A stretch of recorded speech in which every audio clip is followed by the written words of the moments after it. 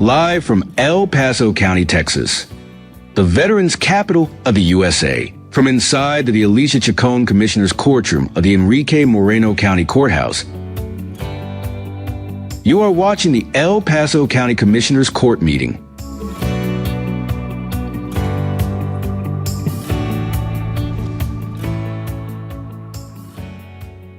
Good morning, ladies and gentlemen. Today is Monday, August 11th, 2025. Commissioner's Court is meeting in regular open session. This morning, we're joined by ASL interpreters Dario Garcia and Tamara Marquez. Commissioner Holguin, would you like to introduce this morning's pledge group? Yes, thank you. Good morning, everyone. So today is a little bit sad because our pledge will be led by our fabulous intern, Camila Guerrero, as this is her last week here in my office. So we will be saying goodbye to her a little bit later. But as many of y'all know, Camila graduated in May from UTEP, and so she is now going on to work full-time, but she'll still be here in the county, so we're very happy for that. She'll still be part of our county family for a little bit longer. She just won't be in our office, and we'll miss her tremendously. So this is her farewell, going away Pledge of Allegiance for us. Thank you. Please rise for the pledge. I pledge allegiance to the flag of the United States of America and to the republic for which it stands, one nation, under God, indivisible, with liberty and justice for all. Honor the Texas flag. I pledge allegiance to thee, Texas, one state, under God, one and indivisible. Thank you all so much, and thank you, Commissioner Holguin, for all the time that we've been able to share. Thank you. Well, you're And still good here in the luck. building, so we expect you to come often and Good say luck. hi and visit. We're glad you're still part of the county family. Thank you. Yes, definitely. Next, we'll receive an invocation from Chaplain David Mayfield with the El Paso County Sheriff's Office and El Paso Police Department. Welcome, Chaplain. Thank you very much. Judge Samaniego, Commissioners, once again, I thank you for having me. I invite the council, or the court, and those present to pray in their tradition as I will pray in mine. Almighty God, we come before you today seeking wisdom, clarity, and fairness in all that is decided here.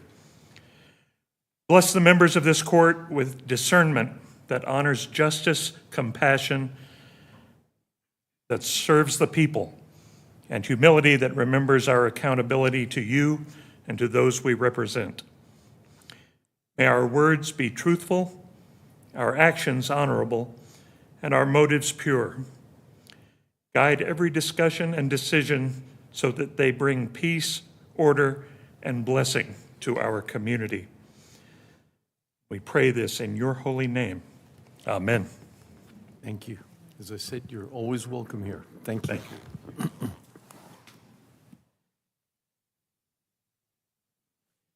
Judge, do you have any opening remarks for us this morning? Well, as always, thank you so much for the opportunity, and on behalf of myself and the commissioners, it feels a little, when we have a lot of resolutions, we have the room filled and a lot of energy, but it's the same kind of energy that I hope that those that are hearing that they do participate, and we thank you. So asking all of you, we really wish you a great Monday and just a very blessed week. So hope to see you out there in the community. Thank you. Thank you, Judge. Item number 4 is the consent agenda composed of items 4A through 4Y. Are there any items that members of the court or the public would like to pull for individual discussion? No. I'll move to approve, Cesar. We have a motion to approve from Judge Samaniego and a second from Commissioner Butler. Voting is open.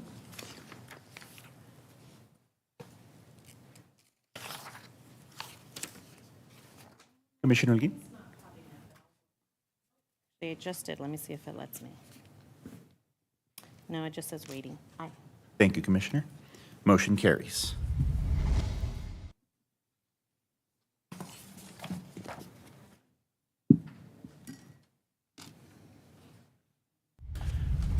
Item number 5A from resolutions. We do have a correction to read in for this item. This item, as corrected, should read, approve and adopt a resolution regarding the Migrant Detention Center at Fort Bliss in El Paso County. Thank you. Commissioner Butler? Yes. Thank you, Judge and Commissioners, and my apologies for straying from our agreed-upon calendar of resolutions. And usually resolutions are joyful and celebratory. Unfortunately, today's is not that, but it's equally as important, I think.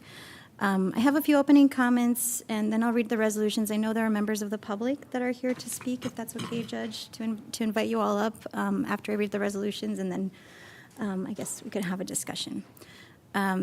But today I'm bringing forward this resolution regarding the Federal Detention Center located in East El Paso County on Fort Bliss. It's being named Camp East Montana in Precinct 1. It's not just any facility. Once it's fully operational, it'll be the largest ICE detention facility in the United States. Its scale comes with an extraordinary price tag at $1.26 billion, over twice our annual budget here at the county, funded by federal dollars, and its presence in our community means we can't and should not ignore the impact it has here at home. While this detention center operates under federal authority, what happens inside its walls affects us all, from strain on our local resources to the public's trust in our institutions. And while this detention center is on Fort Bliss, it's not remote, like we've seen other detention centers be. This facility is adjacent to some of the most populated neighborhoods in El Paso County. We can't ignore the impacts this facility could have on our community, and we should not allow our community to be associated with any potential human rights violations that may occur there. This resolution calls for something really simple but essential: transparency, accountability, and open collaboration between federal agencies, local officials, and community stakeholders. While a facility of this size operates in our county, when a facility of this size operates in our county, our residents expect that we should be informed, that due process will be respected, and that humane treatment will be the standard. By adopting this resolution, I hope that El Paso County will send a clear message that we're ready to work with our federal counterparts, that we welcome collaboration and communication, including with Fort Bliss leadership and our congressional representatives, who we have a great relationship with already, and that we're ready to work to ensure that the operations of the nation's largest detention facility reflect the values and integrity of our community to the greatest extent possible.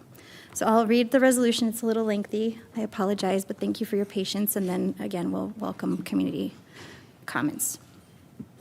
Whereas the federal government has initiated operations at a new 5,000-bed migrant detention center, Camp East Montana, located on Fort Bliss property in El Paso County, Texas, the largest such facility in the nation's history. And whereas this facility is being constructed and operated under federal contract by private entities, including firms with no previous experience in immigration detention or humanitarian oversight. And whereas oversight from multiple levels of government is essential to ensure that the facility operates humanely and efficiently, including transparent hiring practices that protect the safety of detainees, staff, and the surrounding community. And whereas staffing plans for Camp East Montana have not been disclosed, leaving unanswered questions about vetting criteria, training requirements, and whether contractors will attempt to recruit personnel from already strained local law enforcement and jail systems. And whereas the U.S. Department of Defense has approved a $1.26 billion contract awarded to Acquisitions Logistics, LLC, to construct and operate Camp East Montana through September 2027, of which the Army has allocated approximately $232 million to date for construction and early operations, despite the contractor's lack of prior experience managing detention facilities. And whereas Camp East Montana is located within the boundaries of El Paso County Precinct 1, making it imperative that the elected representative and local officials are informed and engaged in decisions affecting public safety, infrastructure, and community well-being. And whereas Fort Bliss is a critical training installation vital to our nation's military readiness, and the use of its land and infrastructure for mass civil detention raises serious concerns about the militarization of immigration policy and the erosion of clear boundaries between defense and civilian functions. And whereas previous iterations of large-scale tent-based detention centers have resulted in documented inhumane conditions, including extreme heat, unsanitary facilities, and lack of access to medical care, basic necessities, and legal counsel. And whereas this federal administration has announced an intent to expand detention and deportation at an accelerated pace, raising significant concerns about due process, civil liberties, and wrongful detention. And whereas members of Congress, including El Paso's U.S. Representative Veronica Escobar, have been denied access to ICE detention sites, representing a direct attack on public oversight and democratic accountability. And whereas the decision to site and operate this facility without meaningful consultation with local elected officials or community stakeholders reflects a disregard for regional stability and transparency. And whereas El Paso County is a community rooted in immigrant heritage, military service, and an unwavering commitment to human dignity and constitutional protections. Now, therefore, be it resolved that the El Paso County Commissioners Court formally denounces the use of El Paso's military installations for mass civil detention of migrants, particularly under opaque private contracts that circumvent basic standards of transparency, public input, and oversight, demands immediate disclosure from the U.S. Department of Homeland Security, U.S. Immigration and Customs Enforcement, and Fort Bliss regarding operational plans, contractor roles, and detainee treatment protocols at Camp East Montana. Request urgent clarification on hiring and staffing plans for the facility, including vetting and training procedures, and calls for assurances that local law enforcement and jail personnel will not be recruited or diverted. Calls for access to Camp East Montana for local elected officials, legal advocates, and human rights organizations to monitor conditions and ensure compliance with constitutional and humanitarian standards. Request a formal briefing from ICE, DHS, and Fort Bliss leadership within 30 days to address these concerns directly with the Commissioners Court and the community. Affirms El Paso County's position that the expansion of mass detention without accountability, access to due process, or congressional oversight is incompatible with our community's values and constitutional obligations, and reaffirms the county's commitment to civil rights, human dignity, and public accountability in all federal operations within its jurisdiction. Signed the 7th day of August, 2025.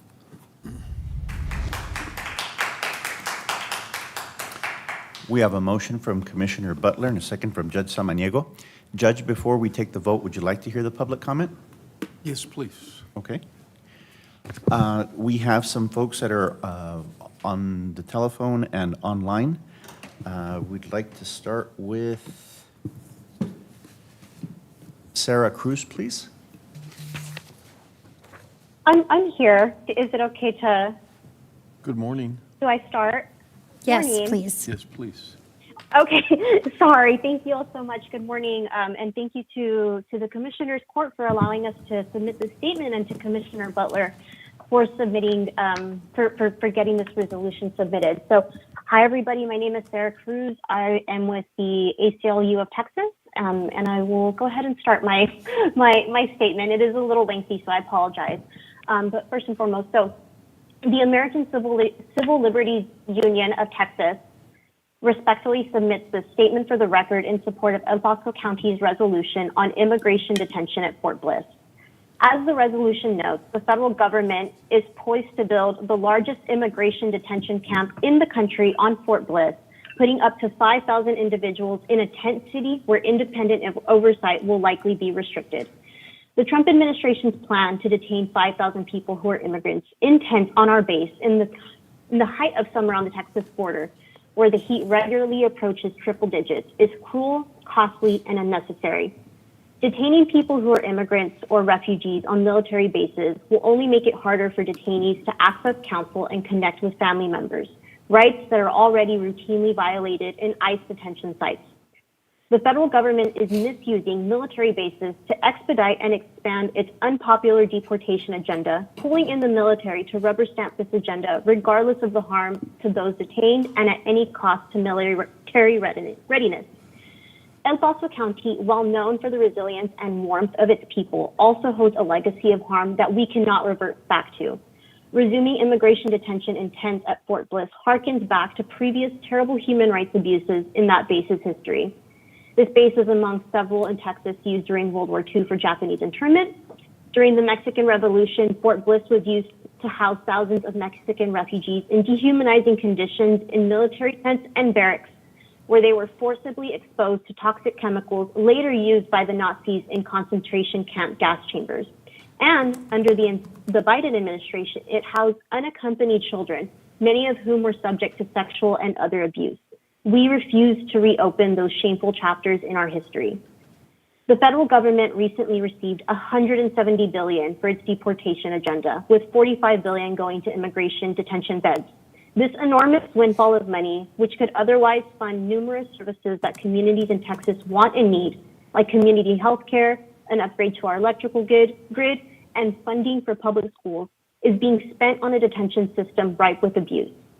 The vaguely worded border security money, including $10 billion to reimburse the state for its abusive Operation Lone Star program and other actions, could instead have funded 82,764 rural clinics in Texas.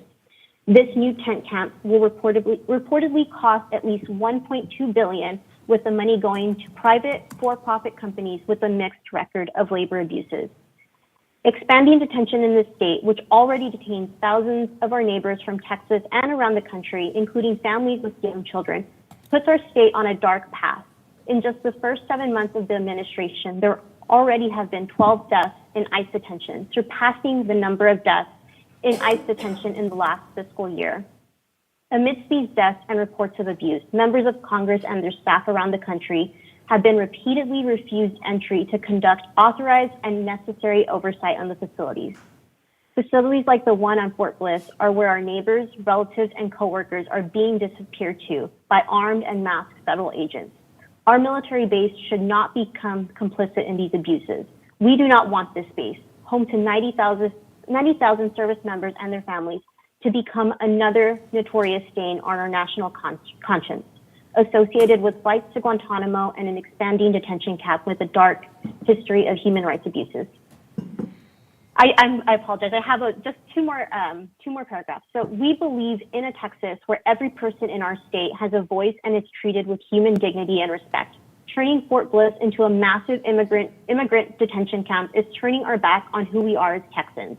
By the very meaning of its colonial origin name, Texas has always been a place of friendship and respect among the various peoples who have called this land home or been welcomed on its shores. As this important resolution notes, we should not have our base taken over by the Department of Homeland Security and private profiteers to build a militarized tent city to detain our immigrant neighbors. This rushed, costly, and expansive operation has already moved forward with too little oversight or input from local communities and elected leaders.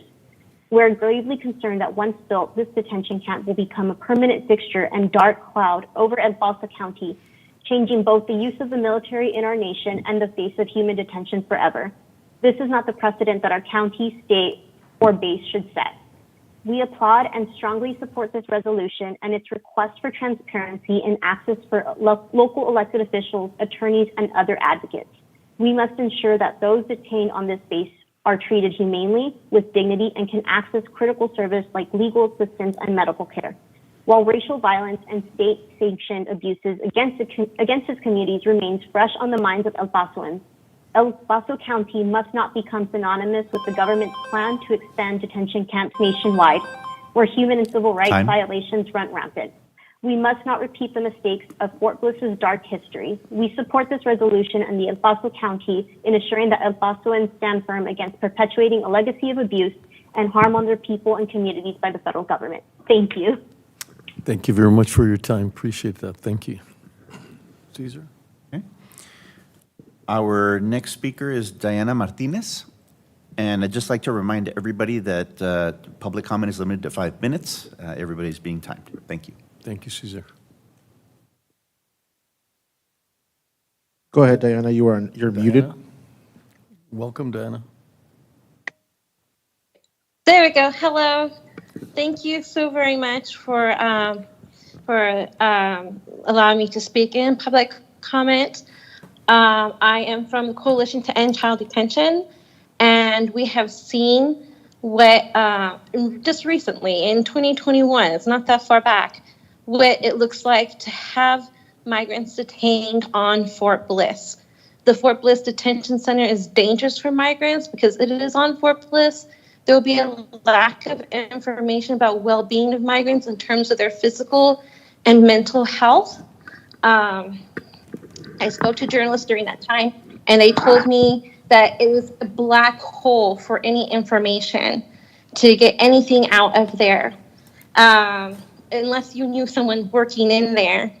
They should not be treated as criminals so dangerous that they have to be held on a military base, because migrants are not criminals. Asylum seekers are not criminals.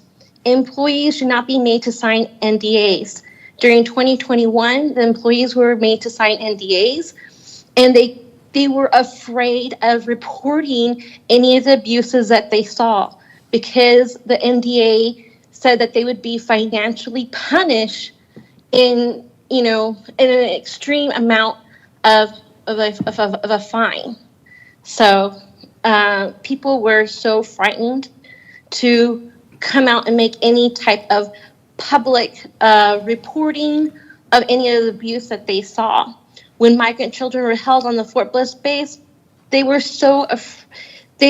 how can I say, they did not receive proper nutrition nor hygiene. They were served chicken that was not fully cooked.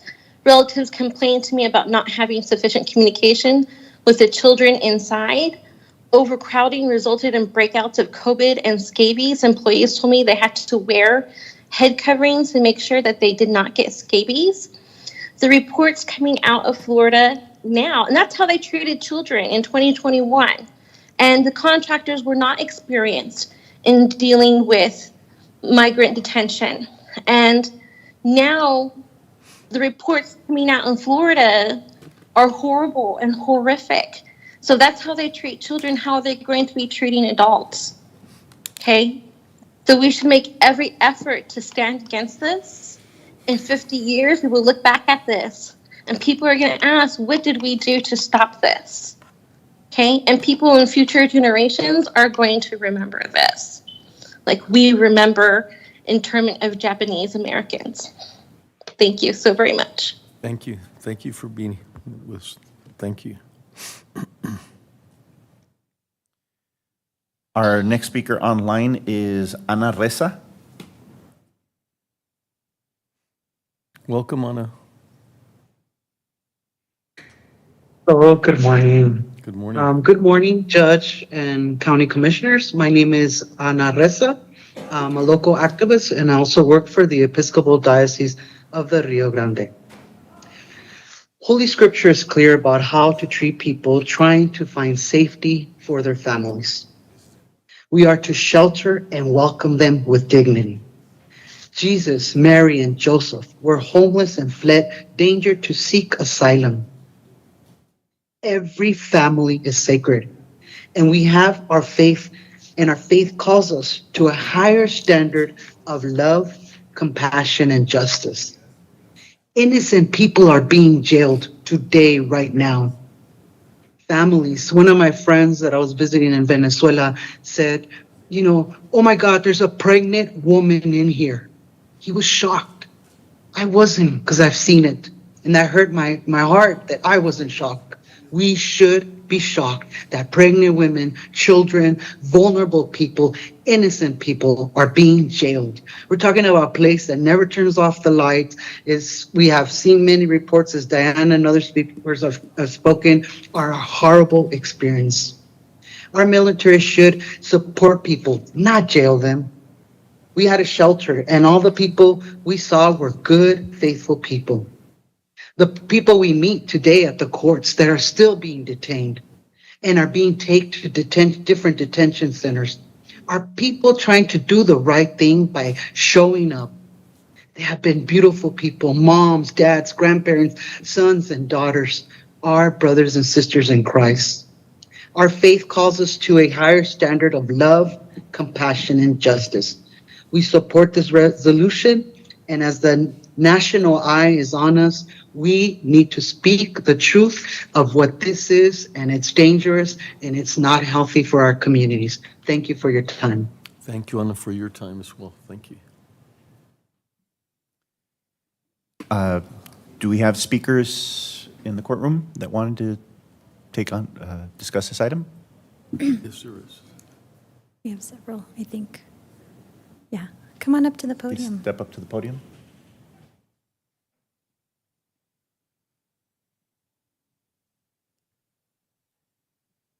Please state your name. Welcome. My name is Lori Marshall. I'm the founder of Unity Through Creativity and on the adjunct faculty at UTEP. I want to deeply thank you for this resolution. El Paso is a leader in the nation of being an international city of peace where all people are treated with their constitutional rights and with dignity. The ICE people say in their press release about this, it will also serve as a processing facility that will effectuate removal for aliens staged at the facility, which enables ICE to detain the rapidly increasing number of criminal aliens its brave officers and special agents arrest. They are not arresting criminals. They are arresting people who came here seeking liberty and justice for all. It's so important that we take a stand. And a letter came to me to the military. They have their hands tied. I understand they're leasing the land. They also are brave and dignified people who took an oath to the Constitution. I'd like to share the letter that I've written that I would love for all of El Paso to get behind to support those in the military who understand this is not what they were called to do. We, the people of the city and county of El Paso, believe that everyone within our county deserves their constitutional rights and to be treated with dignity. Therefore, we ask that all people who come to Camp East Montana must be presented a warrant from a judge and must come before a judge to determine their status. Due process is for everyone. Yes, the Army answers to the Commander-in-Chief. The Army and all its members have also sworn an oath to the Constitution, which transcends the Commander-in-Chief's order if they are unlawful, according to the Universal Code of Military Justice. Denying due process violates the Constitution. We appreciate your attention to this grave and serious matter. Every one of us has a voice. That is the beauty of democracy. We are all here to say, let's treat each other as Jesus would. Thank you so much. Thank you.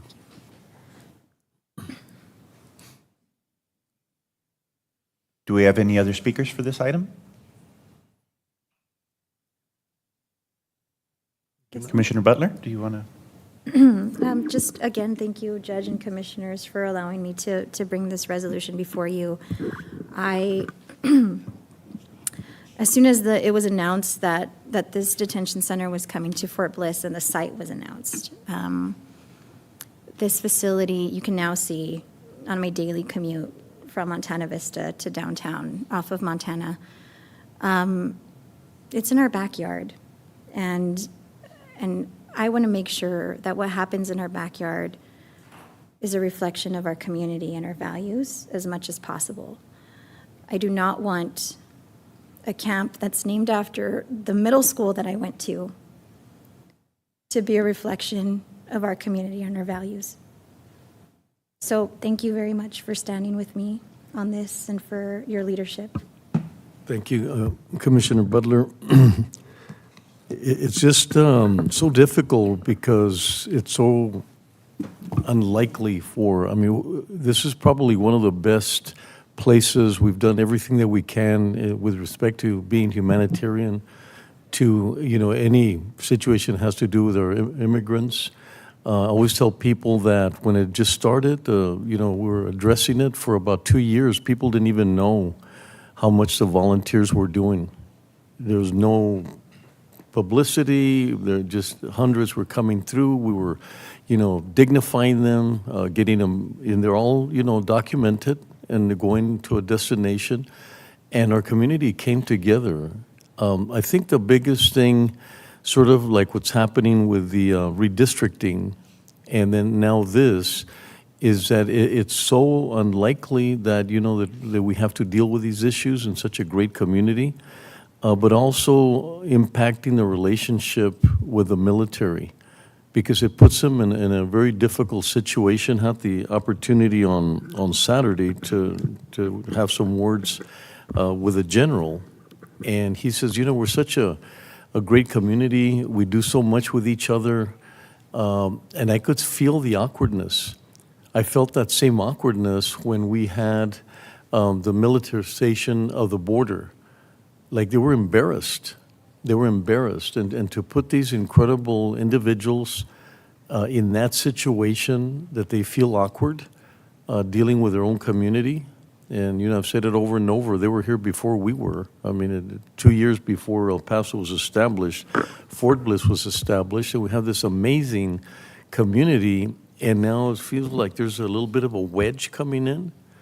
I want to thank, I know that Congresswoman Escobar, the way she has fought for that relationship has been incredible. What she's done, her staff and everyone else to maintain that relationship. And pretty soon it's got to go differently. There's no way that you could continue to put individuals in such a difficult situation. And I know we say it's an eyesore, but to me, it's a heart sore to see that we're so close. I think the only thing that I find that there's a light at the end of the tunnel is that it's in a community that we're going to be extremely careful. We're going to monitor. We're going to be close to it to make sure. I'm not sure there's any other community that would be as caring and that would be so interested in making sure that the right things are happening. I've been in those facilities and watching cots after cots and people not having the recreational abilities and all the things that are normal for any human being to be able to step out, to be able to go outside, to be able to, it doesn't work in those kinds of huge, I hate to say camps. I guess the best thing I could do is say camps. But it's not proper. But like I said, we probably have more accessibility by requesting to go there. I know the Congresswoman will make every effort that we're able to understand what's going inside. And maybe some other community might not be as interested, and it might be something that would be forgotten. We won't forget. And I know it's in our backyard, but maybe from that perspective, that we're going to be very vigilant about what happens. And I think it's a commitment in all of us. Whatever we could do, however, responsibility we have, or whatever authority we have to be able to have that opportunity to see what's happening inside there. I remember at the beginning, they were very, they didn't like, they were very hesitant about wanting us to be able to visit. But when we pushed and pushed and pushed, then they found it necessary to allow us to go in, because what's their excuse for us not to be able to walk in? And we saw that things changed once we were able to go in. I also pushed hard for the media, because they're saying, why wouldn't the media, what are you hiding? And if you want to have a good relationship, I think the media should be involved. And so we're very big proponents of the media having accessibility. So, like I said, it's not a good thing for us, but it's a community that's going to make sure that that we're aware of anything that happens in that situation. So, I thank you, Commissioner Butler, and Commissioner Stout. Do you want to? Commissioner Butler, thank you so much for bringing this resolution. I wholeheartedly voted yes, and am very proud to stand with you in making these statements and doing what we're doing this morning. It's frustrating that sometimes this is all we can do. We can't. But we have to use our bully pulpit. We have to use the words, and we have to make sure that we continue to bring forth the narrative that immigrants are a good thing, that immigrants are necessary, that immigrants are part of our community. And this, this doesn't make our community safer. It just pushes people further into the shadows. You have DACA recipients being arrested at our airport. You have ICE agents who are the modern day Gestapo wearing masks and beating people down who are US citizens and disappearing people. The federal government has deported people and lost people that should not have been deported. This is modern day fascism. I remember when I was little and we talked about neo-Nazis being a bad thing. This is neo-Nazism, and it's being regularized and it's being normalized in our society today. And shame on all the Catholic and Christian white individuals in this country who are okay with this happening. I mean, at this point in time, I feel embarrassed to be a white man in the state of Texas, to be a Catholic white man in the state of Texas, because my people are going back and just causing so much harm and damage to our community. We have a broken system. Everybody agrees we have a broken system, but Congress, the establishment in Congress, has refused to do anything about it. I worked in Washington, D.C. in 2006 with the United States Conference of Catholic Bishops, and that was the last time that this country ever had a meaningful conversation about immigration reform. And we've had Democratic presidents that have not gotten it done, that have had a majority in both houses, both chambers as well. It's because people don't want to do it, and it's time to stop that. It's time that we continue to. I mean, we have to do everything that we can to fix this system. We have a huge mismatch in what our policies are and what our realities are and what the realities of immigrants who are coming here are. There are precarious situations that the United States and its foreign policy has put these countries into, and that's why people are coming here. What about the employers who are employing all these people that are enticing them to come, right? The pull factor. We don't do anything about the employers. There's many people that, many employers that are mistreating, and they're stealing wages and doing all kinds of terrible things as well, taking advantage of people. And you don't see that in the news. And it's infuriating for me to see that. We need to create more legal pathways for people to come. The easiest thing to do would be create more legal pathways for people to come into this country, because we all know that we need immigrants. They're a boon to our community. They're a boon to our economy. They are not criminals. Immigrants, we have to continue to say this, immigrants commit crime at a much lower rate than natural-born citizens in the United States. This narrative that immigrants are criminals is BS. We have to continue to speak out about that. And we have to continue to push for immigration reform, more legal pathways. 99% of these people would love to come in and not have to live in the shadows, not have to worry about being deported, not have to worry about being hunted down and chased down and separated from their families. They would love to be able to come here, work freely, contribute to our society, pay the taxes that they've always been paying, because immigrants pay taxes too. Whether they buy something or unless they're living in a tent under a bridge, they're paying taxes, property taxes as well, directly or indirectly, and putting more into the system than they're taking out. But people would love to come here in a legal fashion, but we just are not affording them that opportunity. And so they come, they ask for asylum, they come through areas between the ports of entry. If we offered these people a legal pathway, if you're really worried about criminals, the criminals are the ones that aren't going to try to come in through legal if you have legal pathways. We hear people talking about terrorists trying to come across the southern border. Well, you'd be able to concentrate your resources much more on those individuals if you had more legal pathways for people to come, and people could come across the bridge in an orderly and legal fashion. I mean, I'm just going off here, but I'm sorry, but it's and we have to be humanitarian. throughout whatever actions we're taking as a country, our federal government, our state government, our local government, if we have people that are detained, we have to treat them in a humanitarian way. We have to treat them as individuals, as human beings, and not as animals. We can't be setting up concentration camps again in this community. And you know, I'm going to be pushing to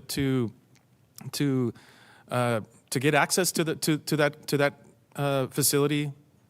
I hope everybody else on this court pushes to get access to that facility, because we need to have oversight and we need to understand what's going on there. But again, thank you, Commissioner Butler. This is a great resolution, and you know, I'm so happy that the rest of the court supported it as well. And thank you to the members of the public who spoke today. The ACLU does amazing work. Thank you, Sarah Cruz, and the work that you do here in Texas, and to the advocates that are here, you know, speaking out, because it's a scary time.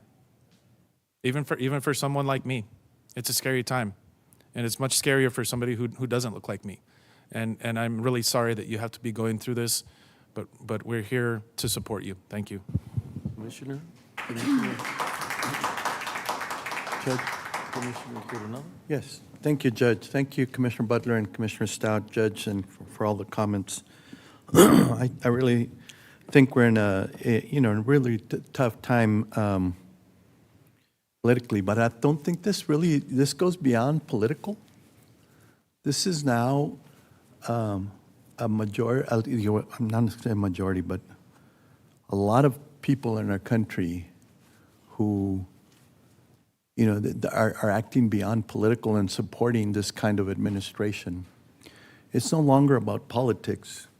It's now what I'm referring to as a kingdom of the cult. This is a cult. And people aren't receptive to facts. They are in a closed ecosystem about what's going on. And what I find troubling is that some of those people who would ordinarily in politics be amenable to accepting facts and solutions are just not, you know. And to me, the way to try to approach this is not to shame them, but to try and keep telling them the factual basis and how they are being conned about all these issues, because that's what's happening. And they identify with one person because they think that this person is going to solve their problems. They think that he alone, and he's told them that he alone can solve the problems that they are suffering. And so they disregard any other reason or facts because of that. They take it as, well, they're lying because our leader says, and we're going to believe that. Some of them is going to be very hard to reach, but I know that there's a lot of out there that we can reach, and that's the way we can reach them, with that respect. And I really think that with respect to the resolution, we need to, I think that we should add that it should be any United States representative, elected official, senator, or state or representative of any of the states should be allowed access into that facility. If they supervise the budget and the money that funds it, they should be allowed to make sure to be allowed to inspect it. It is beyond me how some of our elected representatives on the other side are allowing our republic and our democracy to fade on their watch. And we cannot sit idly by anymore. Thank you, Commissioner. Commissioner Holguin? Thank you, Judge. many of you may know this. I have been practicing immigration and nationality law now for over 25 years, since I first became licensed as an attorney here in Texas. And it is incredible to me and tremendously sad to see where we are today compared to where we were just 10 years ago. Just 10 years ago, our local detention facilities here in El Paso were very amenable to working together with the private bar, with our local nonprofit organizations. And it seems like a very distant memory now, but we met with the leadership at the detention facility here in El Paso on a quarterly basis. And when I say we, attorneys from the private bar, attorneys from the local nonprofits, anyone who wanted to be involved in the issue related to immigration detention was able to go to these meetings, and we met on a quarterly basis. And the whole goal of these meetings were to try to work together to make sure that people had access to the information that they needed, that they were getting the proper care, that their religious beliefs were being honored. And even though we all had different jobs to do, we all understood that we were working together to try to make sure that people had their day in court, that they had access to their day in court, and they were treated with dignity and respect.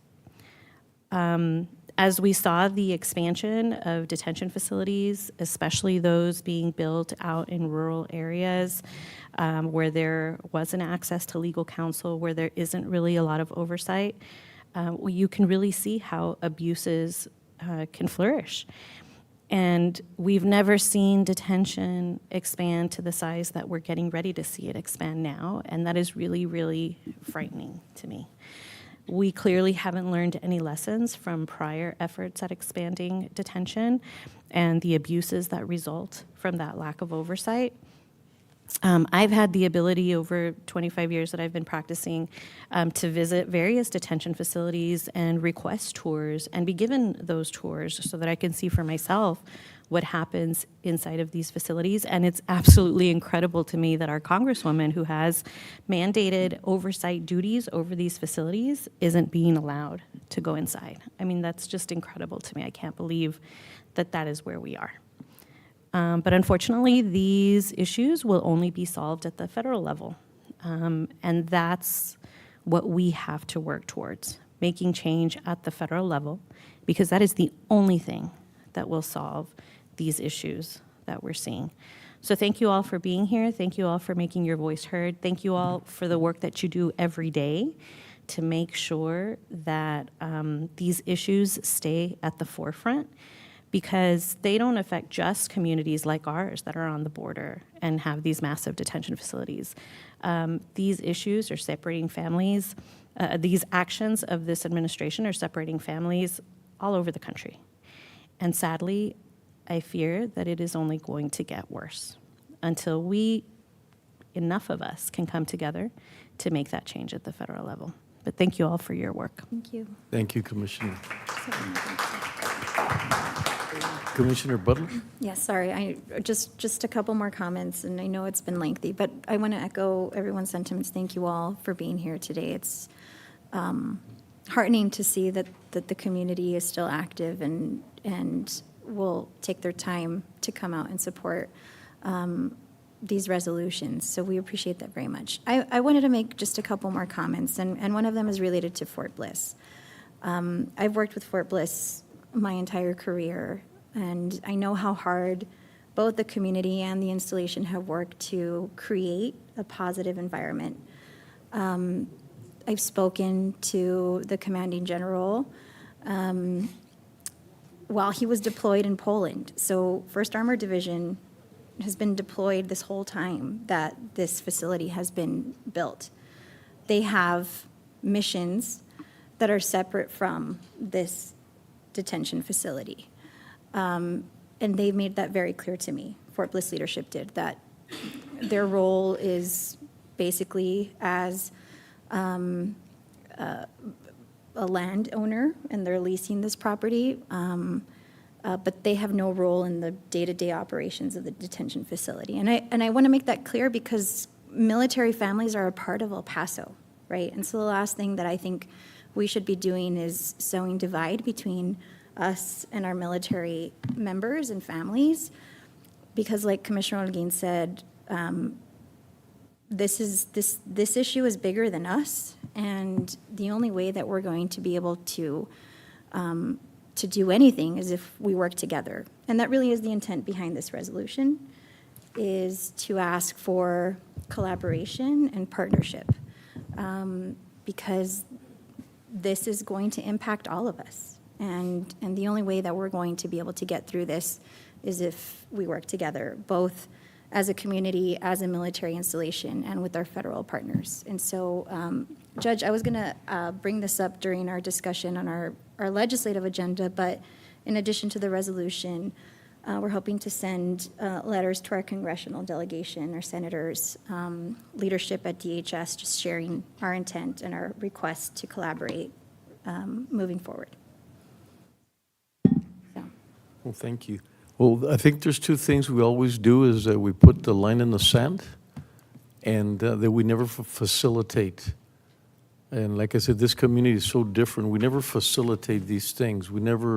we're more homogeneous as a community. So this is one more time that we're asking the community to come together and show their support because we've seen in the past that it makes a big difference. When the community comes together, it makes it a little difficult or more difficult for them to do the things as blatant as they might seem, but and you know, we've always been involved, legal, helping us with the letters we could write, the resolutions that we can present, but we will never facilitate a bad situation, which I think makes us very different. So thank you all for being here, but the community, please, we need to show the unity as a community, and it's extremely powerful to do so. So Judge, thank you all for being here today. Thank you. Judge. Thank you.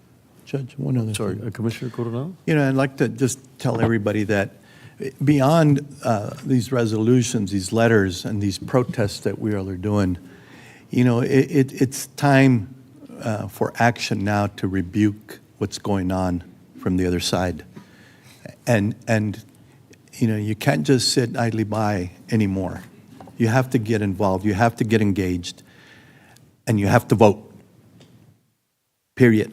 You have to go out and vote because that's the way you can change things. A lot of people in our country are saying, well, it doesn't matter. Well, it does matter. Look what's happening now. So if you're sitting on the sidelines, it's no longer sideline time. So thank you.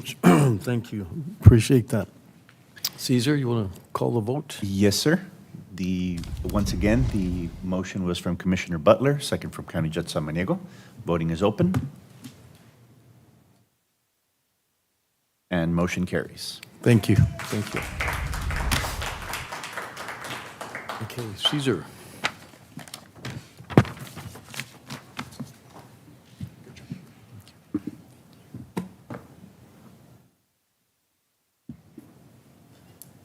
Item number 6 is public comment. We do have 2 speakers for public comment. We'd like to start with Ms. Elizabeth Crawford. And I'd like to remind everybody once again that public comment is limited to 5 minutes. Everybody's being timed. Thank you. Good morning, Elizabeth. Good morning. Thank you. Good morning. Our nation often likes to portray itself as advanced, modern, progressed far beyond primitive thinking. Someone recently told me about a UTEP course he once took, a U.S. history course entitled From Religion to Reason. Yet God's word tells us the exact opposite. We're told that the fear of the Lord is the beginning of wisdom, and the knowledge of the Holy One is understanding. China and India are 2 nations still classified by the United Nations as developing countries. In China, as we know, there are allegations of the horrific practice of organ harvesting from people groups they consider enemies. For example, the tragedy of the Uyghurs in northern China. The Uyghurs, as we know, are a people group that ethnically are minorities who primarily would identify as Muslims. There's account after account alleging that the Chinese government is systematically harvesting organs from these people, in some cases even before killing them. But are we any different? In America, the National Institutes of Health, right on its website, has an explanation posted of their experiments that they performed on mice and rats using scalps from aborted babies. It's public on the NIH website. That is sick. India, classified as a developing country, some of the most horrific illness there comes from the Ganges River, which is a source of drinking water, the dumping place for sewage, at times the burial place of dead bodies. The Ganges River regarded as holy water, but a source of rampant infectious disease. El Paso has been boasting about being a first in the nation with the expedited toilet-to-tap system, the El Paso Pure Water Center. But even before this was announced, alarm has been raised about the water supply across our nation being polluted by the abortion pill. Abortion pill usage has skyrocketed to astronomical levels in our nation. A typical Texas scenario, one of several possible scenarios, a woman goes to an out-of-state abortion facility. She takes pill number 1 at the abortion center. She takes pill number 2 at home. Her body expels the little baby, along with body fluids with residual from the abortion pill. She flushes the baby's body, and pill residue go into our water supply. We can naively say that the experts will do such an excellent job treating the water that it's a non-issue. But that is naive. Just recently, there are major water issues in the Las Cruces and Doña Ana County areas with arsenic and pH levels. Water purification processes are not perfect. What could the abortion pill residue do to women wanting to get pregnant and women already pregnant? It could cause infertility and miscarriage. There are countless consequences unanticipated by most people. Death in the very water that we use for our daily needs. Political things aside, and there is political craziness going on both sides of the aisle for sure, but many would like to portray people as primitive, backward, uneducated, who hold to the Ten Commandments and who would want to ban abortion. Yet in terms of biblical principles and their practical applications, we're told in Proverbs, the fear of the Lord is the beginning of knowledge.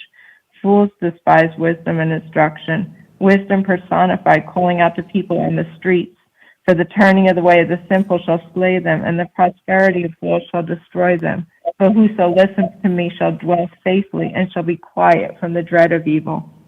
We live in a day when evil is called good, and good is called evil. The Lord Jesus taught his followers to pray, and lead us not into temptation, but deliver us from evil, from the evil one, the enemy of our souls, Satan. There are few things in the medical field more blatantly evil and gruesome than attaching aborted baby scalps onto laboratory rats and mice. In the words of Jesus, speaking of Satan, the thief comes only to steal and to kill and to destroy. But Jesus promised, I am come that they might have life and that they might have it more abundantly. Thank you so much. Hope you have a good day. Thank you.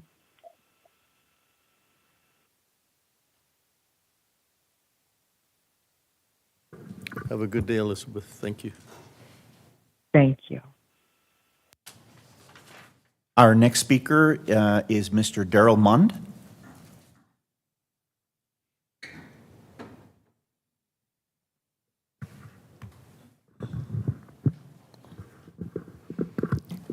Welcome, Darrell. It's been a while. It has been. So I've been away, a couple surgeries, a couple procedures. My Monday mornings were spent doing physical therapy, the pain and suffering. I'm sure Commissioner Coronado's been through that. So now I'm back to share some of that pain and suffering with you all. Sorry, bad joke. We're back. Jerry's back. Joe Samego, I've seen you out there.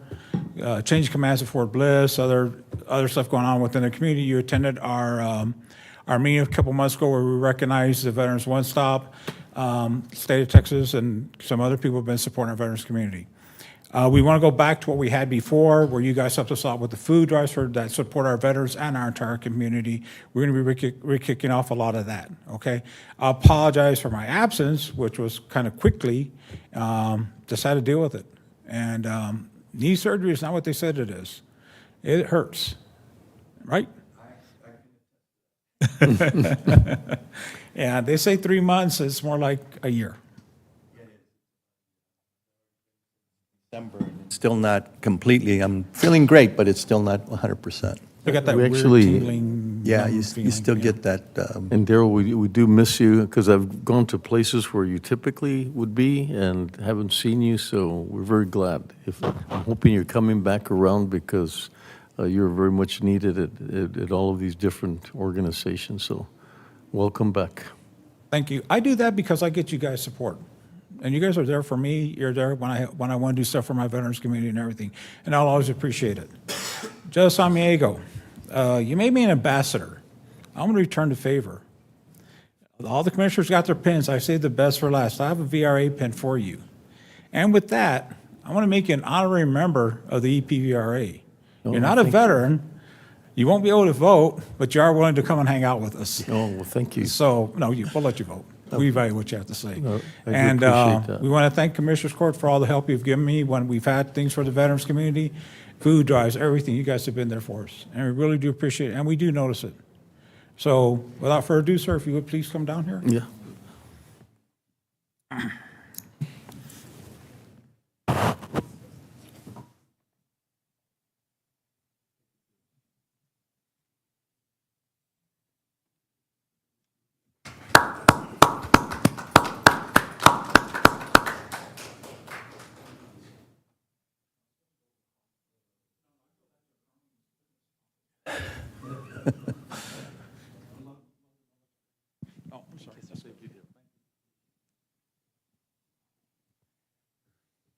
You moved. You used to be.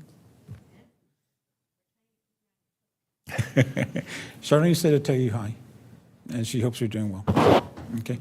Thank you all for your time. Have a great day, and we'll be seeing you, and we got work to do. Thank you for your time. Wishing you the best, Daryl. Thank you. Stay close. Thank you.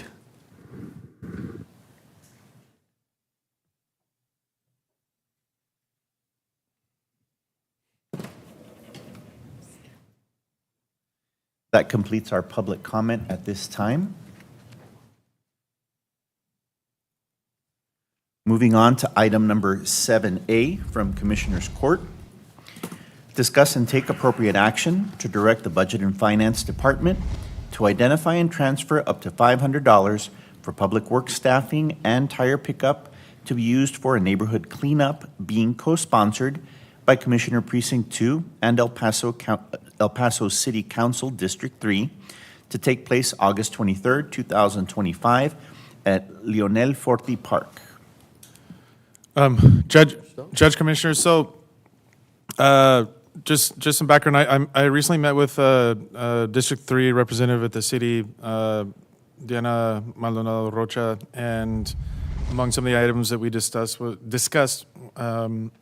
was a joint neighborhood cleanup. And I know that the county has sponsored these and I think all of the other precincts. And so this would be the first one that we do in Precinct 2. I know that the court has previously approved funding for public works participation in the neighborhood cleanups. So, with this item, I'm hoping the court will approve their participation. But from what I do understand, we're asking for. I want to change the amount from 500 to 3,500 up to. I don't know if we're going to need that much because of the what the city is going to be providing as well. But the $500 is what we understood we needed, but that's just for tire disposal. And so I'm not sure if we're going to have a lot of tire disposal inside the city limits, but there might be. But then I was advised this morning by Betsy that it would be a good idea to try to authorize up to $3,000 in labor just to make sure that Public Works can have their people out there. So we're changing the amount to up to $3,500, but I would expect that we probably don't hit that amount.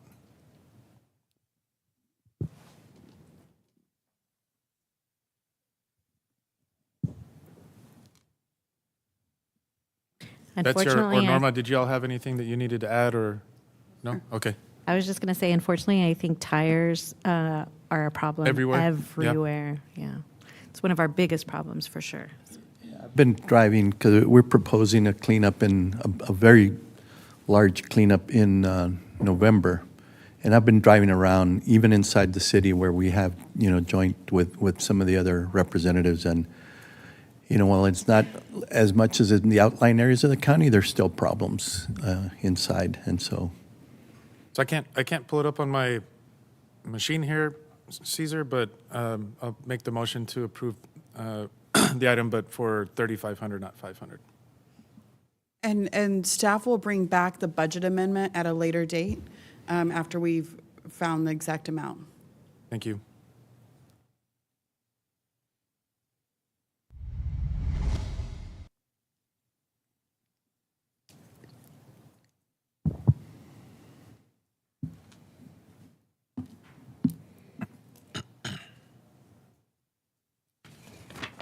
Here we have a motion from Commissioner Stout and a second from Commissioner Coronado with the amendment of up to $3,500 with staff to bring back a budget amendment for the account.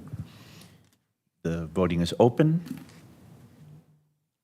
Motion carries. Thank you all.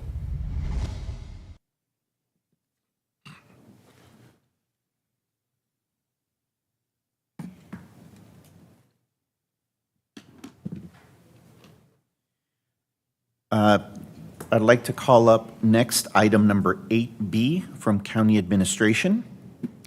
Discuss and take appropriate action to select 2 members of Commissioners Court to the Standing Hiring Waiting Period Committee in accordance with the Hiring Waiting Period Implementation Policy approved on August 4th, 2025. Good afternoon, Judge, Commissioners. Betsy Keller, County Administrator. We presented this policy last week. The court adopted and approved. We are asking that the court identify 2 of its members to participate in the committee. The committee, if they have to meet in person, it would generally be, if we have a request, we would be prepared to meet every Monday after Commissioners Court. And if there's some things that may be able to be discussed via email or Teams, but we would ask that you all select 2 members or recommend 2 members to be select 2 members to be on this hiring waiting period committee to review the exemption requests we get.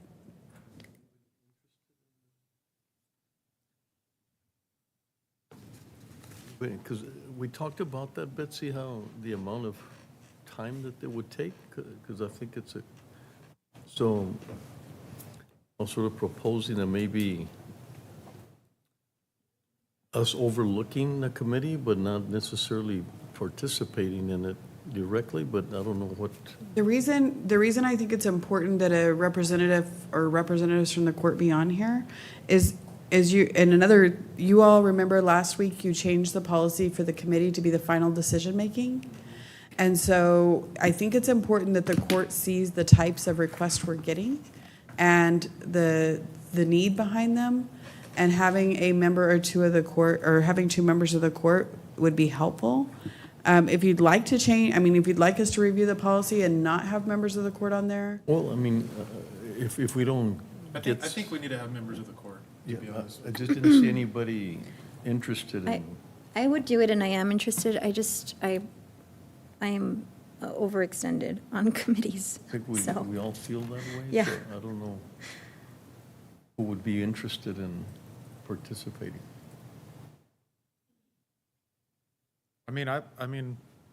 I'll volunteer. I think it's important for us to be on that committee because if that committee is going to be making the final decision on personnel issues, everybody should be jumping to be on this one, I think. We're not. I'll do it. Okay, we have Commissioner Stout as one member. Do we have another volunteer? Anyone else? I'll volunteer. You will? Thank you. I'll volunteer. Thank you, Commissioner Holguin. Thank you, Commissioner Stout. So that would be a motion to appoint Commissioner Stout and Commissioner Holguin to the hiring waiting period. I'll make that motion. Ready? Motion by Judge Samaniego. Do we have a second? I'll second. We have a motion from Judge Samaniego and a second from Commissioner Butler. The voting is open.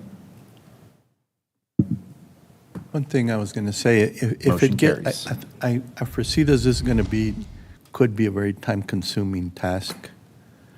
So if any of the 2 members feel like they over, then I'd be willing to serve as a backup if y'all. That's a I'm great kind of, I'm option. stretched right now, but Thank you, if Commissioner. y'all need help, I'll be glad to serve as a backup. Thank you, Commissioner. And I will tell you, I mean, staff will do the majority of the work behind the scenes. It'll be just if there is a need to hear from a department or a disagreement or on the information, it would be, that's where I think the majority of time in the meetings would be spent. But thank you all. Thank you, Betsy. And then I expect Caesar. I'm going to go under the knife again sometime later this year for my other knee, so we'll see. Caesar.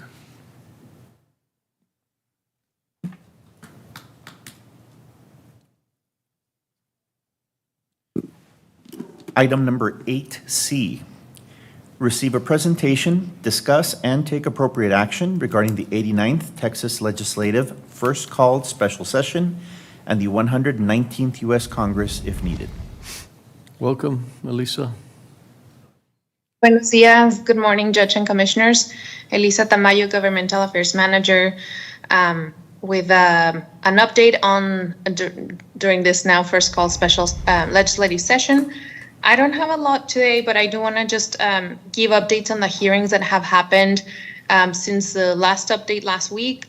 There was 2 Senate Redistricting Committee hearings scheduled. One was for the 6th, with only invited witnesses. Members of Congress were invited to testify, and no public was allowed to testify except to submit comments through the portal. And we did submit through the portal the resolution that was passed last week, as well as the comments from the judge that were updated for that hearing. An update on that is that no witnesses showed up, so no members of Congress decided to show up to that hearing, and then they canceled the one that was scheduled for Friday.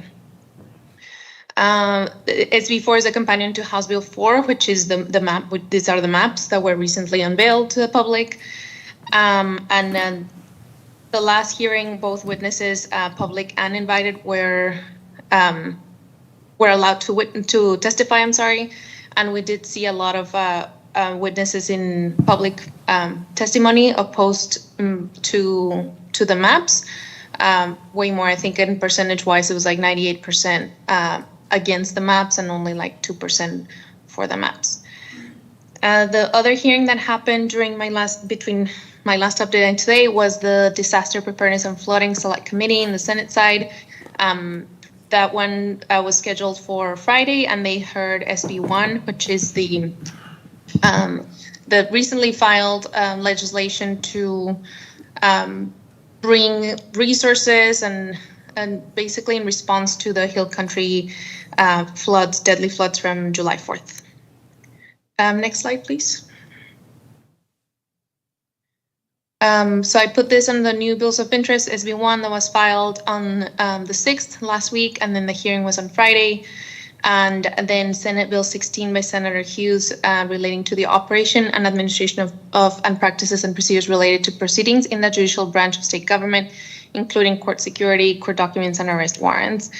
I still need to digest what's on Senate Bill 16, but it was filed on the 7th. I'm not sure if more bills will continue to move since we're still in quorum break on the House side, so nothing really is happening on the House side, and even if bills move out of the Senate, they can't really move in the House until they establish quorum again. Can we move to the next slide, please? Some updates on bills that I had already introduced here during your legislative updates. HB4, which is the maps, like I mentioned, this one passed out of committee on July 29th, and that's when the House scheduled it for a vote, but still no quorum. We thought that last week they were going to have quorum at some point, but that didn't happen. So that one is still stalled in the House. Senate Bill 9, we submitted comments, as you might remember, and I have some I attached the letter to the backup of this item today so we can approve it and send it out this week. And then Senate Bill 12 as well. I attached another letter to the backup since we haven't really submitted a letter on behalf of the full court to both the Senate and the House on why Senate Bill 12 would silence or really limit our ability to communicate with the legislature by not allowing us to use funds for any person who would be a registered lobbyist. This includes our associations, like we mentioned. So if you've had a chance to take a look at the backup, we can approve those letters today. But that's, and then if we go to the next slide, I think that's all I have for today. Yes, so letters on SB 9 and SB 12. And then we can also take action, Commissioner, but we can do a separate motion, Commissioner Butler, on what you mentioned earlier today about sending a letter to our congressional members or I guess, sharing the resolution and a letter up on the detention center. Yes, thank you. I appreciate that. And my office has already started drafting some letters that, now that the resolution has been approved, we can share later this week with the court. And the targets are our two congressional representatives, our state, our senators at the federal level, and leadership at DHS. And it's in the spirit of the resolution, and it would be signed by the entire court, if that's okay with everyone. Do we need a motion for those? Okay. Yes, please. And so we can make the motion to draft a letter that's in line with the resolution from your office, and then the court could just approve it now. So you're welcome to circulate it, but they can make the approval for that letter. Yes, ma'am. Yes. I will make that motion. Regarding SB 9 and SB 12? No, this is a separate one. separate Sorry. one, so do we want to do We can do this one first. the SB 9 and SB 12 first? Okay. Okay, to approve the letters regarding SB 9 and SB 12, we have a motion from Judge Samaniego and a second from Commissioner Stout. The voting is open.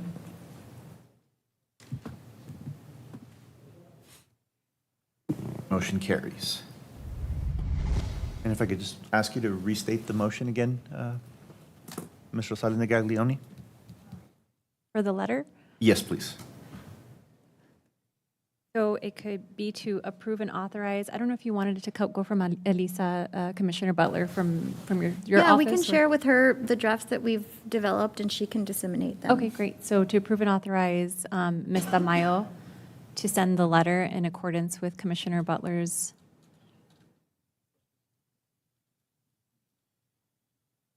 resolution to the, and will you remind me the members that you're wanting to send it to, Commissioner Butler, for their motion? Our state senators and our congressional representatives in 16 and 23, and Secretary of the Department of Homeland Security. So federal senator or? Yes, federal senators. Federal senator. So Cruz and Cornyn's Yes. office. Got it. And then. Right. So the court is Gonzalez approving. and Escobar's office, and then DOD and DHS. And so the court would be approving that letter today. Although you haven't drafted it, you know, or Commissioner Butler's office, you know it would be in the spirit of the resolution. We wouldn't ask for edits from the court later. Thank you, Erica. We have a motion from Commissioner Butler, a second from Commissioner Stout. Voting is open.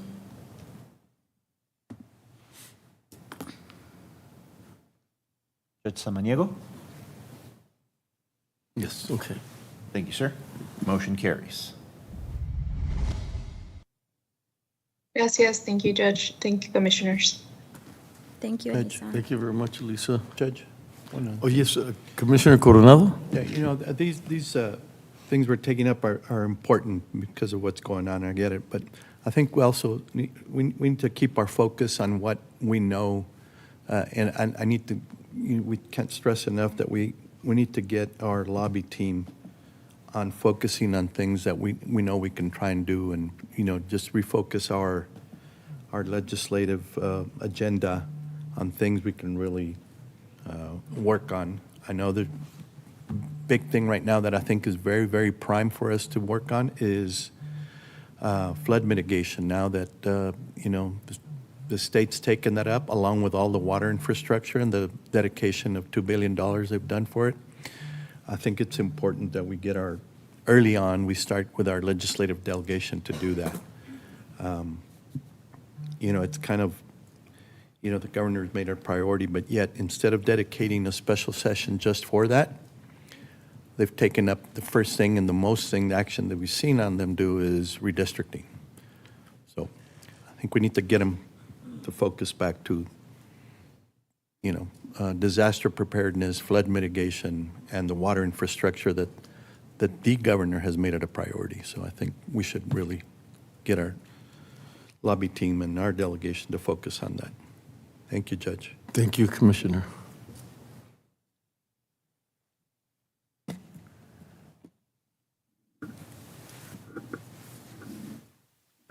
Item number 9A, Tax Assessor Collector.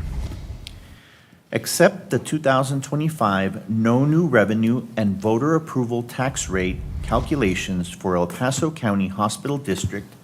No new revenue rate 0.210963 per $100. Voter approval rate of 0.255255 per $100. Judge, before the ladies Good morning. start, I would like to just clarify something for the record and for the public. This is the tax office telling us the calculation of the rates. This is not for the hospital district. They provided this information for the county last week. This is not the court adopting the rate. The court already proposed a rate for the hospital district last week. But today, this item is just the calculation of the rate from the tax assessor's office for the court's consideration and knowledge, and the public's knowledge. So I know a lot of times the public, every time they see an item on the tax rate and the media thinks that we're adopting or it is final, this is simply the tax assessor telling you all and the public what the rates are by the calculations. And so with that, I'll turn it over to the representatives from the tax office, but I did want to make that statement. Thank you, Betsy, for that clarification. Welcome. Good morning, Judge. Good morning, County Commissioners. My name is Claudia Rosales, and this is Yvette Sanchez, and we're here on behalf of Ruben P. Gonzalez, County Tax Assessor Collector, to present to you the 2025 El Paso County Hospital District no new revenue and voter approval tax rates. We did just want to go over the terms, no new revenue tax rate and voter approval tax rate. So no new revenue tax rate is a tax rate that would generate the same amount of revenue received on property tax for the prior year and current year. If the property value rises, the no new revenue rate will go down and vice versa. And the voter approval tax rate is a calculated maximum rate allowed by law without voter approval. Okay, so with that being said, the El Paso County Hospital District 2025 no new revenue tax rate is calculated at 0.210963 per $100 of property value. The 2025 voter approval tax rate is calculated at 0.255255 per $100 of property value. And last year, the 2024 adopted tax rate was calculated at 0.219526 per $100 of property value. So today we're just asking you to accept the 2025 no new revenue and voter approval tax rate calculations for the El Paso County Hospital District. Judge, I just have a question. if that's Commissioner okay. Butler? Thank you very much for the information. For the benefit of the public who might be watching and confused about, like Betsy said, about what this actually means and what we're voting on, could you explain how the no new revenue rate and the voter approval rate are determined? Yes, we get our numbers from the EPCAD, and also the INS amounts are from UMC themselves. And the process for UMC, is it any different from the county or any? No, they're any very other? similar. They're similar, or is it the same? Well, we use the same forms to calculate. The only difference would be with UMC, not all the exemptions that apply to us apply to them. So when you're doing the calculation, there's some specific exemptions that are, like, for example, public defense, things like that, that are calculated out. The new But- veterans. the new Right, veterans but exemption. for UMC, they do not factor into the calculation. Okay. And Mr. Gonzalez wasn't able to be here again today? Yes, we're here to represent him. He's I'll on just work. reiterate that I think that our tax assessor collector should be here to present these numbers. And also, just for the public, when we had the presentation from UMC last week, they talked about the M&O, no new revenue, net revenue rate. This rate includes both the M&O and INS together. So I just want to make sure that that's clear, because the M&O rate is not 21 cents. It's lower than the M&O, no new revenue rate is lower than the 21 cents. This includes both M&O and INS, and so you will see in this rate also includes the amount that voters approved for the bond, the $400 million bond, or almost $400 million bond that UMC proposed in November and that was approved. Thank you, Commissioner. Before we ask for a motion, we do have members of the public that would like to speak in public comment on this item. Really quickly, Commissioners or Caesar, Commissioner Stout, I think right now you alluded to the NNR M&O rate being higher than the NNR. It's actually the opposite. Forgive me. The NNR M&O is higher than the NNR rate. I just want to make sure that was clear. Yeah, this rate is higher than what was presented as, because last week we talked in the context of the no new revenue rate for the M&O. This rate does include the INS, or? The NNR lowers, this NNR rate lowers their M&O by the amount of the INS increase. Right. So the rate that they actually proposed last week is higher than this one.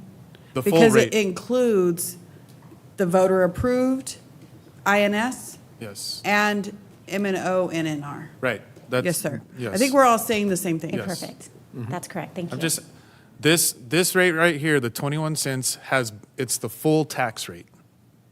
This is not the full tax rate? This is just the M&O. Let me get This Michael. lowers the M&O. This is the one that went down. This is the calculation. See, that's why we need to make it clear, because last week we had a presentation with the M&O. So this is just M&O and not INS. This is just Michael, NNR. let me hear from Michael, please. Michael, you want to go ahead and? Thank you. Yes, Thank you Michael for being Nunez, here. El Paso County Hospital District Chief Financial Officer.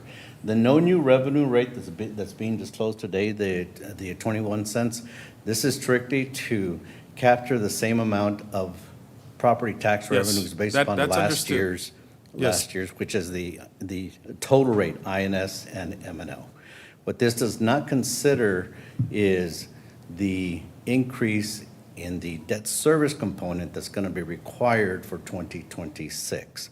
So the rate that we had proposed of the debt service and the no new revenue maintenance and operations rate is about 24 cents. Okay, so that's what I want to make sure that the public understands which rate we're talking about here, because if we're saying here that the no new revenue rate is at 21 cents and then they see 24 cents on their tax, they're gonna wonder why it's at 24 cents. Correct.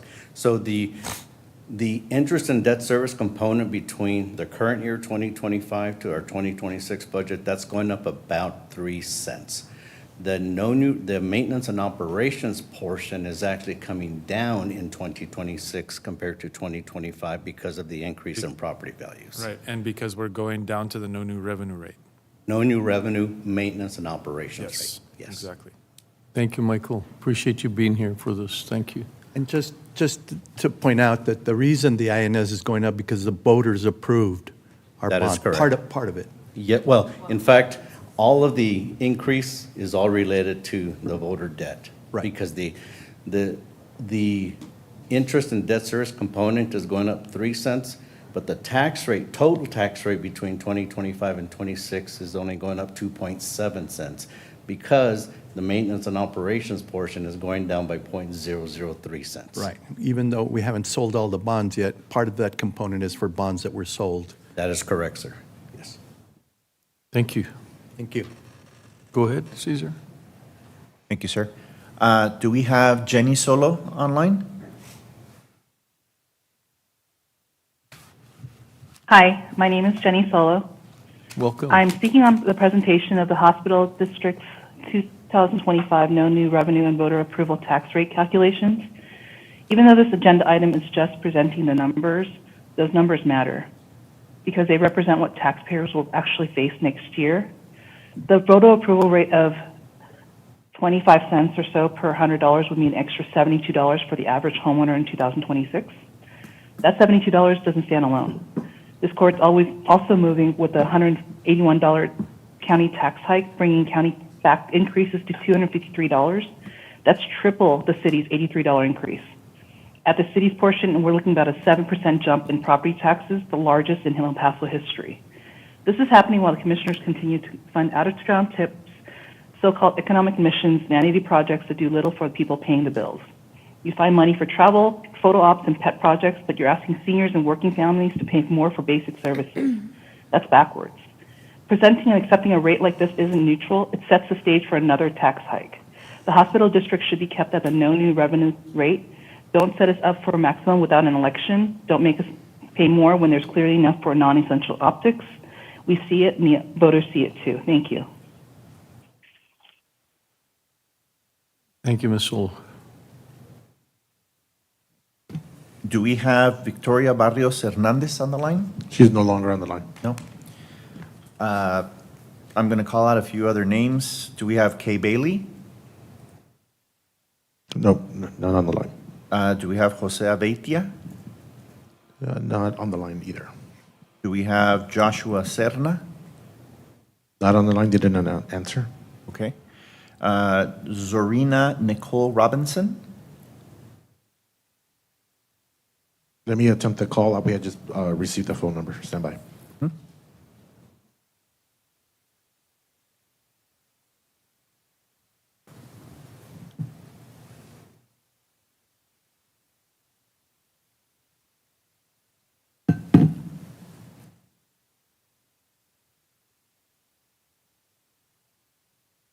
Hello? Yes, Serena?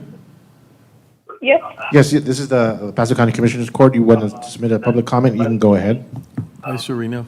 Turn down the YouTube feed, please.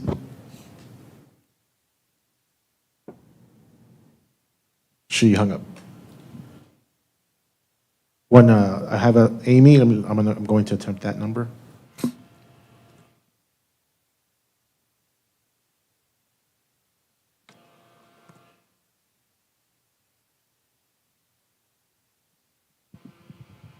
Your call has been forwarded to voicemail. The person you're trying to reach is not. That is not available.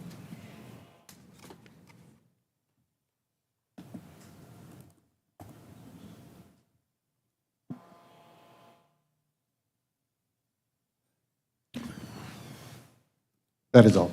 Zorina has dropped off? That they did not answer. Okay. Do we have Sean Christmas?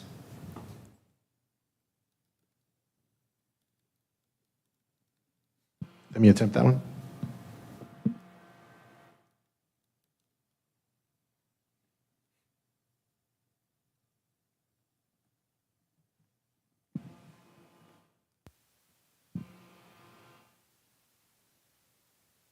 Hello? Hello, Mr. Christmas. You wanted to submit public comment at El Paso Commissioners Court? Yes, please. You can go ahead, sir. Welcome. Sorry. Yes, I'd like to oppose the 2026 tax increase.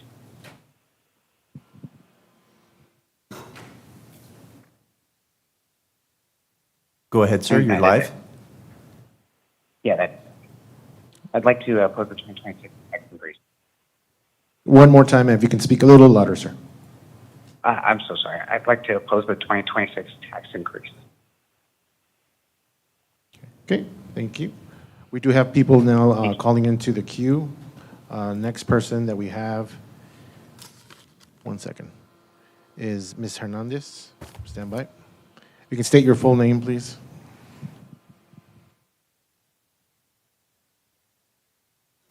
Go ahead, Victoria. Hello, this is Victoria. Go ahead. If you can state your full name, you can give your public comment. This is Victoria Barrios Hernandez. I was just calling, or I had posted because I was just letting you guys know that I do oppose the tax hike that's currently being asked. I believe that's like 7%. So I just wanted to let you guys know that. Okay, thank you. Thank you. All right, thank you. Bye. Thank you. And that is all that I have, Cesar, Okay. in the phone queue. The last name I'm going to call out is Amy Shaughnessy.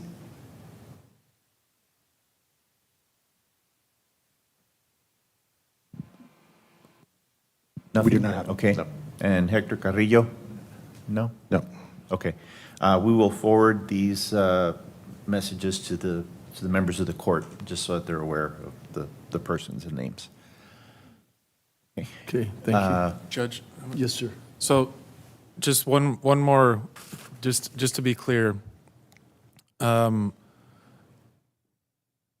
per state statute, this item on the agenda has to be placed so that the tax assessor can present to the Commissioner's Court what the calculations, after having received information from the Central Appraisal District on the valuations of properties, are for these different rates.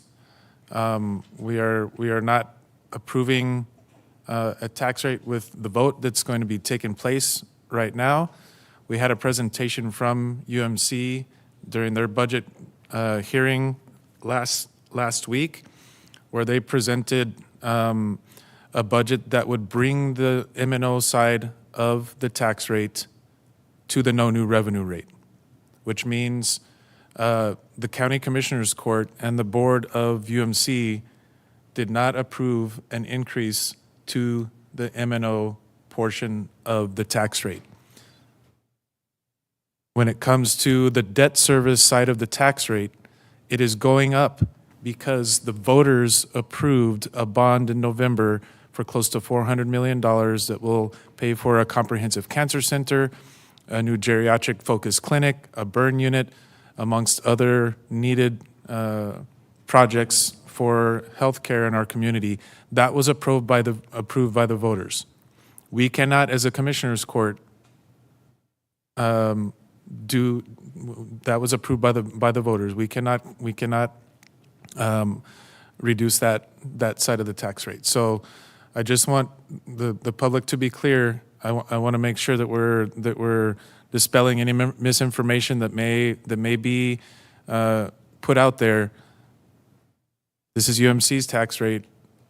We are going to the no new revenue rate on the M&O side, and the increase is because of the voters' choice. Thank you, Commissioner. I would also Yes, add, Commissioner Judge, thank you, that we had a really detailed hearing or meeting last week on Thursday on UMC's budget. And so I would encourage those who are concerned or have questions about, what that funding is going to go to our YouTube channel and watch that hearing if they can. Thank you. Go ahead, Cesar.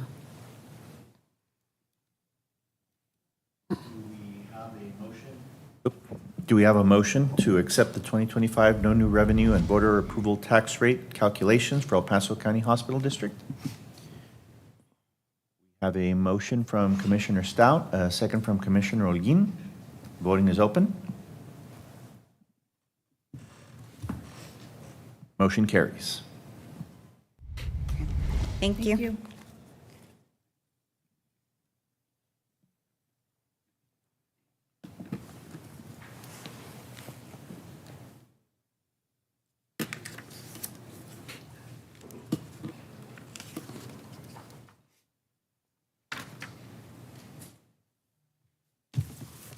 Going back to item number 8A from County Administration.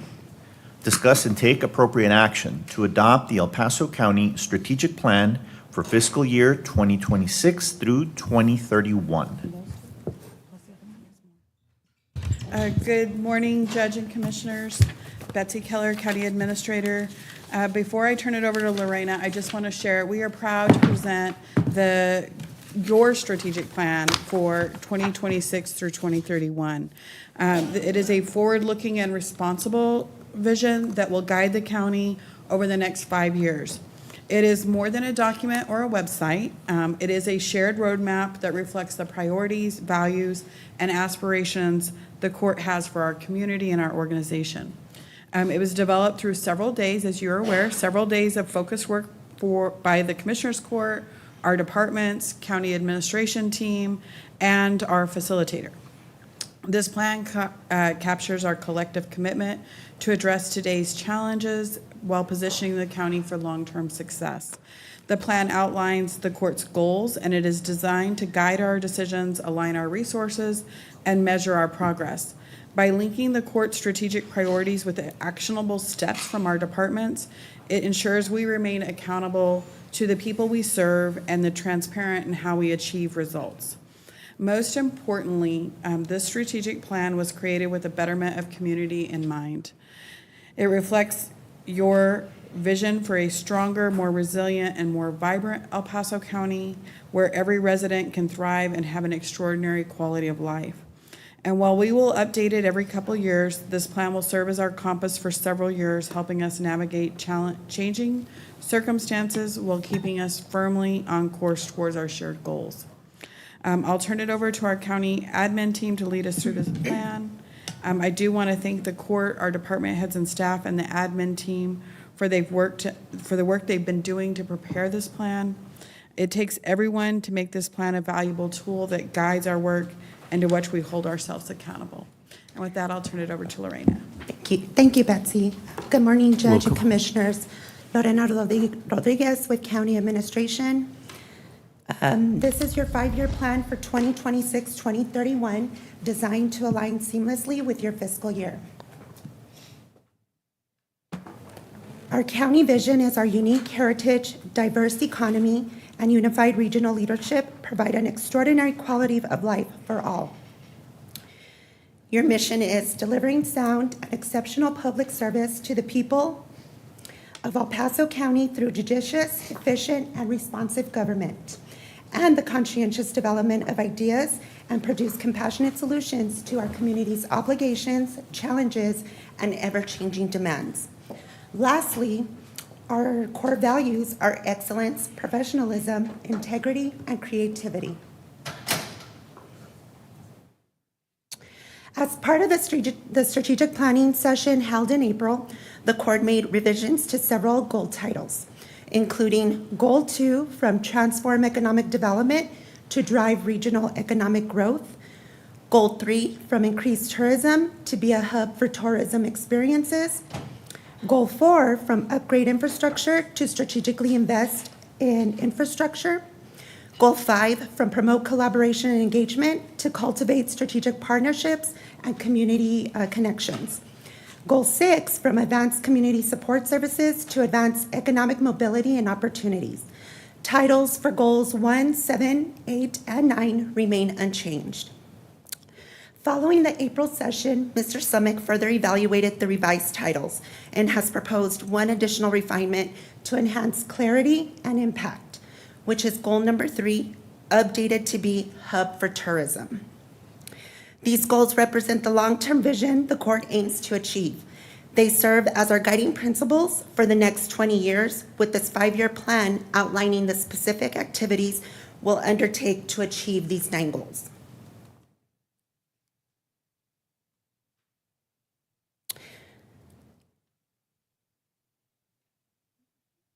In summary, your plan has 9 strategic goals, 51 objectives, and 108 actions to help move towards the objectives, which help move the goals. Goal number 1, lead justice reform. You can see that there are 6 objectives that the court has identified. During strategic planning sessions, there were no revisions made to the objectives. The next slide outlines all the actions that will be implemented to address the objectives under this goal. Each action may support one or more of the listed objectives. During the strategic planning sessions, the court approved the addition of 2 new actions. 1.10, Truancy Prevention Program, Direction, County Role, and Funding. 1.11, Pretrial Supervision, Revocation, Impacts, and Processes. Goal number 2 is drive regional economic growth. As shown, we now have 5 objectives instead of 4. The court agreed to add promote international trade at Marcelino Serna Port of Entry.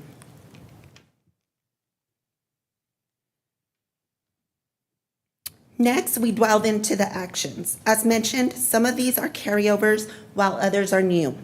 A notable new activity milestone identified by the court is 2.10, Workforce Development Expansion, Outcomes, Direction, Report with Options, County Role, and County Actions. Our next goal is be a hub for tourism. The court retained the 6 objectives, such as increase sports tourism through investing in sports venues and activities, and create a sense of synergy among tourism destinations. On this slide, most of the actions are carryovers from the previous plan, such as 3.5, Countywide Historic Building Survey, Direction, and County Role. During strategic planning sessions, the court agreed to add 3 new actions. They are 3.14, Marketing Strategy for El Paso as an outdoor recreation destination, Development, Direction, and County Actions. 3.15, Coliseum Modernization and Renovation, Future Direction and County Actions to develop a plan that will help modernize and renovate the Coliseum in small increments over time contingent upon available funding. And 3.16, South Central Heritage Plan, Recognition and Cultural Arts District Direction. Goal number 4 is to strategically invest in infrastructure. The court carried over the 5 objectives and revised invest in existing facilities to modernize existing facilities and infrastructure. Here are the activity milestones for goal number 4. The actions increased from 16 to 29. These actions include bond-funded projects such as 4.2, new medical examiner's office building construction, and 4.5, Ascarate Park upgrade project. This slide presents additional actions under goal 4, including 4.14, Animal Shelter, Design and Construction, and 4.17, Funded Wastewater Projects. These are the remaining actions under Goal 4. The court approved the addition of 4 new actions, which include 4.26, Comprehensive Long-Term Master Plan, Water Needs, Water Sources, Infrastructure Needs, State Actions, County Role, Report, Direction, and Funding. 4.27, Subdivision Order, Funding Review and Direction. 4.28, East Montana Water System Strategy, Key Issues, County Role, Direction, and County Actions. 4.29, Tree Planting Program Expansion, Direction, and Funding. Our next goal is number 5, which is cultivate strategic partnerships and community connections. As shown, we now have 6 objectives instead of 5. The new objective is be recognized as a community and regional leader. During strategic planning sessions, the court agreed to add 4 actions such as 5.6, county communications expansion, desired outcomes, best practices, report with options, staffing expanded, social media, email tool, court decisions, showcasing county, direction, and funding. 5.7, county resident engagement outreach strategy, desired outcomes, best practices, report with options, direction, funding, and county actions. 5.8, State of Texas advocacy and lobbying, key issues, state legislator agenda, monitoring legislator, direction, and county actions, relationship building with legislators, proactive legislative proposals, meeting with legislative delegation and lobbying team. And 5.9, regional strategic planning efforts, desired outcomes, method approach, direction, and funding. Goal number 6 is advance economic mobility and opportunities. All the objectives were carried over from the previous plan. However, the court revised the last objective from enhanced county services responsive to immigrant population needs to enhance county services responsive to immigrant population needs through the Office of New Americans. These are the milestone actions for Goal 6. We would like to inform the court that during strategic planning sessions, 2 additional actions were discussed for inclusion. However, staff noted that these actions were already underway, so they were incorporated into the plan. These are 6.7, Montana Vista Community Services, Needs Assessment, County Role, Options, Direction, Funding, and County Actions, Facility Direction, Contract Options, County Presence, and Service Needs. 6.8, Senior Nutrition, Additional Funding and Partnership, Staffing Resources. In addition to these 2 actions, the court voted for 2 additional actions, and they are 6.10, United Nations Children Friendly Community Designation Childhood Certification, Children Focused Community Support City of El Paso Efforts, Report and Next Steps. 6.11, Illegal Dumping, Action Plan and Marketing Campaign Development. Goal number 7 is value the El Paso County family. We have 5 objectives such as attract and retain an A+ county workforce by being recognized as a preferred employer and prepare for the next generation of county managers and employees through succession planning and talent development.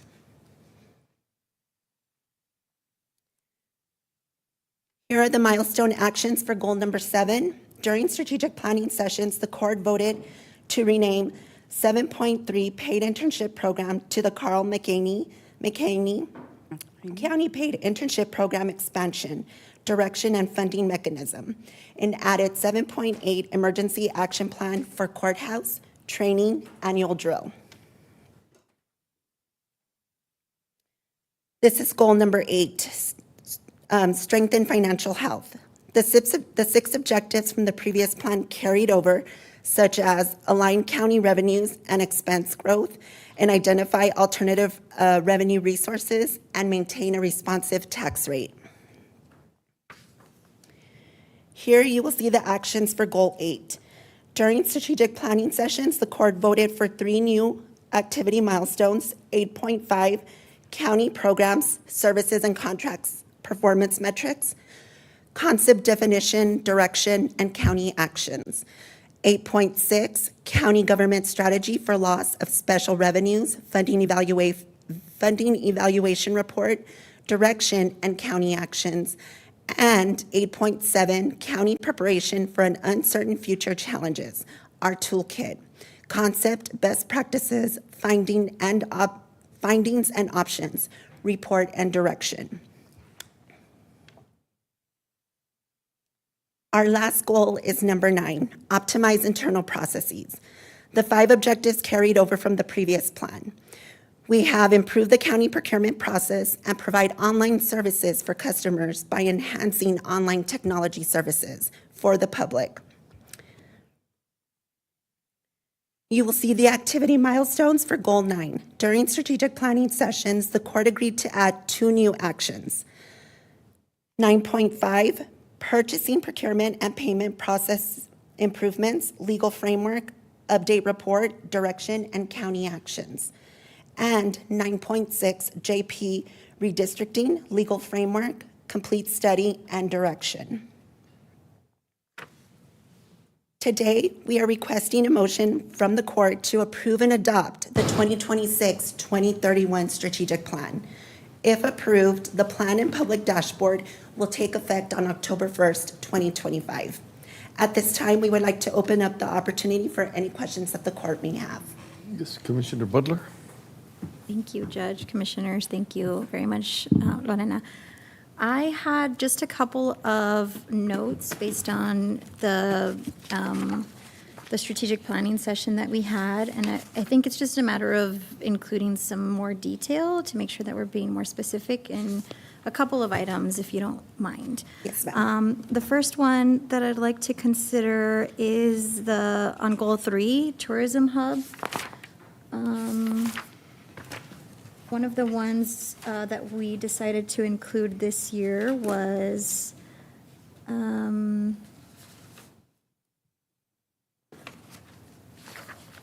I think it's 3.14, marketing strategy for El Paso as an outdoor recreation destination. And I remember we specifically talked about Waco tanks during Yes, this ma'am. discussion, and so I was hoping we could add that here to the language. So, Lorena, and we can, Commissioner, so under these, there's multiple detailed action items, and I'm pulling it up right now. Give me just a second.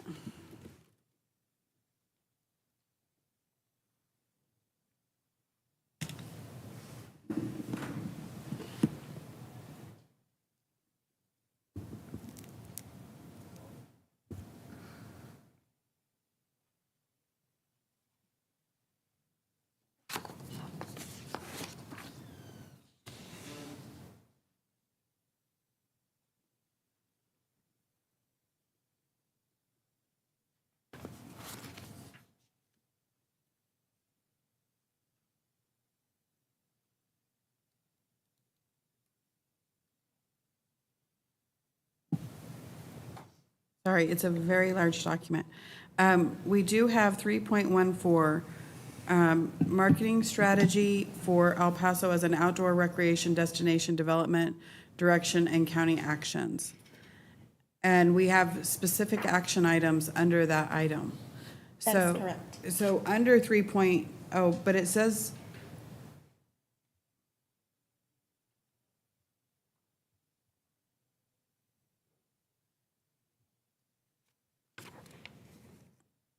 so on the objective, Commissioner, are you wanting to change it? I believe she's talking about the action. Were you talking about the action, Commissioner, or the objective? Well, I just remember the conversation being about Waco tanks on this specific item. Yes, ma'am. And all of the other kind of items here are very location-specific. I think you all made it more broad. It says map all outdoor assets across the county, parks, trails, climbing zones, skate parks, bouldering areas, bike routes, etc. Meet and collaborate with stakeholders, including Destination El Paso, complete research on other models' best practices, draft a plan with options including cost, present to stakeholders for review, present to Commissioners Court, prepare budget proposal for an outdoor recreation marketing strategy. But I remember there was a discussion, but I do think you all also discussed it being not just one specific area.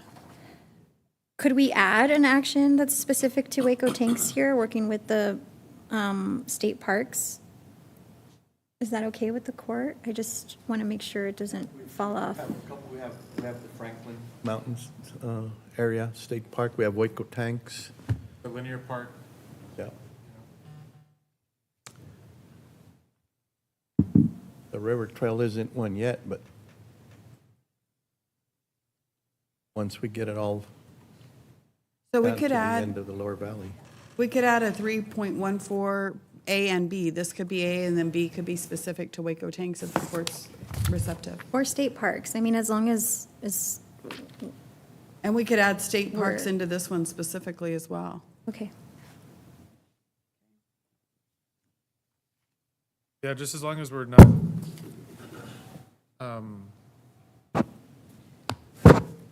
You know, I guess making it only, like, making it sound like we're only concentrating on the state parks, right? And there's lots Right. of different outdoor It would be activities into that are- all, map all outdoor assets across the county, parks, trails, climbing zones, skate parks, but in there we would add state parks also. Okay. yeah, thank you, Commissioner. And one of the things that's right up on our horizon is the Children's Botanical Garden coming up, and they're starting to get going on that. That is really part of this action item. I'll be receiving a copy of their economic impact report here pretty soon. I'll present it to Commissioners Court on that. This is going to be just a fantastic, I mean, it'll be a prime destination for El Paso. I'm anxious to get that presentation to the court.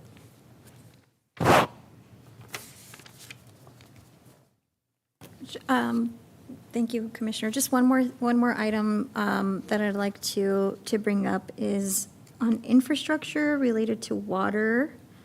And I'm not sure if it is 4.26 or 4.28, but I didn't see any mention in these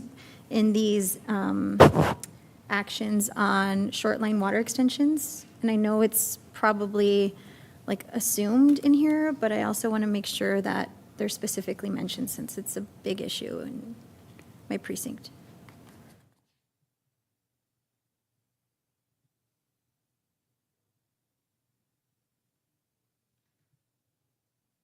Checking, I don't.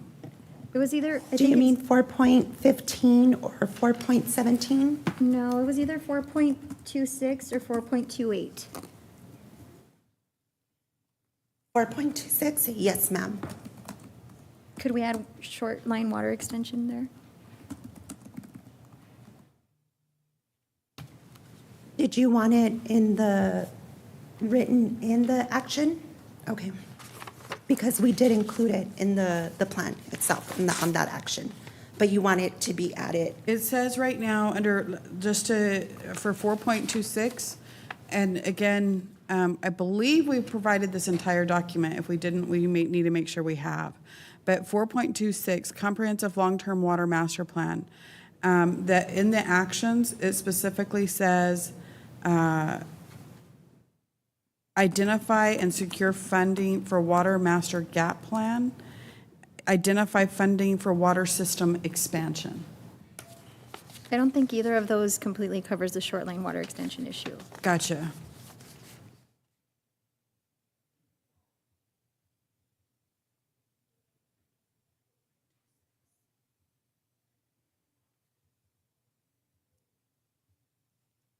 Can add that.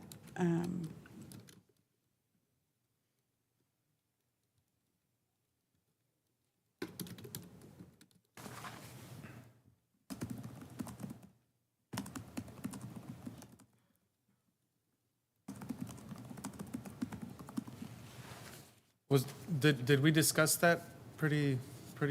I do just remember don't it being discussed during the, and this is basically where, you know, like a water line goes, there's a street that comes off of another street, and the water line goes here, but it doesn't turn and come down in front of that property. And so just having a plan of how would we extend those water lines so that all the property owner has to do is run to the front of their property. And I do remember we talked about it at strategic planning and the court agreed to include it. I just wanted to make sure it was defined. Thank you. Judge, I have a question. Yes, sir. Commissioner Stone? When it comes to economic growth actions, I would assume that, it's not on here, but I would assume that under 2.3, County Economic Development Policy Strategy, Role Partners Goals, Plan Performance Goals, and Actions, would that include things like HFFI and also like funding for Project Arriba and Betsy, or because I just didn't see, I mean. This Commissioner 2.3 was more specific to our incentive policy. Okay. The one that we've been going over and meeting with the court. Yep. And making revisions to. I'm trying to think if there's anything we included in the revisions specific to those.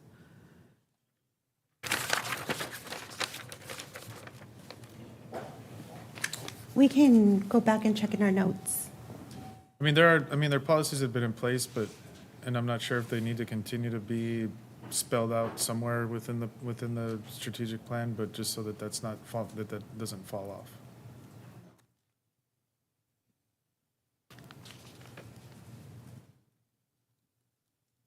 Thank you. Okay. Thank you. Caesar? I just want to say, Judge, also that for me, the strategic planning process is really one of the most important things that we do, and you know, it helps us create a roadmap for policy making, right? That's the reason why we ended up creating county administration 10 years ago or something, like 10 or 12 years ago, is because we didn't have strategic planning. We didn't have, commissioners were dealing with day-to-day operations and not really policy making. And so this is our policy making document, right? And this is really one of the most important things that we do, beside budgeting every year.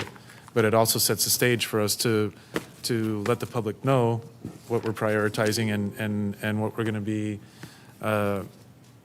spending our budget on, right? And so it's a very complex document, and there's lots of work that goes into this. So I do want to thank county administration and all of the departments for the work that they did to help us create this strategic plan this year, and of course to my colleagues on the court for it's very I love this process because it's a time in which we can really lay out great things, and this I've been lucky to be a part of many courts that have really worked well together, that have been supportive of not just my proposals and my ideas, but I think everybody, we work things out, and there's no animosity. There's no, we're not getting at each other, and really we've come up with a great document to move forward over the next 5 years, and I think it's very helpful for our staff to understand what we want to do, and for the public to understand, and so that they can give us feedback as well. So thank you, Judge and Commissioners, for your work on this, and thanks to the staff as well for Thank you for that. I really appreciate that. Being in organizations, this is what drives you. I think, I continue to ask Betsy to sort of remind us when we're, like, certain things come out at Commissioners Court. What helps me a lot is to attach it to the strategic plan, like this is number 4, because, and you guys have done a great job, and also you've connected it to the budget, being able to connect to the budget, but also whenever any opportunity to remind us that when we have some topic on our agenda, how it relates to the strategic plan, and that I know that really helps us when that happens. So thank you. Thank you for mentioning that, Judge. I also want to say we also use it when we have an idea or an issue come up that it's not related to the strategic plan, when we think, what's our role? So it's a major guide for us both on, like, knowing that this is something the court supports and wants to engage it with, and also ones that we need to look at a little more closely because we're trying to identify how does this advance the 9 goals. Yeah. So it's a very important guide for us as staff. Thank you. Commissioner Coronado? Yeah, you know what, they also, I'd like to encourage our administration, staff, department heads, everybody to probably, be a little more engaged in this and make recommendations. I didn't see a lot of that during our strategic planning, but we don't know it all. And there's some issues that, our administration, I'm sure it counters out there, all our employees, that we may not be thinking about. So I just want to encourage them to submit your recommendations to us. This should be a collaborative effort. I mean, that's part of our goal, right? Yeah. Thank you, Commissioner.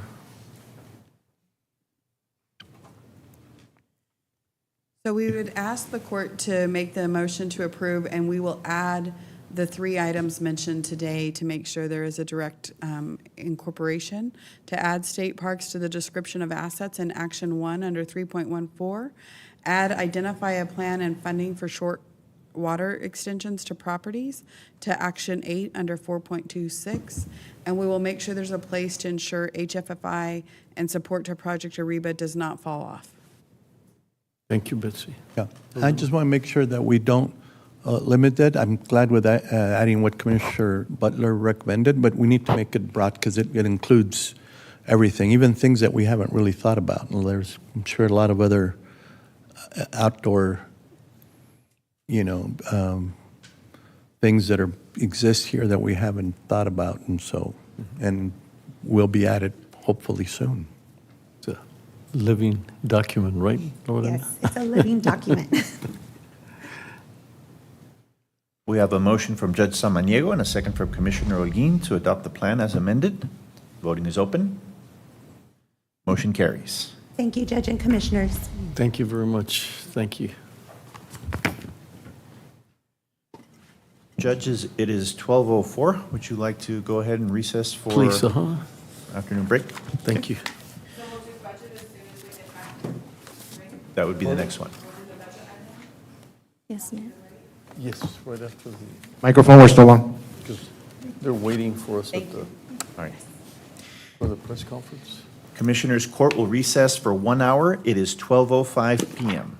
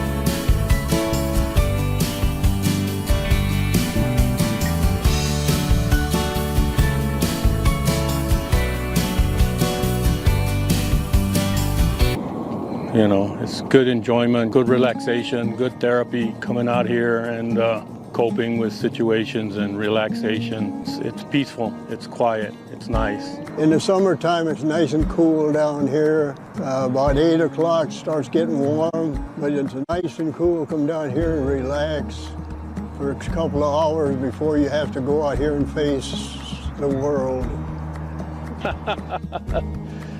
The bait, it varies. You know, when I first started out here, they were hitting on chicken breast. They stopped hitting on chicken breast. What's very popular is weenie, hot dog, and then they stop hitting on the hot dog, and then all of a sudden they start hitting on the shrimp, and then it slows down on the shrimp. Now I'm using some stink bait, and it really stinks. So hopefully we can catch something with some stink bait.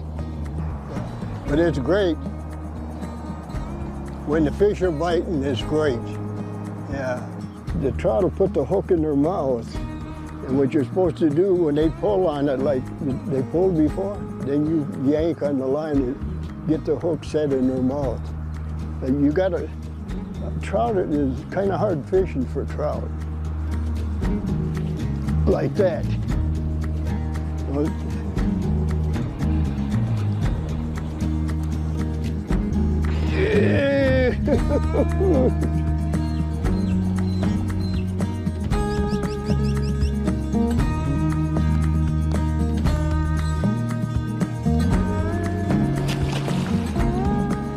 There he goes.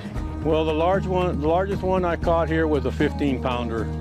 Yeah, you can eat them. I don't because I like to catch and release.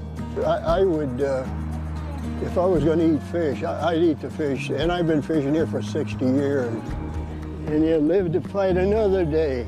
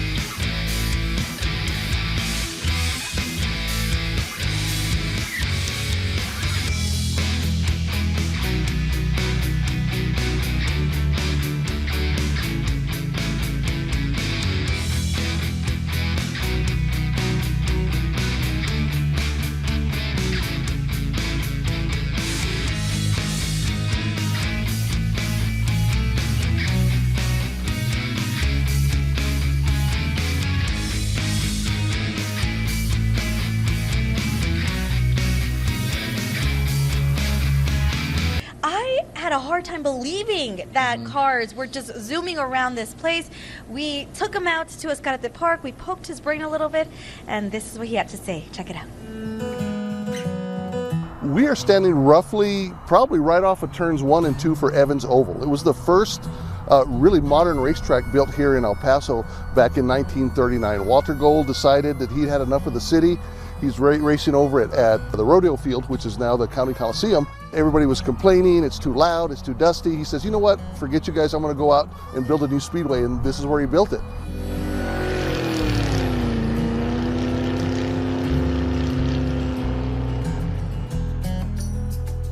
If we're standing where I think we're standing, we're right about turn number 1. So turn 1 and turn 2 would come around here.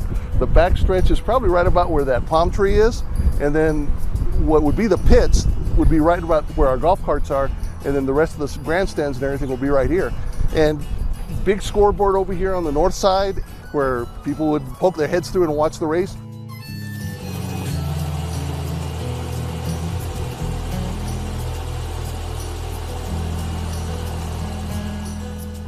were the center of racing. We had people come from all over to come here. It's something to be proud of. We have a rich racing history, whether it's quarter-mile dragsters, drag boats, Grand Prix. There were so many weekends, so many people out here, not just the drivers, but the families and everybody that came out. It was a very vital part of the city.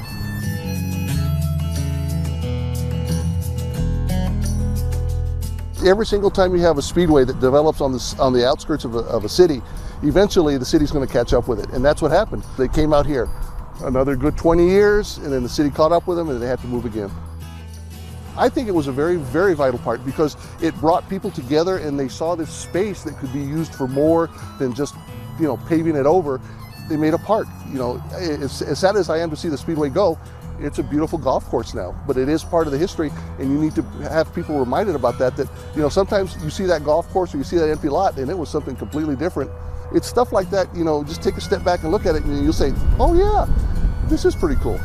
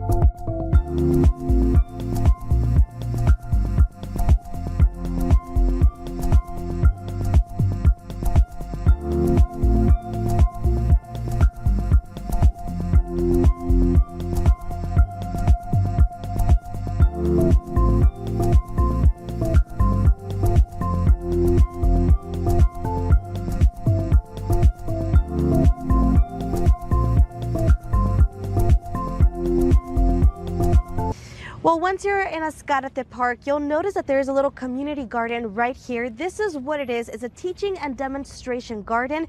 We're actually about to meet someone who is kind of in charge of this place and is going to walk us through on how you can actually participate. Come on, let's go meet him. Hi, Hello. Eduardo Rascon is here with us today. Eduardo, thank you so much for being here with us. Of course. Talk to us a little bit about this garden. What is this? So this is basically to teach the community how they can actually have their own backyard garden and how they can grow their own produce. So Eduardo, these are Brussels sprouts. Wow, these are so tiny, so beautiful. Now, you're telling me that this community garden is nonprofit, correct? Yes. As a nonprofit, since we're not making any money out of this association or fundraising, most of the money that we do through fundraising or sales is to actually have funds and budget to replace things that are happening at the garden. All right, Eduardo, so this is really unique. Part of your garden, you're telling me that this is spinach. Mm-hmm. I can actually eat this. Yes, it should be very buttery. It is actually, it's really good. Perfect for like omelets or for like salads, smoothies. You don't put any pesticides on this or anything like that? No, spraying we usually try to tell the community that should be used as a last resort, because there's other practices that you can apply in your garden to prevent pests from coming in. I would like to encourage everybody to start getting familiar with the plants that they can grow here in the community. El Paso can offer you a lot of opportunity in terms of growing conditions. Hello everyone, it's Sam Guzman here. We are live at Azcárate Park for another episode of Small Town Spotlight. Azcárate Park is home to many things. One of those things is its golf course, whether you are a seasoned pro or someone who just wants to appreciate what the outdoors has to offer here at Azcárate Park. The Azcárate Golf Course might be the place to be. Check it out. Azcárate Golf Course is special for many reasons. I think the number one thing that makes Ascarity special, lots of families tell me, oh yeah, my grandpa used to play here. That's how I got introduced to golf. It's just been around for so long and generational, and they're loyal to the golf course. Gentlemen, how are we playing today? Good? You're going the wrong way. Holes that way. One of the best things at Escalante that we have to offer is the Delta 9.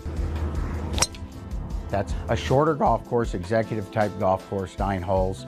The par 4 is a little shorter, but it has a par 3 and a par 5. That's a great thing to learn on. And the wonderful thing about that is, let's say, we're booked on tee times. We hate to tell somebody that walks in the door, we don't want them to go home without playing. We want to find them a spot, and we're a very accommodating golf course in that respect. That's a no-no in my book. I do not want that guy drive down here and then be told, oh, we don't have a spot for you. So we can accommodate that. That gives us 27 holes. So when we have a tournament going on the main, we can send them over to the Delta 9, start them off, and then they can jump over here on the main when the tournament's done.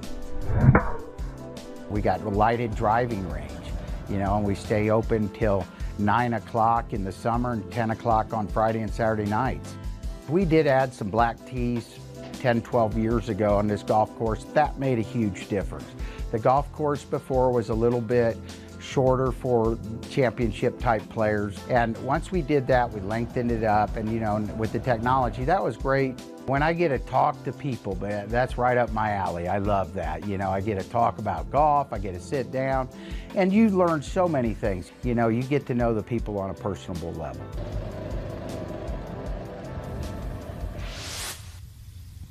Beautiful. I hope to come out here one day and get a round. It won't be a good round, but it'll definitely be an experience. Now, another sport Escalante Park is home to is a sport that is quickly becoming one of the most popular sports in the entire world. We're talking about pickleball. Escalante Park is one of the most popular places to play here in the Sun City. It's got 4 hard outdoor courts, and again, it's a sport that is quickly gaining much attention, and Escalante Park is the place to be if you're looking to play pickleball.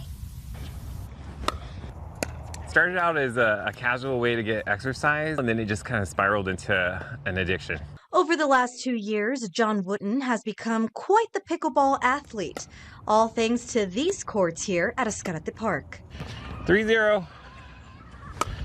My next door neighbor and I met somebody else that played here on a regular basis, and then we went one day, and then it was 2, and then it was 4, and then it turned into like 5 or 6 times a week. Here's just. John calls these courts the hub for pickleball in the Sun City. Yeah, it's only a couple miles from my house, so it makes the addiction worse because I know I can get here quick. And so this part of town is pretty central. Pickleball's success does come with a downside. According to John, the relatively new courts at Escalante already show some wear and tear. Good shot. Over time, it's caused the surface to crack, even though it's fairly new. And so now they're going to redo it because it's such a popular thing right now. And John says the best part of pickleball? Anyone can play. 002. There are plenty of places to play. It's free once you buy all the equipment, and there's plenty of people who will teach you how to do it. 431. It usually starts out recreationally for most people, and then it turns into an addiction.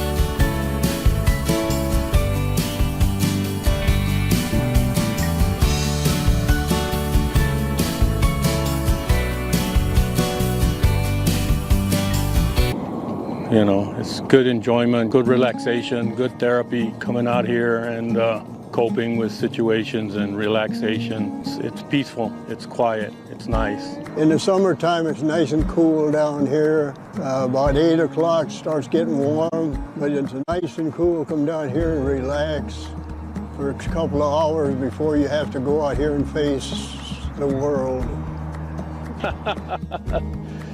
The bait, it varies. You know, when I first started out here, they were hitting on chicken breast. They stopped hitting on chicken breast. What's very popular is weenie, hot dog, and then they stop hitting on the hot dog, and then all of a sudden they start hitting on the shrimp, and then it slows down on the shrimp. Now I'm using some stink bait, and it really stinks. So hopefully we can catch something with some stink bait. But it's great. When the fish are biting, it's great.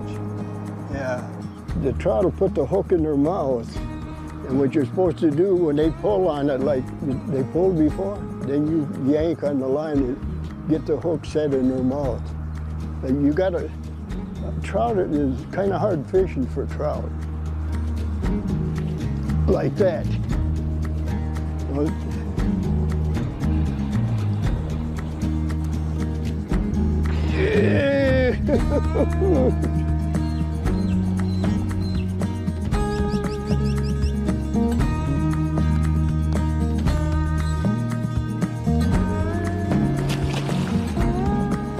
there he goes. Well, the largest one I caught here was a 15-pounder. Yeah, you can eat them. I don't because I like to catch and release. I would, if I was going to eat fish, I'd eat the fish. And I've been fishing here for 60 years. And you live to fight another day.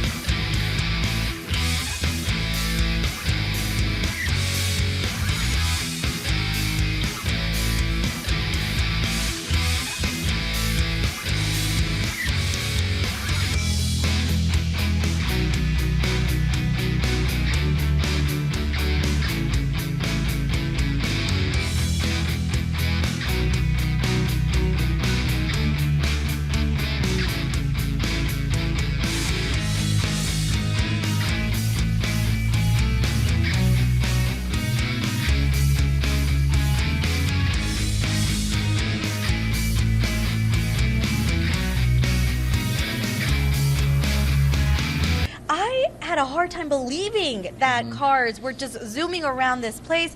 We took him out to Escarate Park. We poked his brain a little bit, and this is what he had to say. Check it out. We are standing roughly, probably right off of turns 1 and 2 for Evans Oval. It was the first really modern racetrack built here in El Paso back in 1939. Walter Gold decided that he'd had enough of the city. He's racing over at the rodeo field, which is now the County Coliseum. Everybody was complaining, it's too loud, it's too dusty. He says, you know what, forget you guys, I'm gonna go out and build a new speedway, and this is where he built it.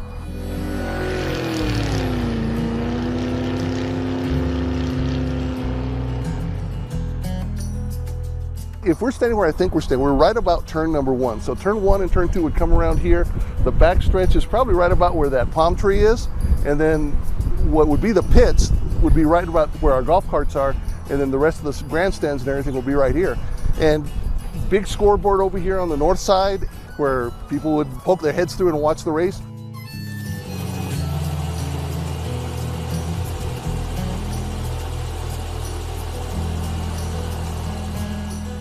We were the center of racing. We had people come from all over to come here. It's something to be proud of. We have a rich racing history, whether it's quarter-mile dragsters, drag boats, Grand Prix. There were so many weekends, so many people out here, not just the drivers, but the families and everybody that came out. It was a very vital part of the city.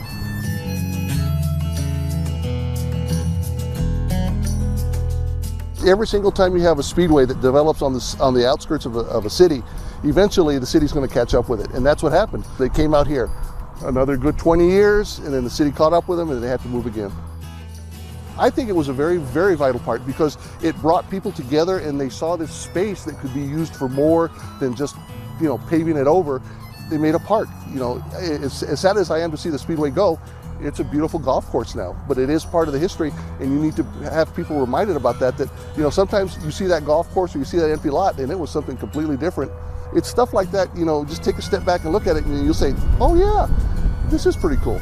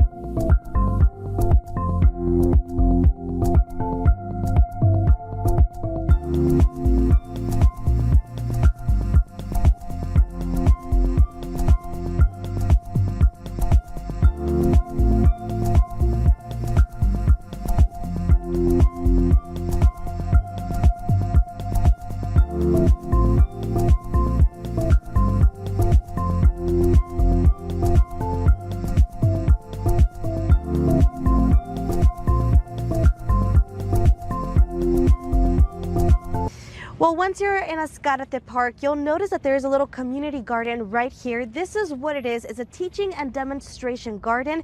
We're actually about to meet someone who is kind of in charge of this place and is going to walk us through on how you can actually participate. Come on, let's go meet him. Hi, Hello. Eduardo Rascon is here with us today. Eduardo, thank you so much for being here with us. Of course. Talk to us a little bit about this garden. What is this? So this is basically to teach the community how they can actually have their own backyard garden and how they can grow their own produce. So Eduardo, these are Brussels sprouts. Wow, these are so tiny, so beautiful. Now, you're telling me that this community garden is nonprofit, correct? Yes. As a nonprofit, since we're not making any money out of this association or fundraising, most of the money that we do through fundraising or sales is to actually have funds and budget to replace things that are happening at the garden. All right, Eduardo, so this is really unique. Part of your garden, you're telling me that this is spinach. I can actually eat this. Yes, it should be very buttery.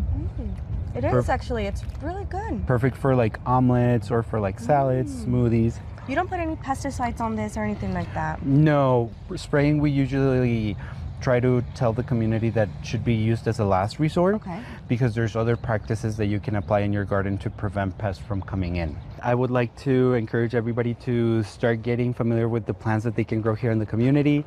El Paso can offer you a lot of opportunity in terms of growing conditions. Hello everyone, it's Sam Guzman here. We are live at Ascarate Park for another episode of Small Town Spotlight.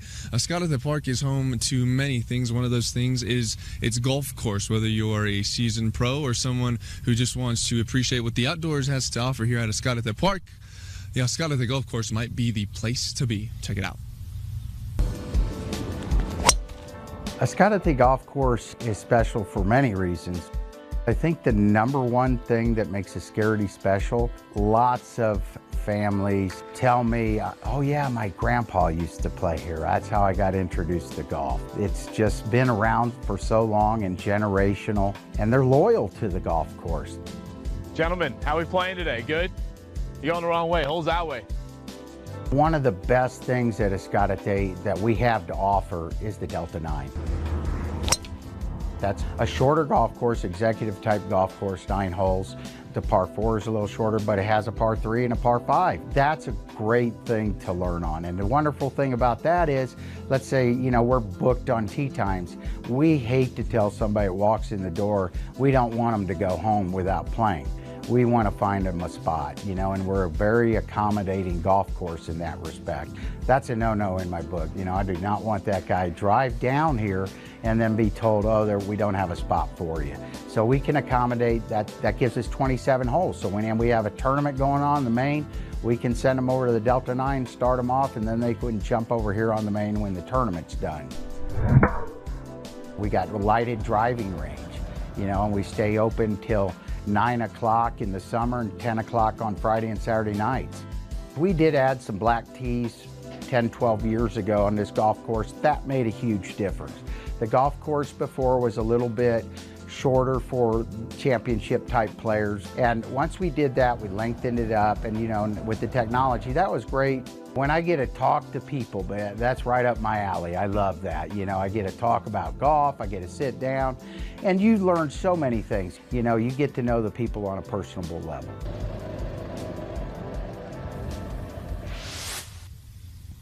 Beautiful. I hope to come out here one day and get a round. It won't be a good round, but it'll definitely be an experience. Now, another sport Ascarate Park is home to is a sport that is quickly becoming one of the most popular sports in the entire world. We're talking about pickleball. Ascarate Park is one of the most popular places to play here in the Sun City. It's got 4 hard outdoor courts, and again, it's a sport that is quickly gaining much attention, and Ascarate Park is the place to be if you're looking to play pickleball.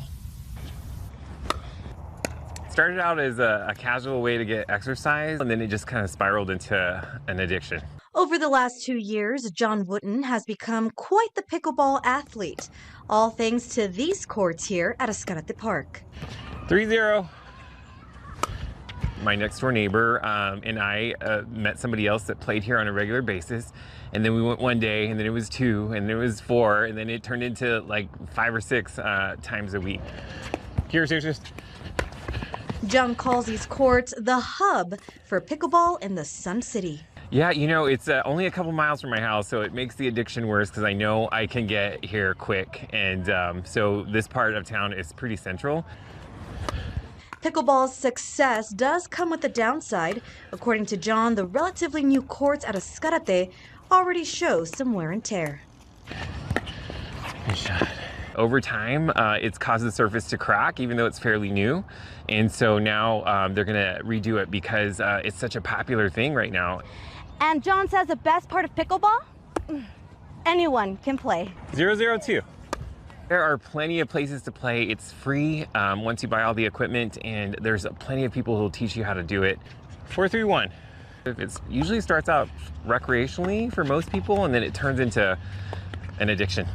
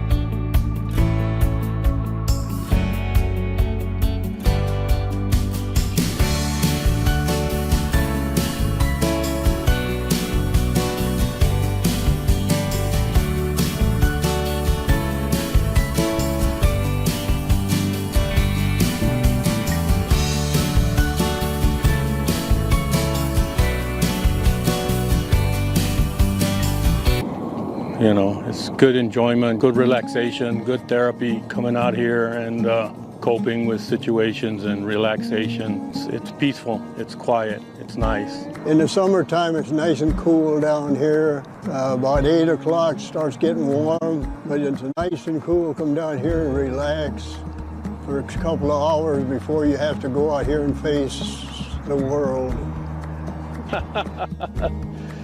The bait, it varies. You know, when I first started out here, they were hitting on chicken breast. They stopped hitting on chicken breast. What's very popular is weenie, hot dog, and then they stop hitting on the hot dog, and then all of a sudden they start hitting on the shrimp, and then it slows down on the shrimp. Now I'm using some stink bait, and it really stinks. So hopefully we can catch something with some stink bait. But it's great. When the fish are biting, it's great. Yeah. The trout will put the hook in their mouth.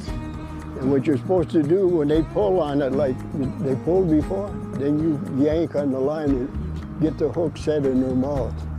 And you gotta, trout is kind of hard fishing for trout. Like that.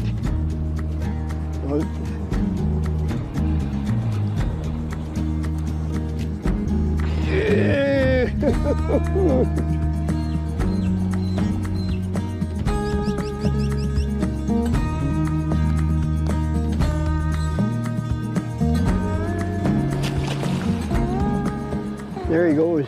Well, the largest one I caught here was a 15-pounder. Yeah, you can eat them. I don't because I like to catch and release. I would, if I was going to eat fish, I'd eat the fish. And I've been fishing here for 60 years. And you live to fight another day.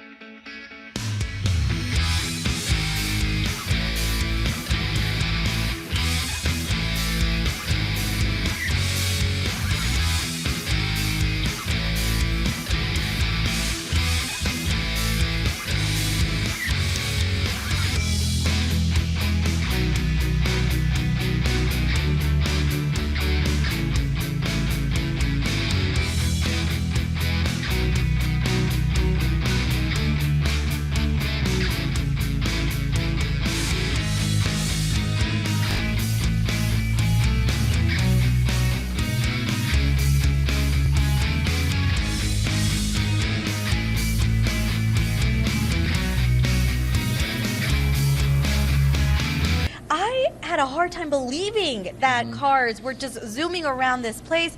We took him out to Escalante Park. We poked his brain a little bit, and this is what he had to say. Check it out. We are standing roughly, probably right off of turns 1 and 2 for Evans Oval. It was the first really modern racetrack built here in El Paso back in 1939. Walter Gold decided that he'd had enough of the city. He's racing over at the rodeo field, which is now the County Coliseum. Everybody was complaining, it's too loud, it's too dusty. He says, you know what, forget you guys, I'm gonna go out and build a new speedway, and this is where he built it.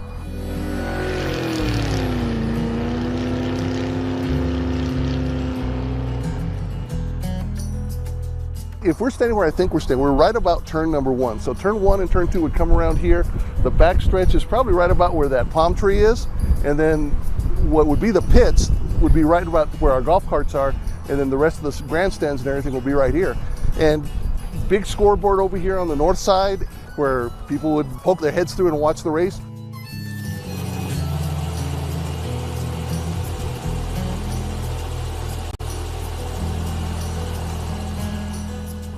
were the center of racing. We had people come from all over to come here. It's something to be proud of. We have a rich racing history, whether it's quarter-mile dragsters, drag boats, Grand Prix. There were so many weekends, so many people out here, not just the drivers, but the families and everybody that came out. It was a very vital part of the city.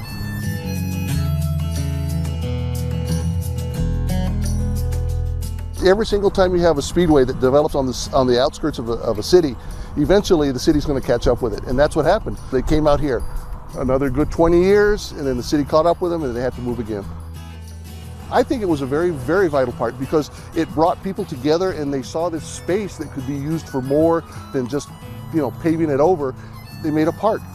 As sad as I am to see the speedway go, it's a beautiful golf course now, but it is part of the history, and you need to have people reminded about that, sometimes you see that golf course or you see that empty lot and it was something completely different. It's stuff like that, just take a step back and look at it and you'll say, oh yeah, this is pretty cool.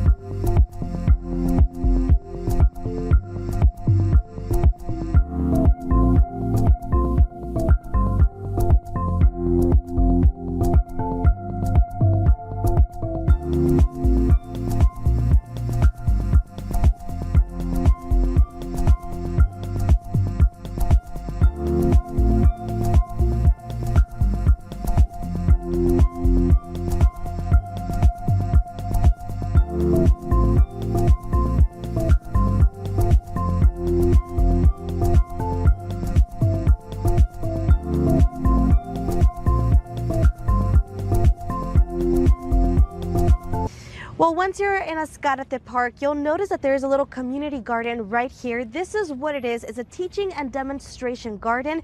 We're actually about to meet someone who is kind of in charge of this place and is going to walk us through on how you can actually participate. Come on, let's go meet him. Hi, Hello. Eduardo Rascon is here with us today. Eduardo, thank you so much for being here with us. Of course. Talk to us a little bit about this garden. What is this? So this is basically to teach the community how they can actually have their own backyard garden and how they can grow their own produce. So Eduardo, these are Brussels sprouts. Wow, these are so tiny, so beautiful. Now, you're telling me that this community garden is nonprofit, correct? Yes. As a nonprofit, since we're not making any money out of this association or fundraising, most of the money that we do through fundraising or sales is to actually have funds and budget to replace things that are happening at the garden. All right, Eduardo, so this is really unique. Part of your garden, you're telling me that this is spinach. Mm-hmm. I can actually eat this. Yes, it should be very buttery. It is actually, it's really good. Perfect for like omelets or for like salads, smoothies. You don't put any pesticides on this or anything like that? No, spraying we usually try to tell the community that should be used as a last resort, because there's other practices that you can apply in your garden to prevent pests from coming in. I would like to encourage everybody to start getting familiar with the plants that they can grow here in the community. El Paso can offer you a lot of opportunity in terms of growing conditions. Hello everyone, Sam Guzman here. We are live at Azcárate Park for another episode of Small Town Spotlight. Azcárate Park is home to many things. One of those things is its golf course, whether you are a seasoned pro or someone who just wants to appreciate what the outdoors has to offer here at Azcárate Park. The Azcárate Golf Course might be the place to be. Check it out. Azcárate Golf Course is special for many reasons. I think the number one thing that makes Ascarity special, lots of families tell me, oh yeah, my grandpa used to play here. That's how I got introduced to golf. It's just been around for so long and generational, and they're loyal to the golf course. Gentlemen, how are we playing today? Good? You're going the wrong way. Holes that way. One of the best things at Ascarity that we have to offer is the Delta 9. That's a shorter golf course, executive type golf course, 9 holes. The par 4 is a little shorter, but it has a par 3 and a par 5. That's a great thing to learn on. And the wonderful thing about that is, let's say, we're booked on tee times. We hate to tell somebody that walks in the door, we don't want them to go home without playing. We want to find them a spot, and we're a very accommodating golf course in that respect. That's a no-no in my book. I do not want that guy drive down here and then be told, oh, we don't have a spot for you. So we can accommodate that. That gives us 27 holes. So when we have a tournament going on the main, we can send them over to the Delta 9, start them off, and then they can jump over here on the main when the tournament's done. We got a lighted driving range, and we stay open till 9 o'clock in the summer and 10 o'clock on Friday and Saturday nights. We did add some black tees 10, 12 years ago on this golf course. That made a huge difference. The golf course before was a little bit shorter for championship type players. And once we did that, we lengthened it up, and with the technology, that was great. When I get to talk to people, that's right up my alley. I love that. I get to talk about golf, I get to sit down, and you learn so many things. You get to know the people on a personable level.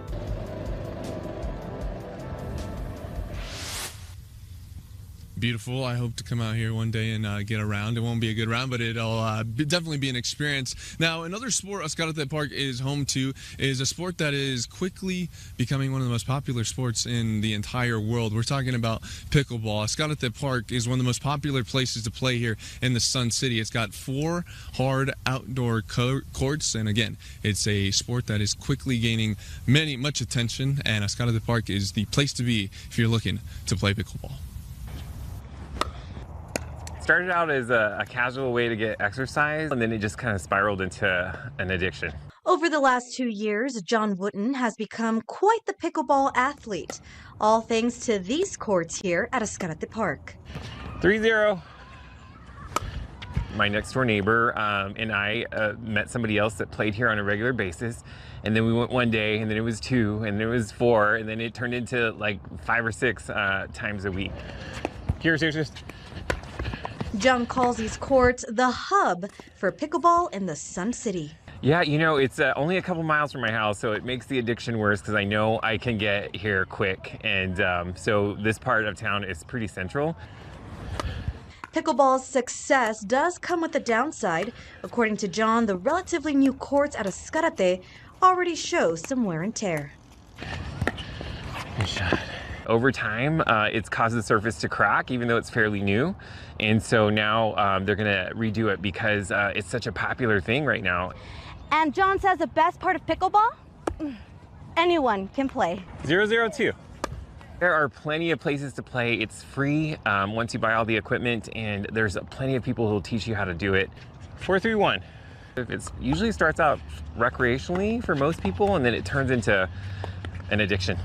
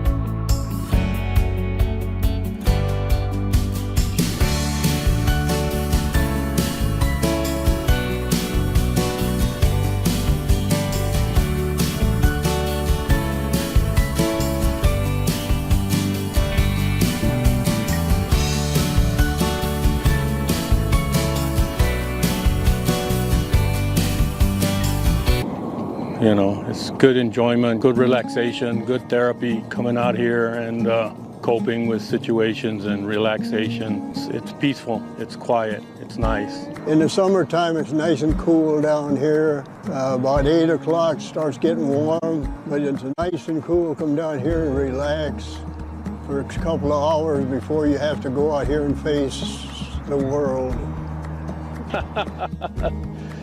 The bait, it varies. You know, when I first started out here, they were hitting on chicken breast. They stopped hitting on chicken breast. What's very popular is weenie, hot dog, and then they stop hitting on the hot dog, and then all of a sudden they start hitting on the shrimp, and then it slows down on the shrimp. Now I'm using some stink bait, and it really stinks. So hopefully we can catch something with some stink bait. But it's great. When the fish are biting, it's great. Yeah. The trout will put the hook in their mouth, and what you're supposed to do when they pull on it like they pulled before, then you yank on the line and get the hook set in their mouth. And you gotta, trout is kind of hard fishing for trout. Like that. Well,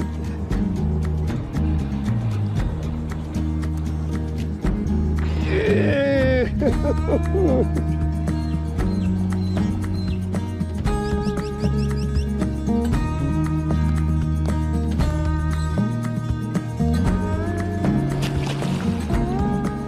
There he goes.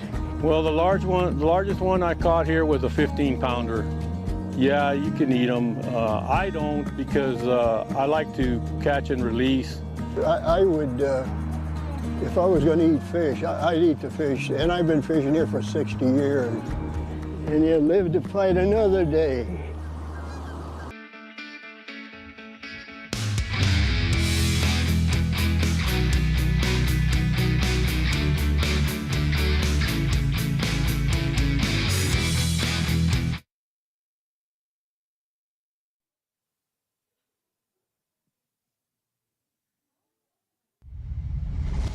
Go ahead.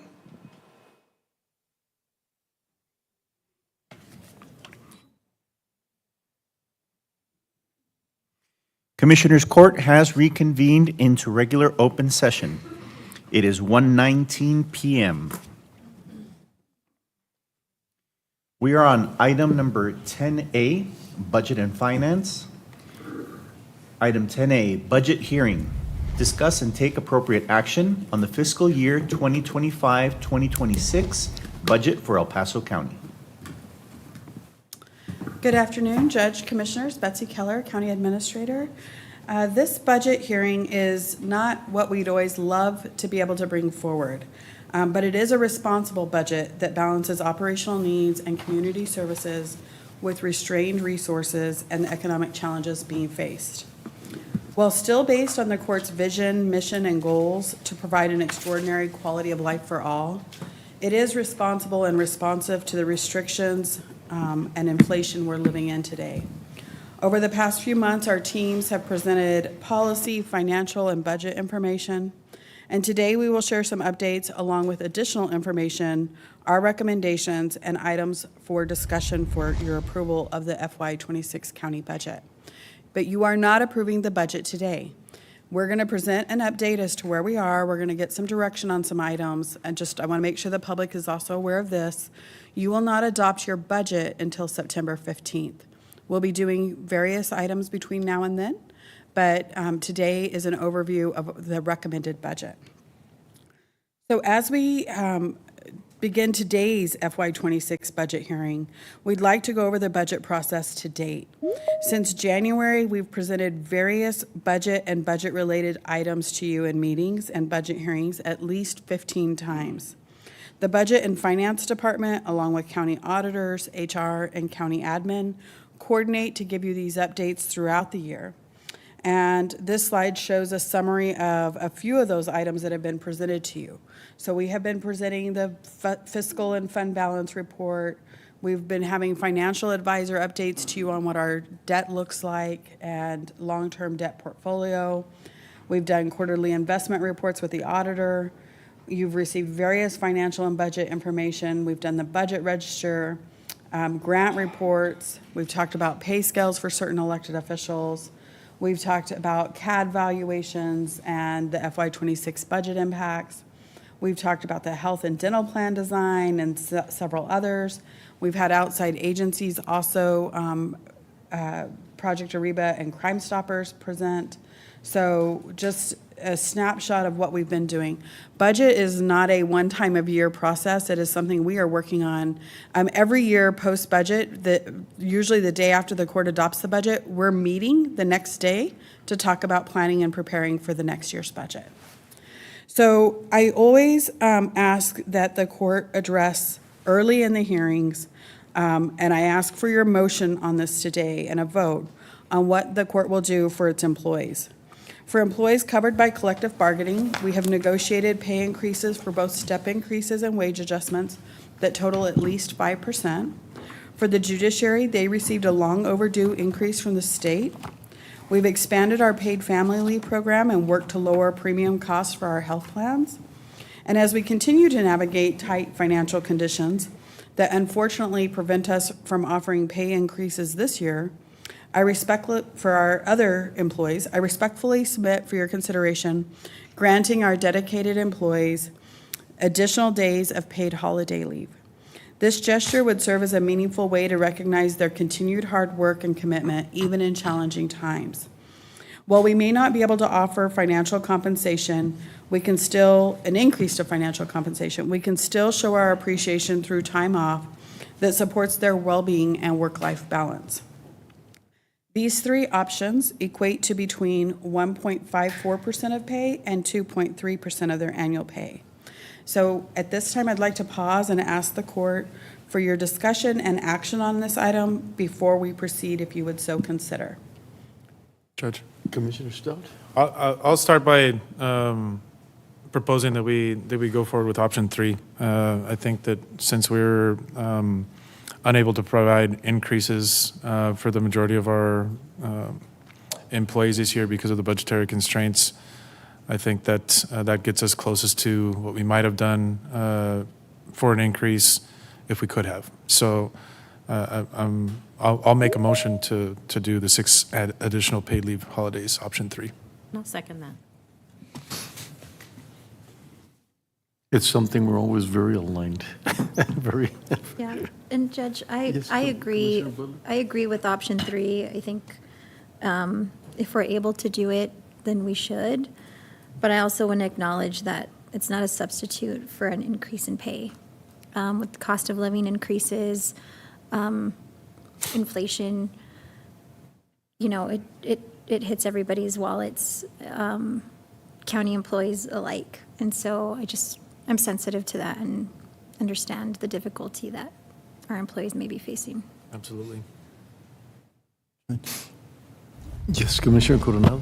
Yeah, I agree. This is, I think, the least we can do for our employees. And I'm hoping when we're taking a look at our tax rate, that this really doesn't increase the budget in any respect whatsoever. And I'm hoping that we'll allow those people that can't take off during those days, that they obviously be allowed to take it some other time during the year. Yes, sir. That would be the policy we would bring back as well, that if your job does not allow you to have the leave taken at this time, we have several operations that are essential operations that are 24/7.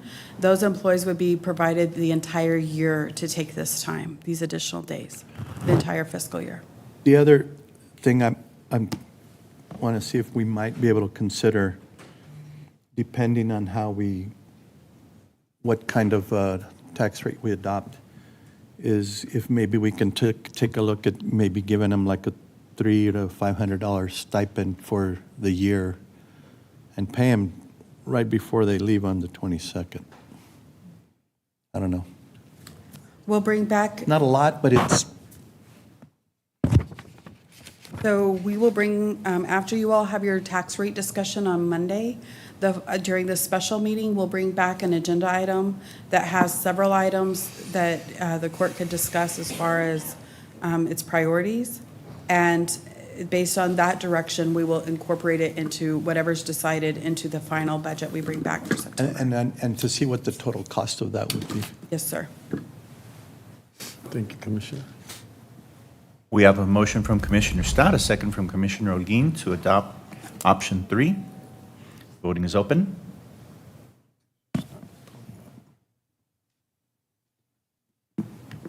My vote is aye. For some reason, my Thank you, Commissioner. The motion carries. Thank you, Judge and Commissioners, for your commitment to our employees and your goal of valuing the county family. This is the main item under this agenda that we're asking for action on today. We are now going to go over the budget and our position as of today over the next several slides. And again, over the next several weeks, the court will set a tax rate next Monday, and staff will outline how that rate will impact the budget and seek your guidance before we bring a final budget for adoption on September 15th. I'm going to turn the presentation over to Barbara Parker, our county auditor, to go over our revenue.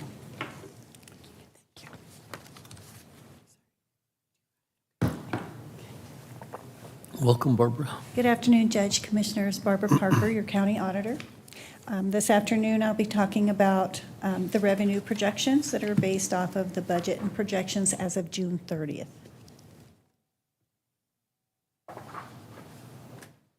We'll cover the comparative actuals of 2024 to 2025 projections, 2025 budget to actuals projections, and then we'll look at the 2025 projections against the 2026 revenue estimates.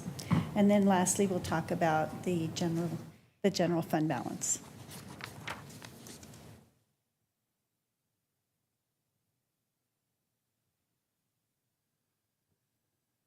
I'm going to talk about the special revenues first, and then we'll talk about general fund. For 2024 versus 2025, the special revenues show a net increase of $5 million. Unfavorable variances total $846,000, primarily due to fines and forfeitures and interest. Favorable variances are $5.9 million, the largest variance being charges for services, followed by intergovernmental revenues.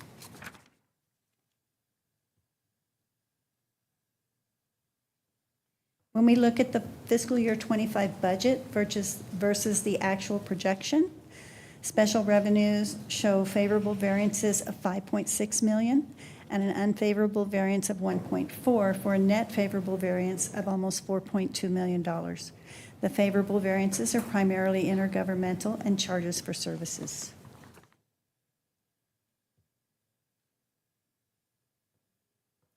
When we look at the projected fiscal year 25 actuals versus the 2026 revenue estimates, the special revenue shows a net unfavorable balance of $7.6 million. These unfavorable variances are due to charges for services. In 2025, we had Blue Cross Blue Shield incentives were set to zero for 2026. In 2025, it was $3.5 million, a one-time deposit. Intergovernmental county elections are not budgeted. That was $4 million in 2025. And interest, we expect lower interest rates.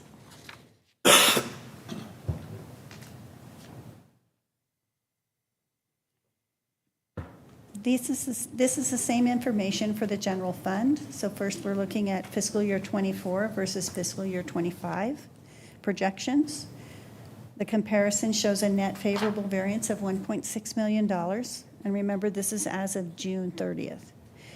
Unfavorable variances are $7.9 million, primarily in interest, miscellaneous, and other financing sources. Favorable variances are $9.5 million, primarily due to property taxes and charges for services.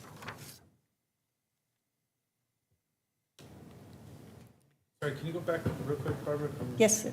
Sorry.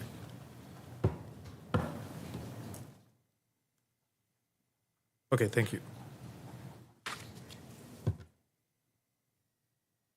When we look at fiscal year '25 versus budget versus the actual projection, as of June 30th, the projected actuals compared to the budget showed $9.8 million in favorable variances and $1.3 million in unfavorable variances, for a net favorable variance of $8.5 million. The most significant favorable variances were in charges for services, intergovernmental, and property taxes, while interest was a significant unfavorable variance. Yes, ma'am. What's included in charges for services? The charges and services difference is mostly because of federal prisoners. We had dropped our projections back down to zero, and the last few months we've had a steady stream. It's been about running around 300 per day. So that was $4.1 million in difference.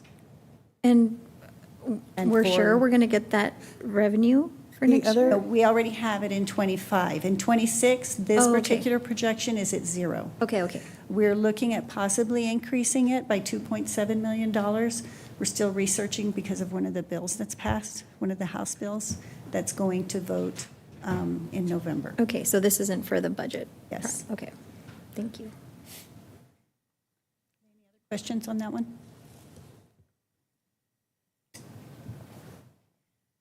When we look at fiscal year '25 versus fiscal year '26, the general fund variances are a net decrease of $6.2 million. So this, I'm sorry. Go ahead. So this does, you have it at zero for the federal This one I contract have for it at this zero right now, slide. yes. Okay. Mhm. And we really do project that no later than January, we will, because of that SB 9, I do believe there has to be an item on the ballot in November, but by January, when it goes into effect, we truly believe it's going to impact our state jail population to the point that we would not have beds. Okay. For federal inmates. So are we going to include in our projection those first few months where? The first That's 3 what months, they're that's what we're evaluating. researching right now. Okay. But this particular version of the projected revenues has zero in there for federal prisoners. Okay. The projected revenue on all, including on the, for tax revenue for ad valorem taxes, those are based on the, which rate?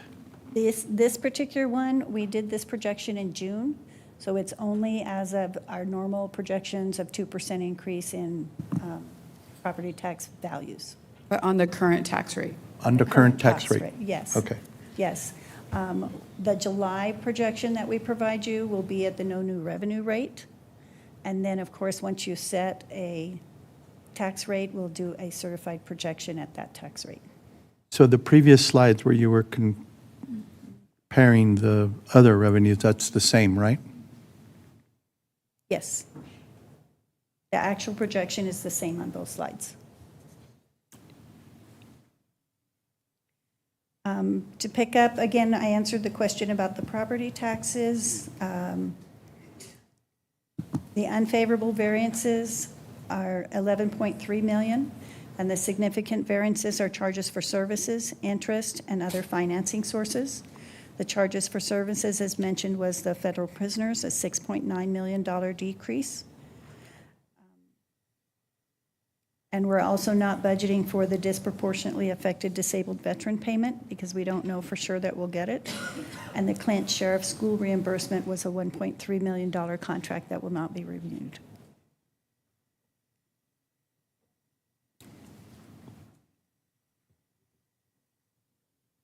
Sorry, Barbara, say that again. The Clint school There's- district contract with the sheriff's office? Yes. Was not renewed? Is not going to be renewed next year. So we're not including any revenue for that. My understanding was that there wasn't a lot of revenue gained by those contracts with the school districts anyway. It's 1.3 million. Now, the net gain may not be very much, but when we get reimbursements for those contracts, we recognize it as revenue reimbursements, and we're still going to have the expenses. So now, without that contract, we'll still have expenses, but we won't have the corresponding revenue to offset it. But whether or not we'll continue to have the expenses is a question. Whether the sheriff continues to keep those officers. Right.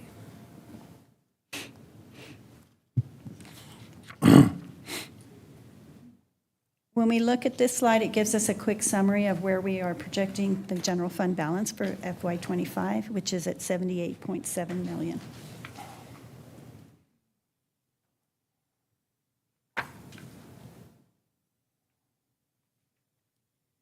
This is the fund balance graph that's been adjusted to reflect the FY25 projected fund balance at 79 million.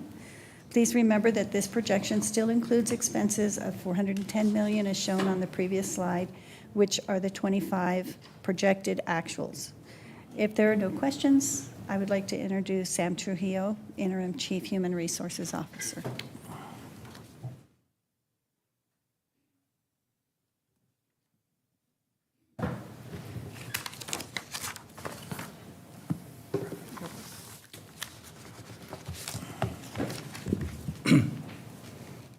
Thank you, Barbara.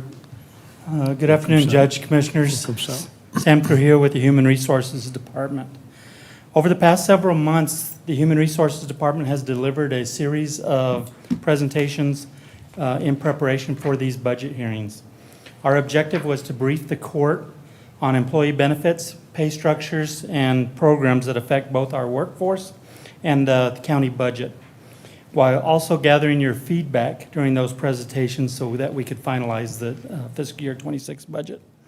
Today, our goal is not to redo these presentations, but to present the final budget impact and highlight any changes that have occurred since the previous presentations. Last week, we also presented the salary-related items, including the judicial salaries, DA pay, local administrative judge supplement, and the attorney longevity program. The court took action on all but the longevity program, which was postponed for today.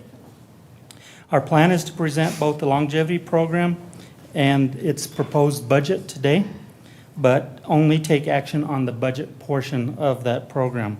The longevity program will be placed on next week's Commissioners Court agenda for the program consideration.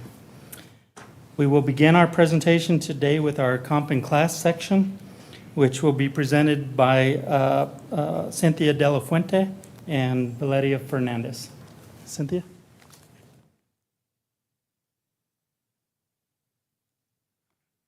Good afternoon, Judge Commissioner. Welcome. Cynthia De La Fuente with the Human Resources Department. As Sam mentioned, most of the compensation items have been covered and approved in previous sessions to be included in the FY26 budget. The current slide reflects 5 new positions requested by the County Auditor's Office. One of the positions was approved in FY25 by the district judges but was left unfunded. The remaining 4 new positions were included in their FY26 budget package. With the addition of these 5 new positions, the County Auditor's Office has remained within the 5% increase allowed by statute. Additionally, they have reduced their operational costs by 39%. I would like now to invite Valeria Fernandez up to discuss the proposed attorney longevity program, the item that was postponed from last session.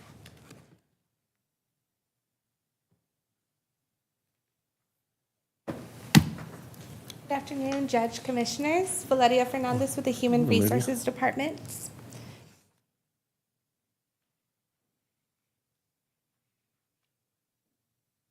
In the next few slides, I'll be providing information on the proposed attorney longevity program. Under the Texas Government Code, Chapter 41, Subchapter D, eligible assistant district attorneys and assistant county attorneys or assistant prosecutors may receive longevity pay funded by the state of Texas. All provisions for prosecutor longevity pay are governed by state statute and are subject to legislative changes. The longevity is paid on a quarterly basis to those prosecutors who have accrued at least 4 years of lifetime service credit up to an annual maximum of $5,000. The elected officials of the county attorney and district attorney's offices are not eligible for the state-funded prosecutorial longevity pay. The HR department has been working on a policy and program to mirror this program for non-prosecutorial attorneys, which would be funded by the county. The same policy that was developed outlines the requirements for this program and will provide the same longevity rate as provided to prosecuting attorneys. The department heads of the Public Defender's Office and Domestic Relations Office are not eligible for the county-funded non-prosecutorial longevity pay under this proposed policy.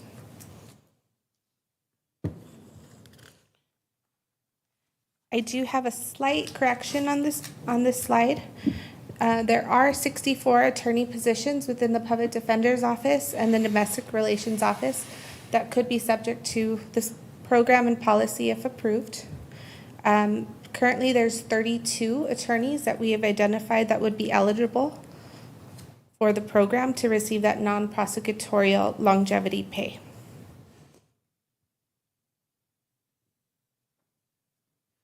At this time, we ask the court to take action to approve the allocation funding for this program in the FY26 budget. And there is one slight correction on this. The corrected impact would be $96,362. And should this item be approved, the Human Resources Department will bring back to the court for approval the policy to be adopted and approved. Are there any questions? Questions? I so move. Commissioner Butler, and then Admiral Coronel, did you? I'd like to move that we approve that. Okay, but Commissioner Butler, you want to go ahead? I don't disagree with the merits of the longevity pay for non-prosecutorial attorneys. I just think that we're trying really hard to be consistent about raising pay where it's not, where there's an option to do so.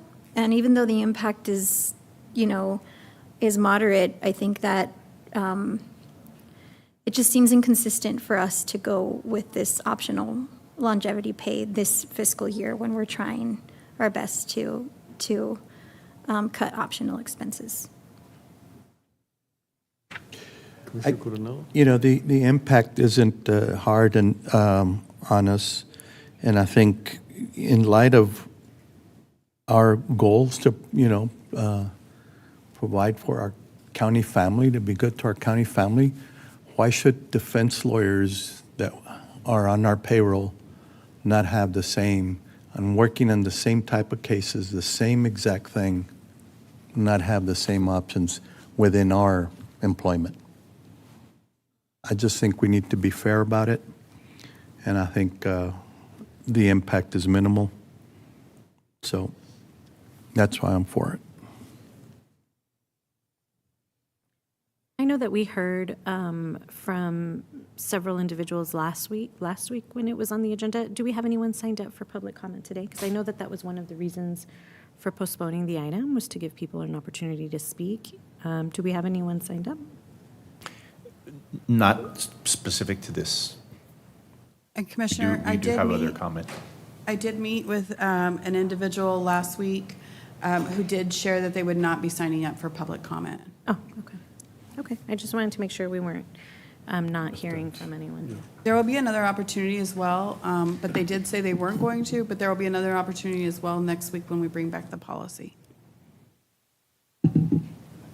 Now, I think one of the, in one of the slides, we mentioned specifically that this would be so long as there's It's actually in the budget. So that's something, Commissioner Butler's concerns, I understand her concerns completely. But so that is something that we get to look at every year, correct? Whether or not we can actually include it in the budget? Yes, ma'am. It's something we can bring back. And the policy does indicate that it would only be in effect when funds are available and budgeted for by the court. Okay. Caesar, want to go ahead and call the vote? We have a motion from Commissioner Coronado, second from Judge Samaniego. The voting is open.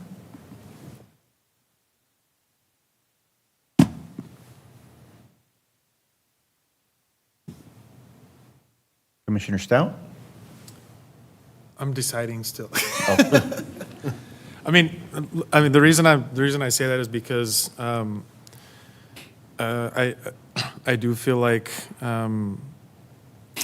it's something to help bring parity for our attorneys, but we also are not. We've been talking about not increasing wages and salaries for so many people. I think the only salaries that we're increasing are for the Sheriff's Association, and we just had a press conference with them because they made a decision to not ask for more, right? So you're keeping your policy, you have a policy to also keep your deputy constables in step with your Right. collective bargaining? Right. So Law that is enforcement. included in your budget? And this item we brought forward because we have a situation, we saw a situation this year where you have a new district attorney coming in, or you have a turnover or change in your DA's office.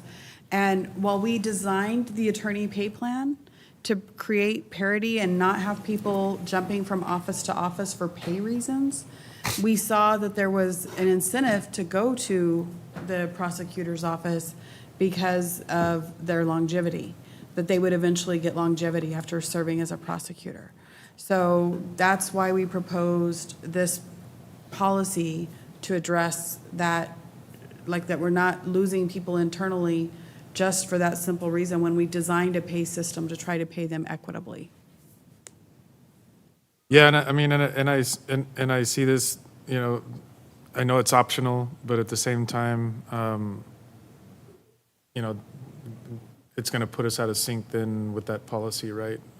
Because by state statute, we have to do longevity pay for the prosecutors, the prosecutorial attorneys, right? Right. And so then that's going to throw that out of. That's what You don't have this policy now. We're proposing this policy to you to correct that issue. We also said we wouldn't go less, and I feel like this one is like we're matching something, we're not increasing something. It's like we're trying to match what's happening with the other departments. And so I saw it more like they would be making less, and we don't have anybody The in other- that position. The other thing we would continue to monitor, if for some reason the state changed its policy, then we would monitor to bring that back. And the question would be whether or not we want to continue it or do we want to expand it? So like, for example, if a group was no longer eligible, would we want to change ours to match that? Or would we want to change ours to cover that? So this would, if the court approves it, is something we would have to continue to monitor to make sure the state maintains its policy, or if it changes it in any way, how would that impact ours? Okay. Go ahead, Susan. The motion carries. Commissioner Butler voted no. Okay, thank you, Judge Commissioners. I'm going to turn it now over to Joanna from our benefits team. Thank you.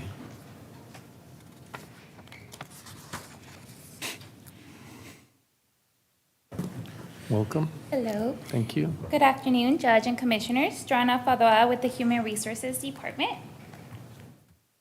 Before you are the medical plan continuation updates and changes previously presented during the April 7th Commissioners Court meeting and June 26th Special Commissioner Court meeting. During these presentations, we informed the court that we would return with any significant updates that occurred throughout the year. Since the last update, there has been one change. This would be a one-time $4 million reduction in the county's contribution to the risk fund for fiscal year 26. During the pandemic, the Risk Fund experienced significant reserve reductions, prompting mid-year financial support from the Commissioners Court. However, the fund's reserve levels have since recovered and are now in a strong position. Based on fiscal year 26 projections, the risk pool can support a temporary reduction in county contributions without affecting planned premiums or services, while still maintaining a healthy reserve. In addition, as illustrated on this slide, the risk fund impact for fiscal year 26 is estimated at $226,521, representing no increase to employee or retiree premiums, a decrease in family tier premiums, and increase in county HSA contribution for those enrolled in a dependent tier. At this time, staff is seeking the court's approval as presented under this slide.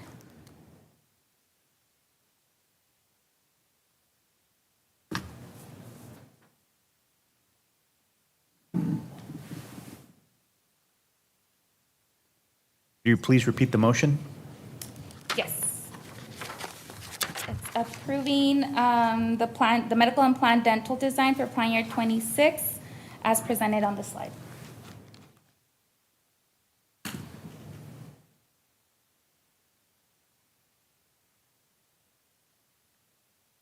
We have a motion from Commissioner Stout, a second from Commissioner Butler. The voting is open.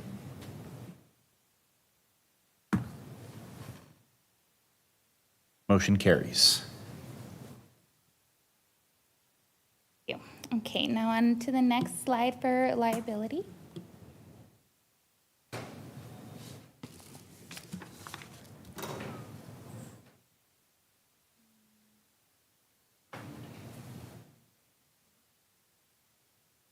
Slide.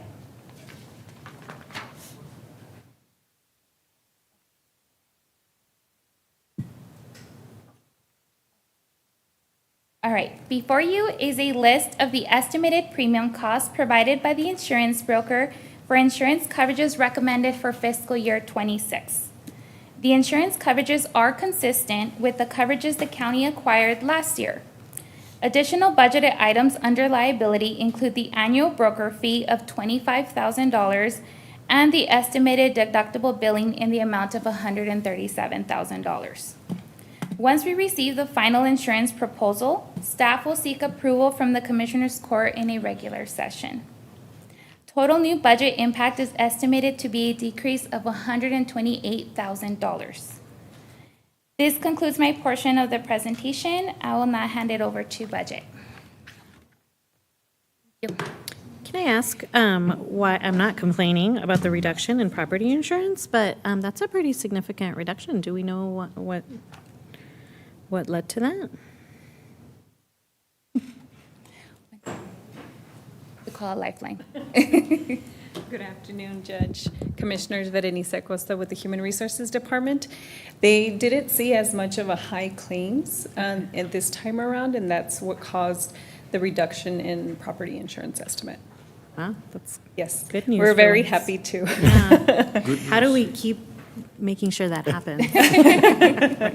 Yes, Less claims. Yeah, so they take into consideration what's happening nationally and of course here in the state of Texas. Okay, great. Good news. Thank you. Thank you. Thank you. Good afternoon, Judge, Commissioners. Melissa Carrillo with County Operations. So over the course of my career, I've worked with budget in one way, shape, or form. But in this past particular year, I've worked much more closely with the Budget and Finance Department. And it really has been an opportunity to work with such a dedicated and hardworking staff amidst some major challenges that have been hitting us on the external world, but even internally with some of our team dynamics changing.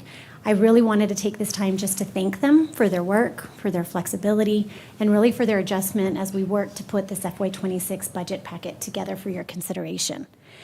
As Betsy mentioned earlier, this is just a recommended budget. We know that we'll continue to work through some changes given what's going to take place over the next few weeks and aim for that budget adoption with you all on September the 15th. But I'm going to turn it over to my team, and Jessica Garza and Gabby Ferro, who are sitting in the audience today, I couldn't have done it without them. The three of us have worked really hard together in the last few weeks, day and weekend, and I'm really excited to turn it over to Jessica to present what we've come up for you today. Jessica? Welcome, Good Jessica. afternoon, Judge and Commissioners. Jessica Garza, Budget and Finance.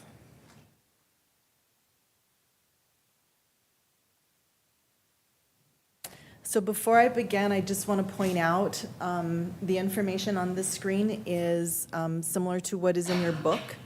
There's always a timing delay when we print your first recommended book and then we make this presentation.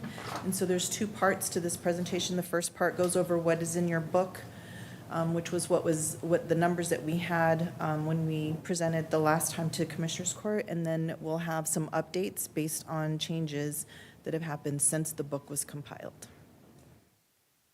So as I mentioned, this slide tells you our total budget is $608,471,219. General fund is 77% of the budget. Special revenue is 17%. Our debt service is 10% of our total budget. Capital is 2%. And the enterprise fund is 1%. As always, we don't include grants as part of our budget presentation, but grants do play a very important role in offsetting the cost for some of our programs here in the county. And I want to say that as of last week when we checked, the county received almost $45 million in grant awards this fiscal year so far. So it is very significant, even though we don't include them in our budget, to know that there are some costs that are offset by those opportunities. We also budget 90% of our unassigned fund balance as the general fund appropriated an unallocated fund reserve to address unanticipated emergencies throughout the year. At the time your book was printed, the preliminary numbers estimated reserves at 4.61% or $20.7 million, and our goal of 8% is $35.9 million. These amounts have changed, and we'll update those numbers later on in the presentation.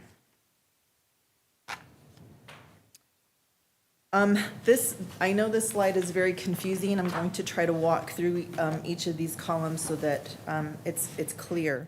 So the first two columns look at our FY25 budget.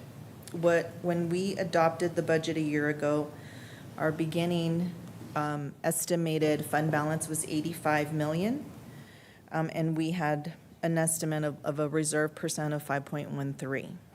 The next column is the actuals. So when fiscal year 24 finally closed, we had a fund balance of $96 million. And at this point, we're looking at like a 7.58% reserve position.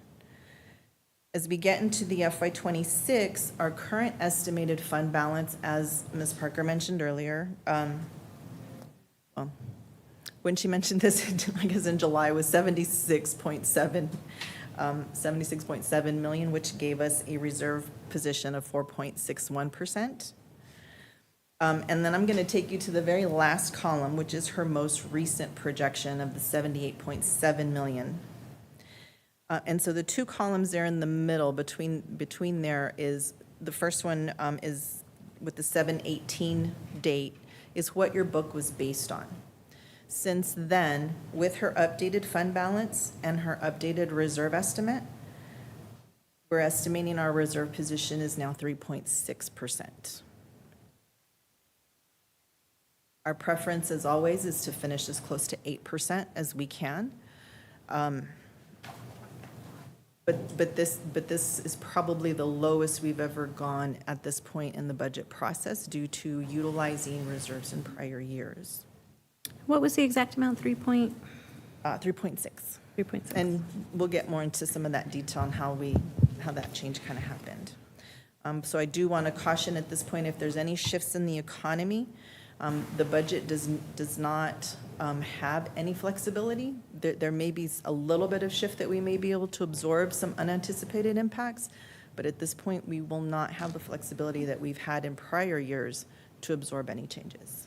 What is our, I know we're starting to hit 8%, but what is our policy? Our policy is actually 10 to 15%. 10 to 15%. So we're striving for 8, which is, And we strive for 8 because we generally know that there's a variance between what's estimated and what the actual is, where we tend to make up that difference. However, these last 2 years, we've not hit that target. right. That's just what I was going to say, is that if we strive for 8% at this point, usually by the time the year end closes, we're at 10%. I think on average, we spend probably 15% less than we actually budget for or something like that, but We also have an under what we budget versus what our actuals is. We do expect that to get tighter getting as tighter, we yeah. tighten our budgets more. As we've cut, the amount of unspent funds becomes less. So the difference in what we were projecting in July as opposed to August is mostly the projected revenues, or a decrease in the projected revenues by about 14 million? Is that what that? I want to say a large portion of it lies in that decrease in revenue. I think we had an increase of expenses between our last presentation and today of about 2.5 million. So But 2 that's million minimal. more in expenses and 14 million less in revenue? And just kind of going back to what Betsy said, as we tighten the budget, remember last year, there were significant elements of our budget that we did not fund. And so that kind of tightens that 15% gap because those funds weren't budgeted. And then this year, we've asked departments to reduce further. So I don't expect that we will be in that same range of unspent funds at the end of the fiscal year. And can you explain what the difference is between, so what is appropriated fund balance and unappropriated fund balance? So the difference between our total resources and our expenditures makes up our total reserve. By policy, we budget 90%. So that would be our reserve. Our reserve amount that's in our budget are allocated, unappropriated. The remaining 10% is not included in your budget at all. That would be the one. That's like for an emergency, that's something that. They're both really for emergencies, but we budget 90% of it. And the reason why we adopted the policy for 90% is we don't know actually what the number is going to be at the end of the year. So we estimate and we budget 90%, and the 10% unbudgeted, unallocated, unappropriated, it may fluctuate a little. It might come in a little bit higher if the year-end comes in higher, better. But that way we don't ever end up overextending ourselves by budgeting a larger reserve than we actually end up with. And we have to budget that reserve to be able to use it correctly? Correct? And so if. Well, you could use it without budgeting it, but you'd have to go ask the state for permission. Right. And we just have found that that process, I guess our trust in that process has always been a question for us. Thank you. And the only time we've used that emergency reserve was during COVID. I think we used 10 million of 10 it during million for- COVID. yeah. Yes. Small business for small the business, FASTER program. Yeah. The largest impact over the last several years to this has been the state's enforcement, the Operation Lone Star. And, The yes, sir. largest single impact. And I would also say the legislation that has really placed a requirement on the judiciary on who they let out of our jail. So there's already, it was SB 6 Senate Bill a few 8. years ago. It was SB 6, SB 6, right? 4 years ago, I think Yeah. it was. And now, just similar to like what SB 9 will do to us this time. So those place, I mean, one of our most expensive operations is the jail. Public safety, holding people, meeting TCJS standards, which is also a state mandate, which is something obviously we want to do. But meeting those standards and those laws are what have impacted us the most. Yes, I mean, so that I think underscores the difficulty and the challenges that we have here as a Commissioners Court locally is you know, there are inflationary effects, that we're not immune to. And, you know, the federal government and the state government decisions that are being made when it comes to funding or lack thereof, as well as on the state side, you know, really burdening us more with mandates that they are not paying for. We need to, you know, talk about that as much as we possibly can, because that's what's driving.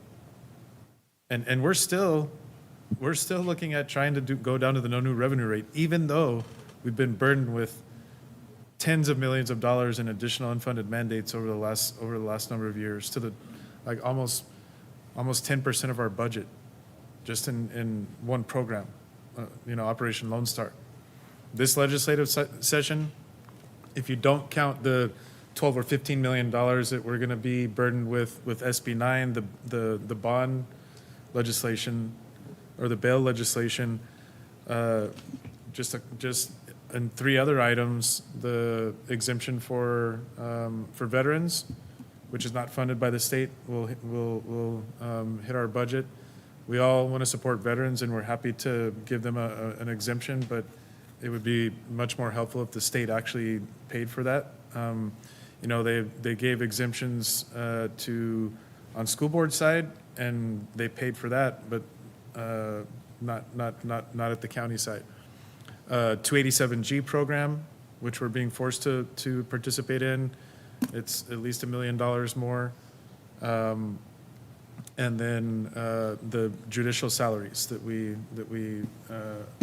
it's going to be close to more than $1 million, almost $1.5 million, depending on what we do, right? So, and just those three pieces of legislation, that's probably like $8 million that the state legislature has hit our budget and has not given us money for. And then we're talking about SB 9 when that goes into effect. And we estimate if you take 300 individuals based on the numbers that Joel ran on last year's, those charges on last year, you take 300 people per day more in custody average at even $120 a day to hold them. That's I think a $12 million impact. So again, the public needs to understand clearly that even though we've been saddled with all these mandates, we are still looking at trying to provide some type of relief. I don't know if we'll be able to do it, but that's what we're working toward. We'll see at the end of it, you know, when the dust settles and when we actually look at the budget register and where we are. But we're, you know, we have the money to pay for it, but we would put ourselves in a very difficult position, you know, if we're leaving ourselves with a 3% reserve. Because if there is an emergency like COVID in the future, or, you know, something else happens, we'll be in a very precarious situation financially if we don't have money in our reserves. And also when it comes to borrowing money in the future, we want to make sure that we have a healthy reserve so that we can continue to have a high bond rating, which translates into a lower interest rate when we're borrowing money. And we're going to have to do that over the next couple of years because of the voter-approved bonds. And I'm glad that Senator Cornyn and Senator Cruz signed on to that same bill to reimburse the state to those and hopefully pass on through local governments that were impacted by Operation Lone Star. That bill is still pending in the Senate. And I'm hoping, I know we sent a letter requesting that they pass it on to, you know, affected local governments like us. Yeah, like directly, Paso not County. pass through the state, right? Mhm. Yeah. So. Any other questions on this? Jessica. To review some information that was brought to you previously, this slide gives you the percentage breakdown within our budget between our salary and fringe, operating, capital, and transfer out. And you can see the slight shift in percentages in those categories as we've tried to maintain our budget at a level amount over the years, and you can see that as some of the areas, such as capital, has decreased because we've reduced that fund in order to afford what was already in our budget for those years. And Commissioner Stout, this is the slide on the unfunded mandates. I know previously we had spoken to you all about having updated criteria for this slide. This is based on the old criteria. As the legislature is still in session, we still haven't done a final review of what all those impacts are. And I don't believe that we'll be able to know what all the impacts will be until after the November election. But we do intend to come back and review some of the changes along with the county attorney who's been reviewing the statutes so that we can kind of give you an update on this report in the future that will include some of those legislative changes to our budget. So right now we're sitting at 53% of our budget, which is allocated towards those unfunded mandates.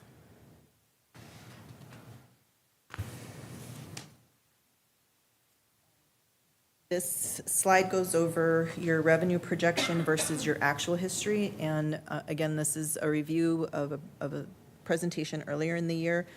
This is one of the variances that we use to calculate more or less what our potential is to pick up some added fund balance percentages. Looking back over the last 6 years, the average annual variance between our revenue projection and actual is 2.34%.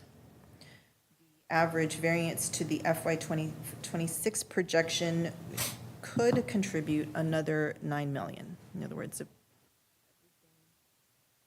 goes smoothly, as it has in years past, it would be an additional $9 million towards our fund balance reserve. Jessica, do we know, though, wasn't the majority of revenue that came in over budget normally related to federal inmates? Coming in much higher than we had projected? I'd have to go back and look at that. I think it's mostly related to federal detainees being higher numbers than what we projected. And so I think it might not be as high as average. And I think you're right, looking at the percentages. If you look in the last column, you'll see in 23, that variance was only 1.4%. In 24 is 1.6%.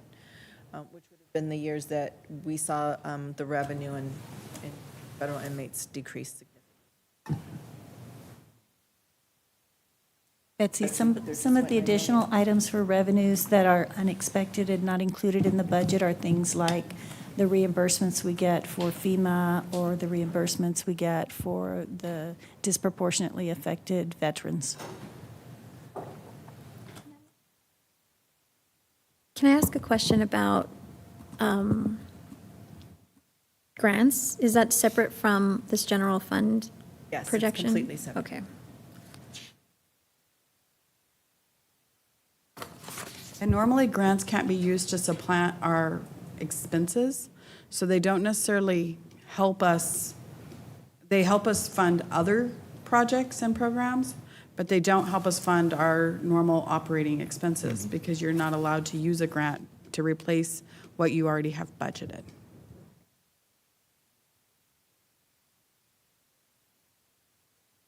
I really think a more conservative estimate for the variance for this coming year would be more around the 1.5–1.6%. And so that's not 9 million, that's more like 5.8 million to be conservative, I think. Revenue from property taxes, again, is our largest source of income for the general fund and makes up 88% of revenue for that fund. On August 4th, you received an update from the CAD on valuations. This slide looks at the progression of our taxable values from preliminary values in May to certified values in July, and then the actual build in October. And so there is still a slight variance in there as well. Usually what is billed is slightly higher than what is certified in July. And again, that's as CAD works through valuations, as buildings complete construction, it adds to the tax rolls by the time October comes around. This is another variance that we factor into our estimate from that prior slide. So comparing 25 certified to current 26 values, the change is 3.5 billion. But we know that those may change by October, by the time October comes around. New construction historically was in the range of $750 million. However, for the last 3 years, we've seen it over $1 billion. FY25 construction was estimated at 1.5 billion, which is higher than last year's new construction that was 1.25. But new construction makes up 2.22% of our total valuations. Sorry, what again, did you say last year's was? 1.25? 1.25.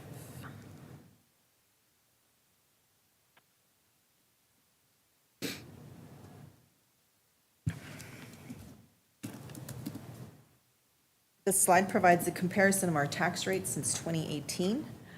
By policy last week, the Commissioners Court did propose the voter approval rate, and proposing at that rate gives you the flexibility to adopt any rate below the voter approval and the NNR rate. The NNR rate would decrease our current rate by 4%, and the voter approval rate would increase the rate by 13%, but would be less than our tax rate in 2021. This chart also illustrates the efforts made by the court beginning in 2020 to minimize impacts to taxpayers as a response to the pandemic, inflation, and the economy.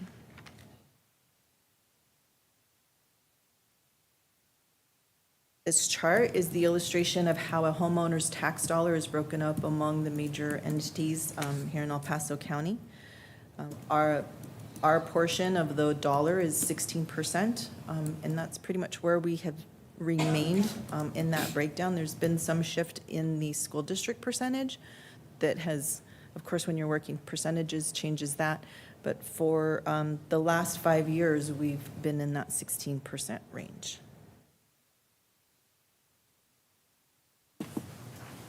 Fun slide. This worksheet gives you the relationship between your taxable values, the certified values, and the tax rates. The 2025 tax year certified values increased just over 4.6 billion, or 6.8% over the current 2024 tax year property values. Home values in the county rose from 200,956 to 216,726, which is an increase of 7.8%. As presented earlier, the no new revenue tax rate, as calculated by the tax office, is 0.409349, and the voter approval rate was 487,797. At the voter approval rate, we could generate an additional 56 million over the no new revenue rate. At this time, I'd like to call your attention to the column in the blue box. This is what we discussed earlier today with the UMC rate. This is our our NNR, or no new revenue maintenance and operation rate, plus the new debt rate. So you'll note that the difference between the no new revenue rate, debt service amount, and last year's debt rate is the amount of the increase for the M&O NNR.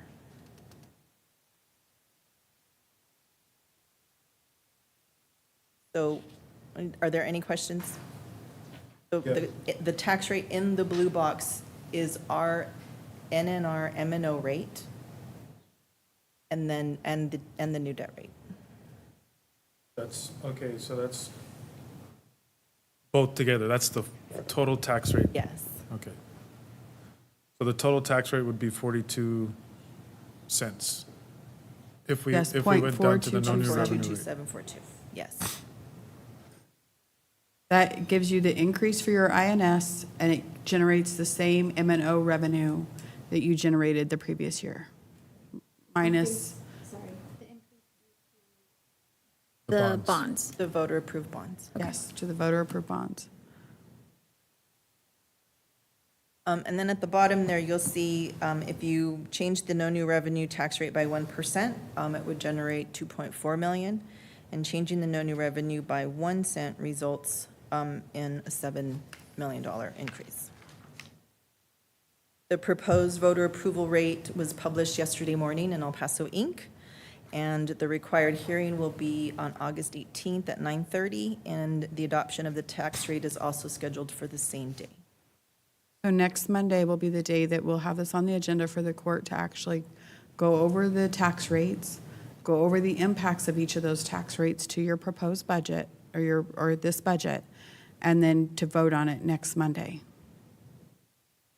I know you're going to go over this in the next slide, but the notes I'm taking, just so I understand, and so that our residents can understand. So,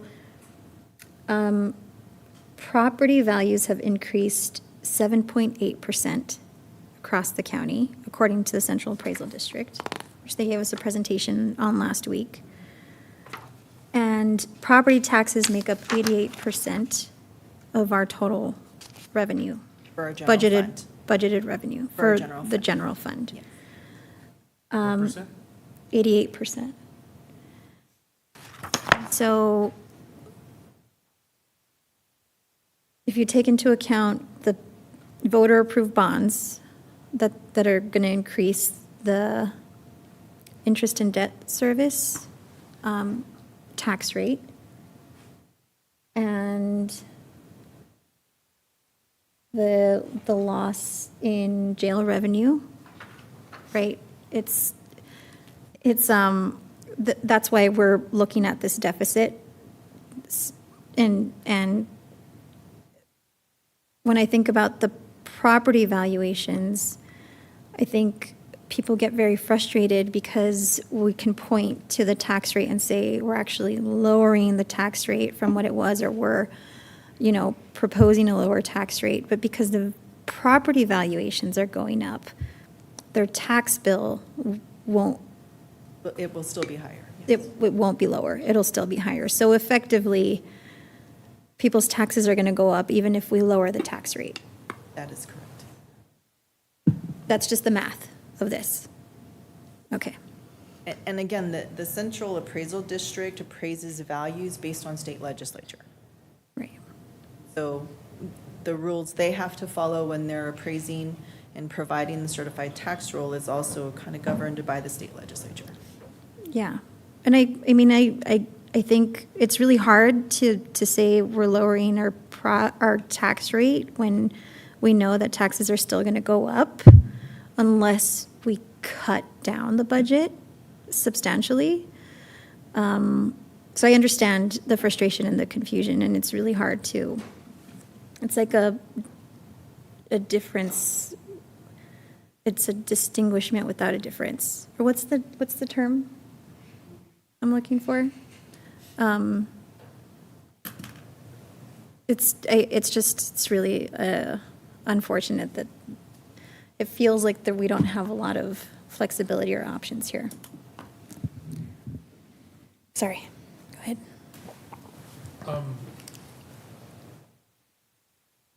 I've got a question. So, I guess it's on the next slide. Okay, I'll let you present the next slide, Jessica. Okay, great. So this slide gives you the revenue that would be generated at each of the tax rates, as well as the impact to the homeowners. And at our current, let's go to the no new revenue rate. So even at the no new revenue rate, it would be an increase of $2.54 per month to each of the taxpayers. At our MNO NNR plus the new debt rate, it's an increase of $4.96 per month to the homeowners. Our current tax rate, which would generate an additional $21.8 million, would be an impact of $5.60 per homeowner at the average value.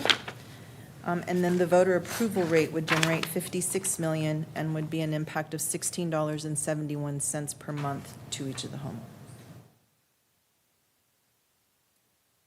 We broke it down on the slides on the bottom so you can kind of see the difference between the M&O impact and the interest in sinking or the debt service fund impact. And I want to point out that by going to the NNR as presented by the tax office, without consideration of the voter-approved debt, we would lose 9 million in revenue that we would have normally captured had there been no increase to the INS. And that would be an additional cut we would need to go find out of the budget. So I guess my first of all, I'm confused a little bit on the top chart. It says the current rate, and that's the full tax rate, that's M&O and INS. That's what it is today. That's what it is today, is 42.6 pennies for $100 valuation. And if we are at 42.6 pennies for the tax rate for this next year, that would bring in an additional almost $22 million? Yes. Okay. But a big portion of that would have to go to the INS payment, would it not? We'd have to adjust within, and most of that would go Okay, so to- maybe that's where I'm confused, because I looked down at the M&O plus new debt, the last line, the M&O, no new revenue rate. And it's lower than the current rate. It's 42.2 pennies, but it's only generating $9.6 million. So how is a lower rate generating, that much less? Because well, I'll let you answer, Jessica, but I'm pretty sure we're not counting the INS it's payment. only about half a cent difference, maybe 0.4 of a cent difference on the tax rate, but it's generating $12 million less. Right. How does So, half so a that penny- column is just, that top part is just M&O, does not include INS. So even though the tax rate is 426323, for that column, we've only calculated the M&O. But in the first line item, So then if I go down to the box in the blue, the graph in the blue, basically that 42 cents is altogether, not just the M&O. That's correct. And if you go down to the box in the blue on the left, bottom left, then you see the current M&O rate is 37 cents and the no new revenue rate is 34 cents. So that's the difference then. The difference. But it's saying down there on that box that it's 9.6 million less, because if it's in parentheses, that's a negative variance, right? That's correct. That's So- because we would be foregoing the penny and a half that went to debt service. Right, but up here so this is why I'm I know. confused. So up here, the M&O, NNR plus new debt is the same value, 9.6 million, but that's a positive variance. Because that would include the increase to the M&O of the penny and a half of the voter approved it. Yeah, it still confuses me. it is But we have to add that. It is confusing. So when we do this chart, we look at, okay, if we had the same tax rate today, Yeah. what does it do for us on the M&O side? Right. So if we have the same tax rate today, with the M&O being 37.6 cents and then the INS going up to the more than 6 cents because of the voter approved bonds, then we would generate $21 million additional. You would generate, so if you kept the current rate of 0.376 Yes. and you adopted the INS rate to include the voter-approved bonds, you would actually generate more revenue because of that increase on the debt service.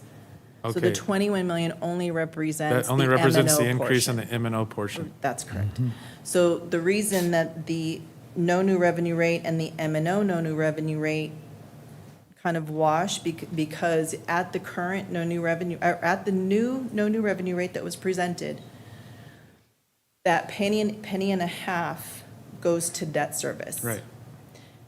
And at the M&O and NR rate, we keep that penny and a half in our M&O side, and it equals the $9 million. $9.6 million. So if you go the no new revenue, you're foregoing that penny and a half of revenue. Right. And so I just want to be able to understand what at the M&O, NNR plus new debt, where we're talking about the annual difference to the homeowner, which is $59 a year, $4.96 a month. What amount? What part of that is due to the voter-approved bond, and what part of that is due to property values going up and our no new revenue rate being where it's at? So the 9639 would all be M&O increase due to the valuations. Valuations, right. The yeah. debts, the INS is not included in that 9 million at all. Okay.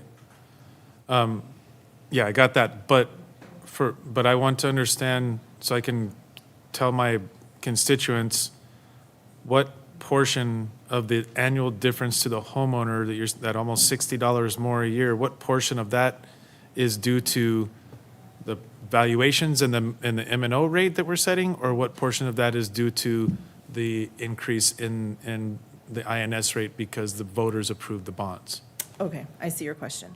I will have to go back and recalculate that for you. Okay, that's what I would like to. And then I can have that for you next month. That's what I'd like to understand, because I want it to be very clear that Right. the voters approved a certain Got it. amount of increase. If you go back to the previous slide, Jessica, I think this is a clearer breakdown. So if you take what the voters approved, the .063597, that generates $45.7 million in interest and debt service. How much? 45.7. Okay, that's the Which- bottom line, that's the bottom very line down there? Which we were generating 33.8, but this is an increase of about 12 million, which is about our annual payment on our debt. That's due to the election. So and then if you look at the M&O line there. Which one, on the bottom? The one right above, yes, under expected property revenue. Yes. The no new revenue M&O rate at .359145 would generate $258,500. And the only difference between that and our current rate is the new property The growth. Right, the 1.5 billion in additional Yes. property value. Yes, That doesn't have to do with property value increase, it's new properties on the roll. correct. So that's what is generating, and that's based on the .359145. Right. Which is less than our current M&O. Yeah, right. And So then, yeah, I understand that.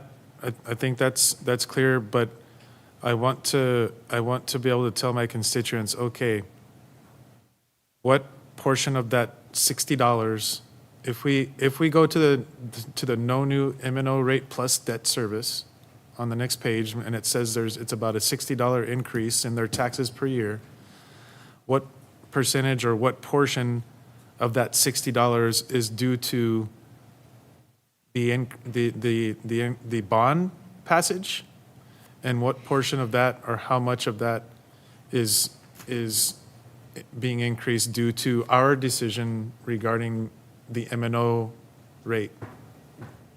Commissioner So, Stout, if you took. I don't think any of that is due to the debt service. 100% of that 9 million is only M&O. So the Right, but the 460 5947 is the actual tax rate increase to the average home value. on Right. M&O, on the M&O side. No, It doesn't Yeah. include the The INS. 9.6 million is the increase due to the M&O rate because of the additional properties on the tax rolls. Yes.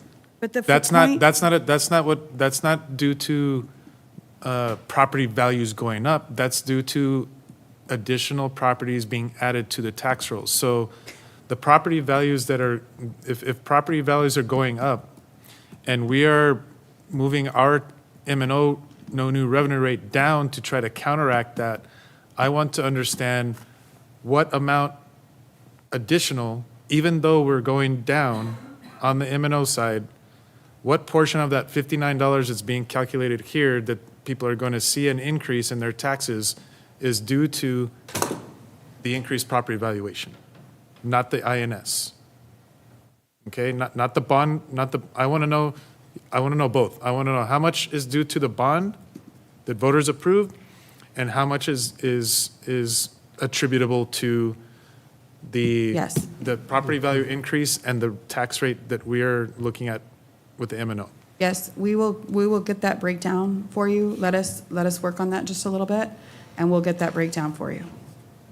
Yeah, I mean, because I mean, we hear a lot of people that are upset about us increasing taxes, right? And so I want to be able to show that we're doing the best that we can and how much we're trying to cut into that increase in property values. We have to show, say, look, the voters approved this amount for the INS side. That's not something that we can touch. That was voter approved. Commissioners Court did not make that decision. The voters made that decision. What portion of the tax rate is attributable to the decision that we're going to be making?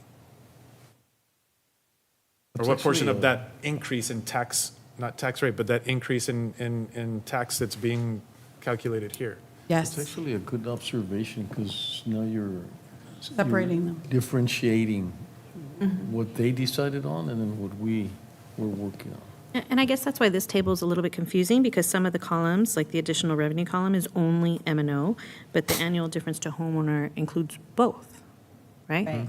So I don't know if there's a way to split up that column into the two components. Just really quickly, I think if you look at the no new revenue tax rate is $30.44.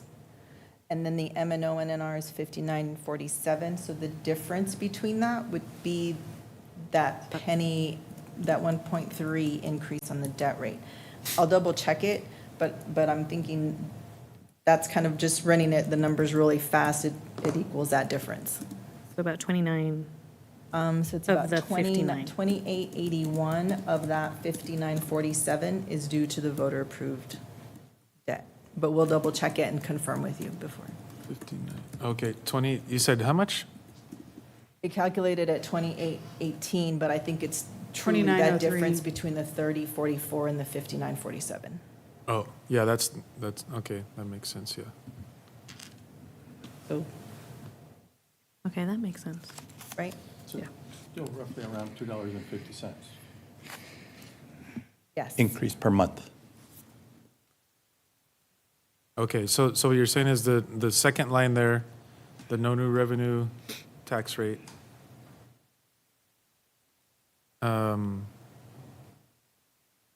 Right, so the no new revenue tax rate is a $30.44 increase per So- year. Okay, but that 40.9 pennies, that's the no new revenue rate? Yes. Okay, And that's the 'cause one that 'cause- actually sees a decrease to M&O. Because what Right. the state says is, this is truly no new revenue. Even though you have voter-approved debt, we're not giving you any additional money to pay for it. You're going to have to lower your M&O and increase your INS Okay. without there being a net new revenue. So then on the blue box below, it says no new revenue tax rate is 34.5. And that's just the Just M&O just side. M&O. Okay, so You take that 34.34, and then you add the .063, hold on. And that gives you the take .40. 34.57? No, 5.7. I don't see 34.34. The 345752. Okay, And if you add the .013597. 63597. I'm sorry. That's that total .422. that's the 40.9. Right, which is actually lowering our M&O and increasing INS to still have the same net tax rate per $100 value with no new revenue. Now, what we're saying is, if you take what the voters approved on your INS side, that's the very last line. That's the .422742. Right. Which is not. So what we're saying is voters approved, not just, what they approved is going to cost on the INS side and on the M&O side. It will really, no, it'll be on the INS side. Okay, because then that 42 pennies is that additional 2 cents between the no new revenue tax rate and the M&O NNR plus new debt. It's 1.3, it's 1.3 cents, which is the debt. I think it's clearer on the previous slide. I think so too. The previous slide is much easier to see. So it's 1.3 cents on the M&O side because of the debt that voters approved. Yes. So if I may, on this slide here, the state requires us to show you what is the second column, which at the top says no new revenue rate. If you go down, you were going to go down about 6 or 7 lines to where it says total tax rate. And you see right there where total tax rate for M&O is .345752. Yep. And below it is .063597. Right. Well, but what they're saying is this absolutely generates no new revenue other than growth, Right. the new properties. The 1.5 billion. Yes. Which, to do that, you have to, they're taking your money from your M&O side and reducing it to make your payment on the INS and not having taxpayers pay for what they voted for themselves. The next column does have the voter pay for what they voted for. So the next column, which is no new revenue M&O rate, look at the difference. Again, we're down there on the total tax rate. Instead of it being .345, they're adding the 1.3 cents in there, and that's where you get the .359145 for M&O and the .063597. That is truly what the voters voted for, and no new revenue on M&O other than new growth. So this is what voters truly approved, is this blue outlined box for as far as the INS side, Okay. without reducing your M&O for it. Okay. I still would like to see the division between what the Absolutely. INS and the when it comes to what decisions, I mean, whether we go to the voter approval rate, whether we go to the no new revenue rate, M&O, or the regular no new revenue rate. Absolutely. We'll get you the very detailed breakdown. Thank you. Sorry for that. Great questions. Okay, good question. Confusion on my behalf. Okay, this next section of the presentation is going to go over the changes since your book was printed. In the blue are those changes as our county auditor presented this morning. The fund balance that she's estimating has gone up to 78.7 million, but her revenue has dropped to 386 million. And then in the expenditure side, we did see a slight increase of expenditures to 451, which gives us a reserve position of 13.8 million or 3.07%. So that is where we stand as of today. And we continue to review the department submissions as well as work with the county auditor on revenue projections to follow up to see if there are any other opportunities to gain additional revenue or to gain some savings on the expenditure side. And at this point, I'm going to turn this presentation over to Gabby so she can go over some of the major operating changes. Before you leave this slide, Jessica, a couple questions for Barbara. On your projected beginning balance or revenue, have you accounted for what we believe will probably be somewhere around maybe $6 million or so in ARPA recovery, or the $4 million in reduction to risk pool fund. Not the $4 million in risk pool, because that's not going to be the projected beginning balance. And we're not including that. That would be, I believe, Jessica, you told me that is included in the budget right now.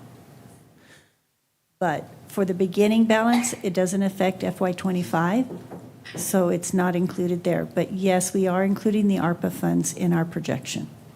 In this slide, it does include the ARPA recovery that we're working on? Yes, it does, on the projected fund balance.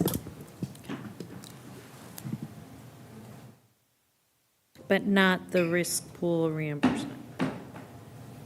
Well, the risk pool agreement that they talked about today will be in your FY26, not in FY25. Okay.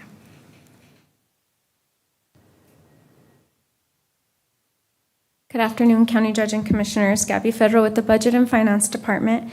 As has been discussed throughout this whole process, we did request a 5% decrease from all countywide and on the allowable operating accounts. And we do want to thank our departments for supporting us and with those reductions. At this time, I'm going to be going over major operating changes that are greater or less than 10% and higher or lower of 50,000 changes. As we've been mentioning, there are still some changes that are happening. We're still reviewing some accounts, and so these amounts may change by the time we bring the budget for the adoption in September. So some of the ones that I want to highlight here, and of course, if the court has any questions on any one in particular, we can answer those questions. On the Council of Judges, we do want to bring to your attention that about 1 million, a little over 1 million of that 1.5 decrease is related to the capital murder account that we had to pay out for the August 3rd trials. On the district attorney, we've decreased their criminal affairs account, and on the public defender side, we've increased it as they are anticipating to close out more accounts. The county parks was an adjustment to the utility accounts, being that they are taking on 9 new parks countywide.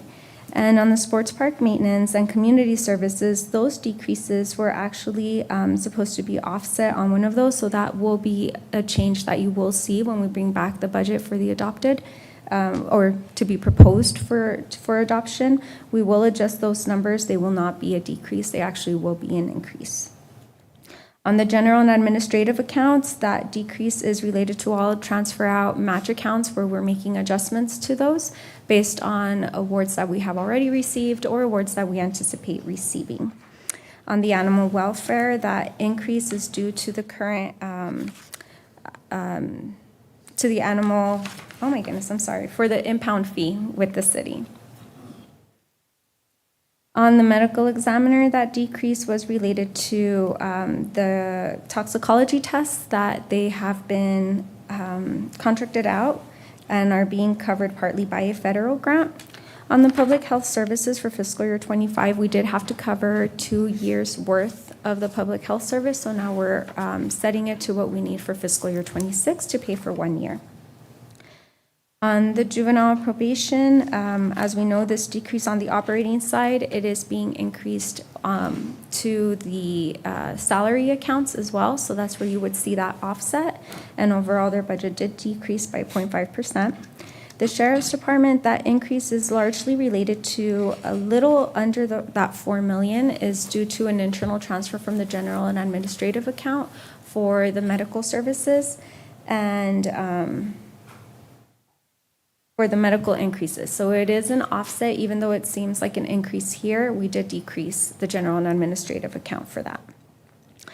On the public works, the county mobility projects, I'm sorry, that 5.3 million, about 4 million, 4.8 million of that was actually a decrease due to the I'm so sorry. The county mobility projects, how they're shown here, they cover both match accounts and the regular budget for it. And about 4.8 of that was the decrease to the Bob Hope sidewalk purchase that was reserved under our budget, but is now being covered through through alternate funding. Do we have any questions on any of the other ones? I do. The Sheriff's Department, just going back to that, I thought that we were looking at a substantial increase for them due to the collective bargaining. So that is on the salary side. Okay. This is only on the operating side. This is only on operating. Yes. Okay, for transit, that increase for operating, isn't it offset by grants we get from TxDOT?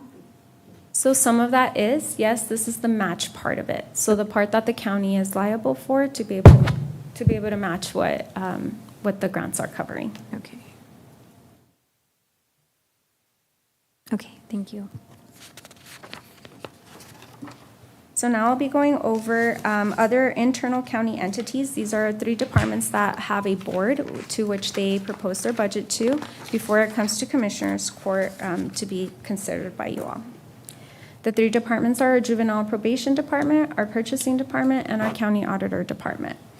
As mentioned earlier, the Juvenile Probation Department did do a decrease of 0.5% from their fiscal year 25 budget to their fiscal year 26 budget, and they have an overall budget of $31 million, which includes the general fund and the special revenue, and of that 31, $22.5 million is the general fund covered. In purchasing, the board approved a $2.84 million budget.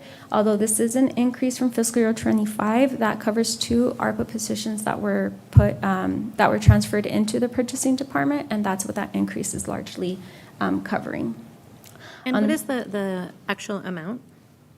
The 8.4%, what does that translate to into dollars? Into dollars, give me one. It's like a $96.5 dollar increase. Okay. 96,000. I had a question about the purchasing board budget also. Because in the budget book, it wasn't, I'm not sure, did we look at it, Betsy? We did. it It's have the 3 categories together. It's the mailroom, the 3 together add up to the 2.84 million. And so it doesn't include the capital project It doesn't request. include the $300,000 that we funded from interim capital Yes, for no, the it does Sabata not. warehouse. Okay, so this could be considered a fully considered budget by purchasing? The full operating budget, not including the capital, is 2.84. I need to double check. I think in my book, I thought there was 100 in capital. Oh, they did. They added 100,000 in capital for something. During the budget presentation in December, they added $100,000 in equipment to their budget. And we allocated 300,000 for the Sabata warehouse the improvements. warehouse a few months ago. But I think they were asking, and budget can correct me if I'm wrong, but I believe they were asking for $100,000 in operating equipment. They requested it, but budget did not end up including it in their budget. So the 2.8 does not include. The 100,000, it does not. It doesn't include the No, so 100,000. the board approved it as a department keeping in line with what we did countywide. We did not include it on the recommended. So that 2.84 does not include the 100,000 for small equipment. Okay. And just so the Commissioners Court knows, the purchasing board reviewed this budget and voted on it in December of last year. Yeah, Before we had issued our budget direction. Yeah, I mean, that was one thing that I was going to ask because, I mean, purchasing is not one of the mandated, state mandated departments, right? No. And so we have a budget approved with an 8.5% increase when we're trying to cinch our belts. Let us so to go speak. back. And it seems to me that that's not what's happening in the purchasing department.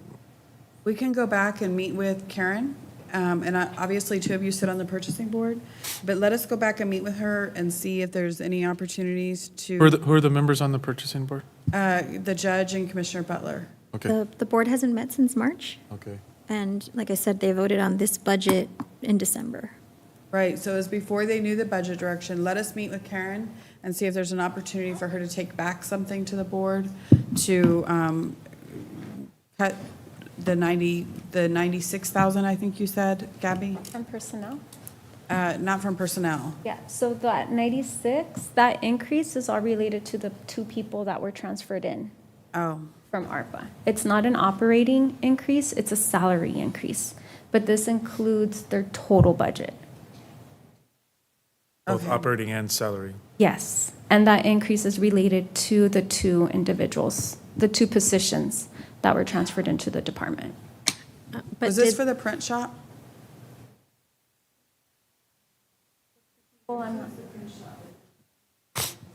The two positions, I'm not sure on the title of those. I'd have to go back and check. But it sounds like the department didn't do the 5% decrease operational decrease that everyone else did, right? Because the budget was approved so early. Right. So let us go back and talk to Karen, and then I imagine she'll go back to the board with any proposed changes.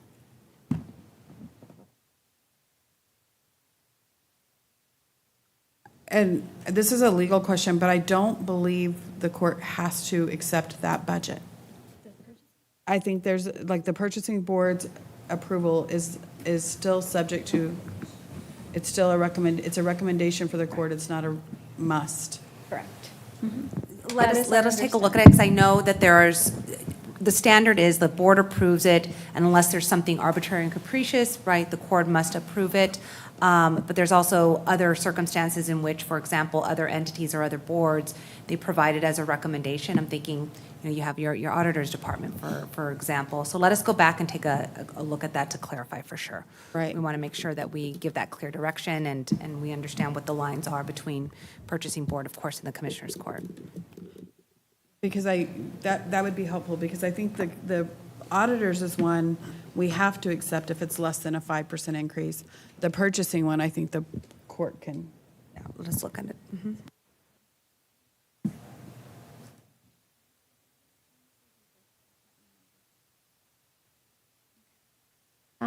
And the last internal county entity would be our county auditor, which, as we mentioned, they have an $8.4 million requested budget, which is a 2.5% increase from fiscal year 25, which still falls under their 4% statutory. 5%, yes. But does this budget also not include the 5% operational, or it does? Yes, they did. Okay. Mm-hmm.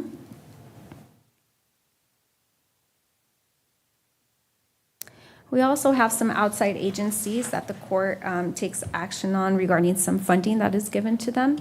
The Crime Stoppers and Project Arriba presented to the court on July 14th. Both of these outside agencies did adhere to our 5% decrease, and so they are included in the budget for Crime Stoppers at $9,500 and for Project Arriba at $142,500. Lastly, I'm going to go over the other taxing agencies. We will hear from ESD1, ESD2, and the UMC next week regarding their overall budget. UMC, we did hear from them last week, but they will be here present next week as well for the property tax. For the tax. So our ESD1, they're proposing a budget of $21 million, which is a decrease of $358,000 or 1.93%. The district board voted to propose a property tax rate of the 10 cents, which is the cap that they have, and that's broken down by 0.06 cents on the M&O and 0.039705 for the INS, which is the same tax rate as last year. On our ESD2, they will be proposing a budget of $23.95 million, which is an increase of $852,000 or a 10% increase. The district board will be proposing a property tax rate of 0.087138, which breaks down to 0.057487 of M&O and 0.029651 for INS. This is a 0.008282 increase from last year. And just to recap on our UMC, they are proposing a 1.9 billion budget, an increase of 200 million, or a 12% increase. The El Paso Children's Hospital will be proposing a property tax rate of 0.243932, which breaks down to 1.82424 of M&O and 0.061508 for INS, which is a 0.024406 increase from last year. These are the calendar, the key budget calendar dates that are coming up. On August 18th, which is next Monday, we will hear from our ESD1s and ESD2 for their tax rate and their budget adoption. We will go over the county and the UMC tax rate public hearings and tax rate adoptions, and they're posted for 9:30 next Monday. And on September 15th, we will bring back a proposed budget, have our public hearing, and the adoption of the budget at that time. If there are no other questions, I will turn it over to Ms. Jessica Garza. We have Ms. Karen Davidson that wanted to comment on some of the information you just went over a moment ago. Hey, Karen, welcome. Before we do that, I just wanted to let the court know that purchasing did do a reduction in their budget to their contracted services account. And so this increase is truly related to salaries and fringing. Great. Hi, Karen, you want to comment on that, please? Good afternoon, Judge and Commissioners. Thank you for the opportunity to comment. Karen Davidson, your county purchasing agent. We did reduce, as Ms. Garza said, the 5% off our operational budget as asked. We also, like all the other departments, gave up our operational equipment money, which was $100,000. So we did reduce $120,000 from our operating budget. We did receive one ARPA-funded position. We did not receive two. So I'm not sure where these figures came from, but I show a reduction in my budget that my board approved, and I just would like the numbers to be recalculated. So Thank just you, to, Karen. we will regroup with Karen. To be clear, there was not a $100,000 equipment budget. The department requested that, but like everyone, those budgets were zeroed out in FY25. But we will regroup with her. We show her FY25 amended budget for the largest division of her budget at $2.38 million, and we show FY26 at $2.435 million. And then about a $2,000 increase for purchasing mail, and about a $40,000 increase for purchasing print. So we need to regroup with her on what those increases are and what they're driven by. And we can update the court next Thursday when we do the budget update during the special meeting. Thank you. Okay, thank you, Karen.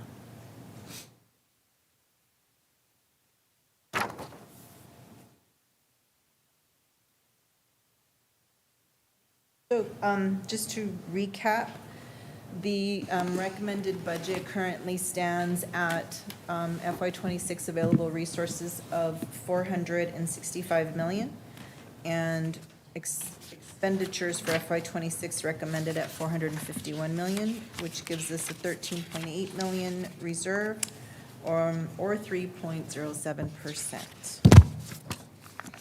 We expect to have the certified values by August 25th, after the FY26 tax rates have been adopted by Commissioners Court.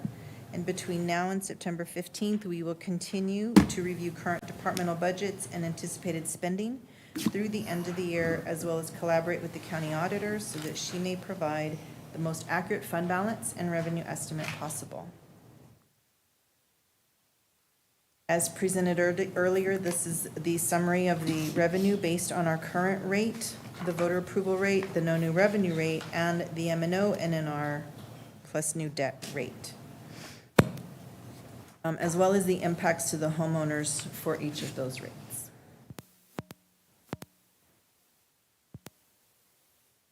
Following section of this presentation provides a summary of impacts that are included in your recommended book. Any changes to new impacts will be reflected in the proposed book. So starting off with revenue, as Ms. Parker stated earlier, she's anticipating a reduction of revenue of 11 million.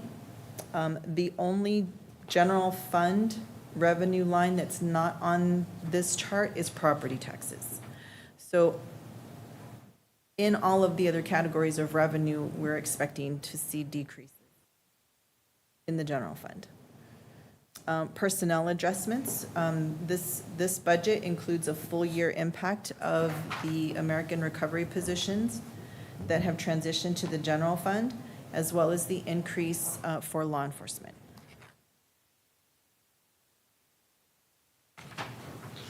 Indigent defense has increased over the last 3 years, which necessitated a true-up on their funding for FY26. We are still working with them to get a better estimate. So it was a $3.5 million increase for FY26. We're hoping after we catch up on some vouchers that we may not need that much, but the 3.5 is included in this FY26 budget. Grant match adjustments. The four that are identified here have been in part of our sustainability presentations for the last 3 years. As you can see, we've transitioned 3 of the program personnel into the general fund already. That leaves the personnel from the 65th Judicial District program still on that sustainability plan. We anticipate that in FY27 we'll need to absorb the remainder of those personnel should the Commissioners Court choose to continue those programs. Next, we have a quick analysis of the CPI increases due to inflation and operational needs. I need to point out there's an error in the little percentage chart. Operating did not go up 168%. When we calculated it quickly on Friday, we included the fund balance. So there's an additional 20 million in that total that should not have been in there. So the operating increase is actually 116 or 16% over 5 years ago. But this is just to give you a picture of how our costs have increased in operational needs with the departments for the last 5 years. And then we have fiscal year 2026 additional impacts of the legislative mandates. Do you want to cover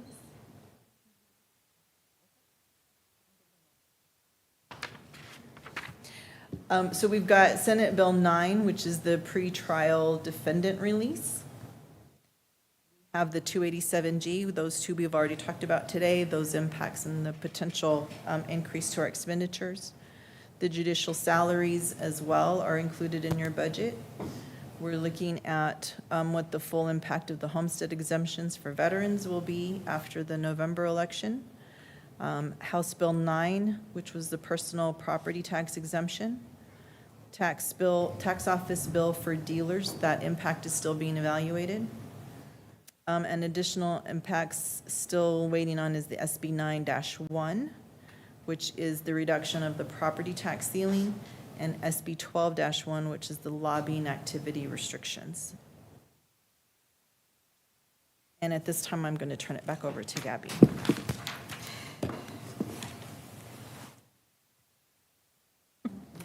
Okay. Thank you. Throughout the year, County Judge and Commissioners, we had been presenting monthly on various budget registers to keep the court updated on action that had already been taken or some potential action that we were expecting to be taken, and some alternative fundings and grant match applications as well. So I do want to point out that everything we're going to go over right now is already included in the budget, but we just kind of wanted to tie those two together from what we've been doing monthly, so that now you guys see it in your budget. So the first register that I'm going to be going over is the approved budget register. It includes the CLEAT that was approved September of 2023, other commitments that were approved throughout agenda items throughout the year. We have a grant match for the BJA Justice and Mental Health Collaboration, the equipment lease purchase agreement with Schneider, a grant match in Texas Department of Agriculture, another transportation, public transportation match, the TxDOT Federal Section Rural Area Public Transportation, the detention sergeant and district clerk, court clerk positions, and the judicial salaries that had, as we mentioned in the last one, the last slide. All these impacts that were approved throughout the year equal 9.58 million, which is 0.01 cents of your tax rate. Some of the potential future impacts that we had been brought up to the court, this list was a little bit longer than what you're seeing here. So these were just some amounts that we did wanted to bring up because from the potential that we had in prior months, some of these amounts had changed. Some awards have been withdrawn and other changes have happened. So for example, on the web RMS, we had been budgeting it as a potential impact of about 1.2 million. And through our ITD and Ms. Melissa Carrillo and discussions with the cities, this impact went down from the 1.1 to 350,000. But all these items that were brought, the last two, we heard from our Human Resources Department a little bit earlier, so those amounts will be adjusted based on the new information that we have been receiving. But currently, the way it stands, it's a $2.5 million impact, which is 0.003 cents.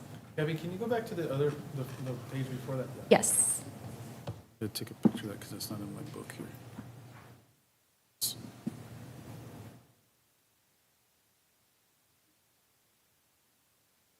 The grant match application register has remained the same from how we had been presenting it monthly.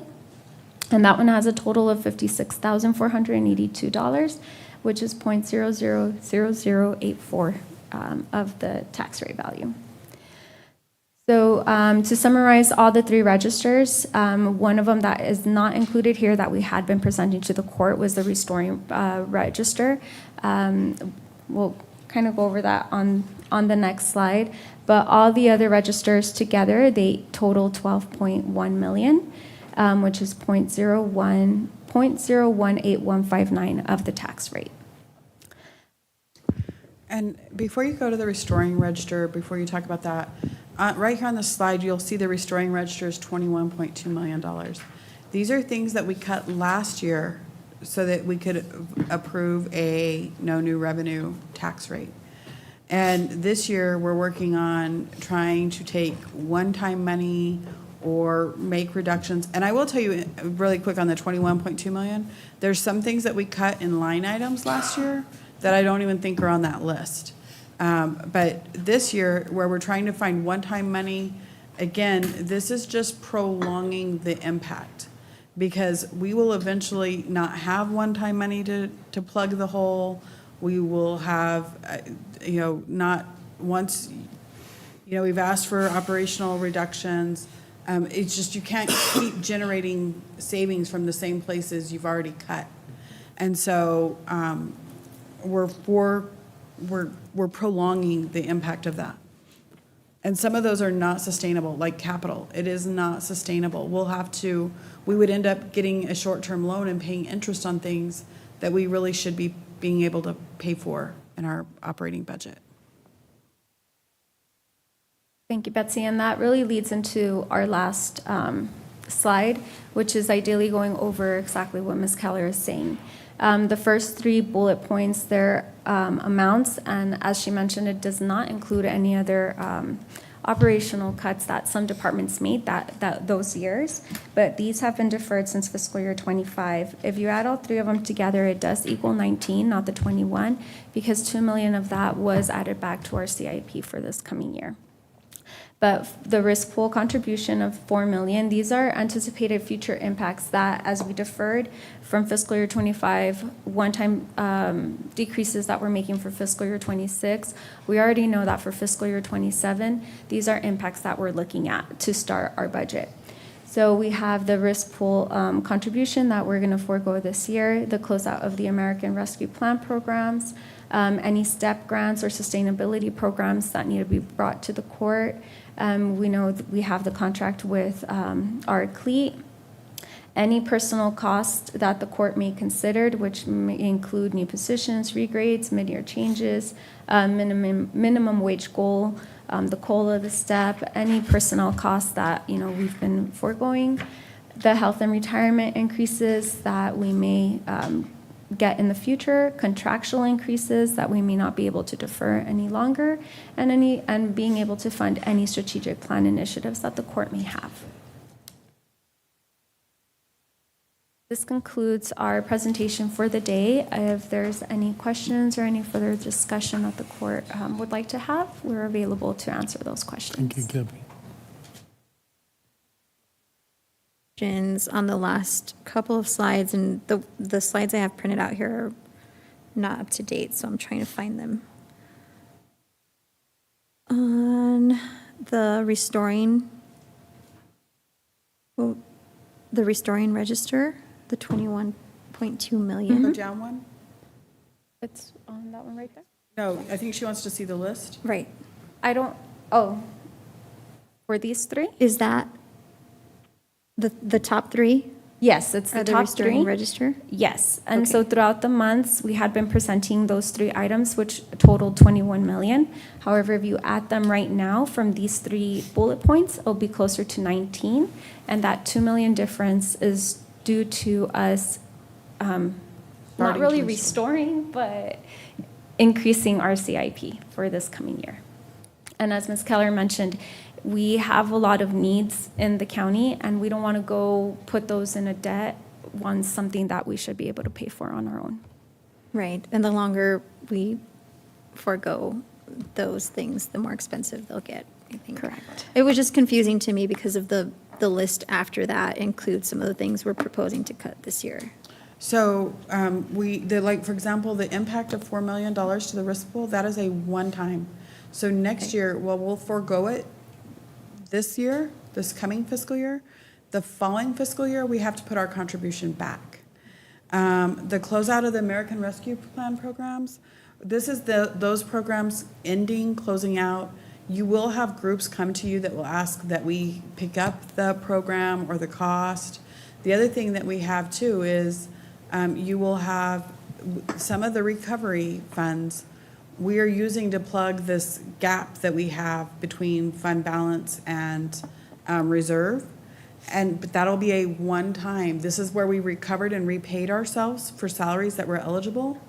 But this will be a one-time opportunity. It won't be there next year to pull that money. Right. And then on the STEP grant sustainability program plans, this is basically if we have any more grants that are on we got it the first year they paid 75%, 50, 25, with the goal being the next year we pick up 100%. I'm not sure if we have any more grants on that type of program right now. We need a grant analysis on that. And then we will have another CLEAT increase next year of 5.2 million. So these are all anticipated future impacts. It's the first ones that are the first few that are restoring. Yeah. I understand that now. I just think maybe the restore should be a separate list. And then I understand what you're trying to communicate by listing future impacts. It's something to be aware of. I had one other question on the grants schedule that you showed us. The bar graph.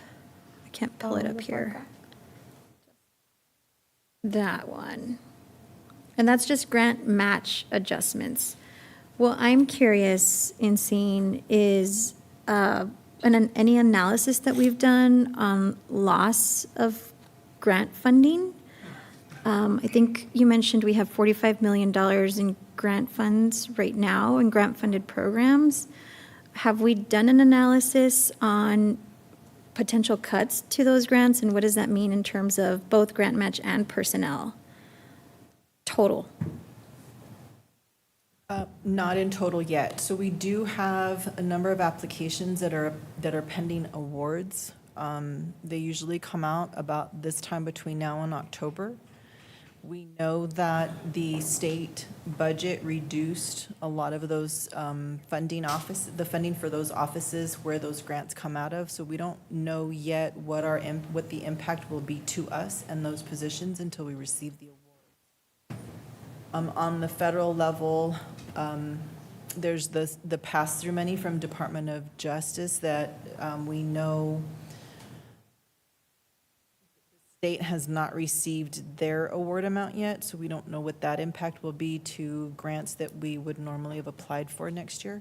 The four on this are the ones that have been through the Office of the Governor that back in 2021, the state said they would reduce the amount of the grant award by 10% each year, and then in the fifth year, they would no longer fund it. So these are the main ones that we knew the funding was going to run out at some point. And so the county attorney, the sheriff, and the district attorney's office, they've already begun shifting their people into vacancies. Which is Other why- vacancies, not grant Other funded. vacancies, yeah, you're right. Sorry. So it looks like their match commitment went down, but it just shifted into the general fund. Right. But they're not, just to be clear, when you say their match commitment went down, they went into vacant positions not associated to the grant. Correct. Right. Vacancies, this isn't us making Creating those new assi- positions. Right. Okay.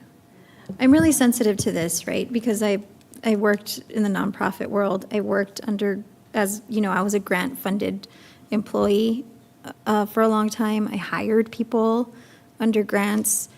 And as much as we want to be able to absorb those costs and keep everybody indefinitely, if we know that grants are going to start dwindling down, the best practice then, a long time ago, was it's clear on whatever job description or opening, this is a grant-funded position through this date. And so you knew going in that there was a possibility that that position could end. Do we do that anymore? We don't generally do that.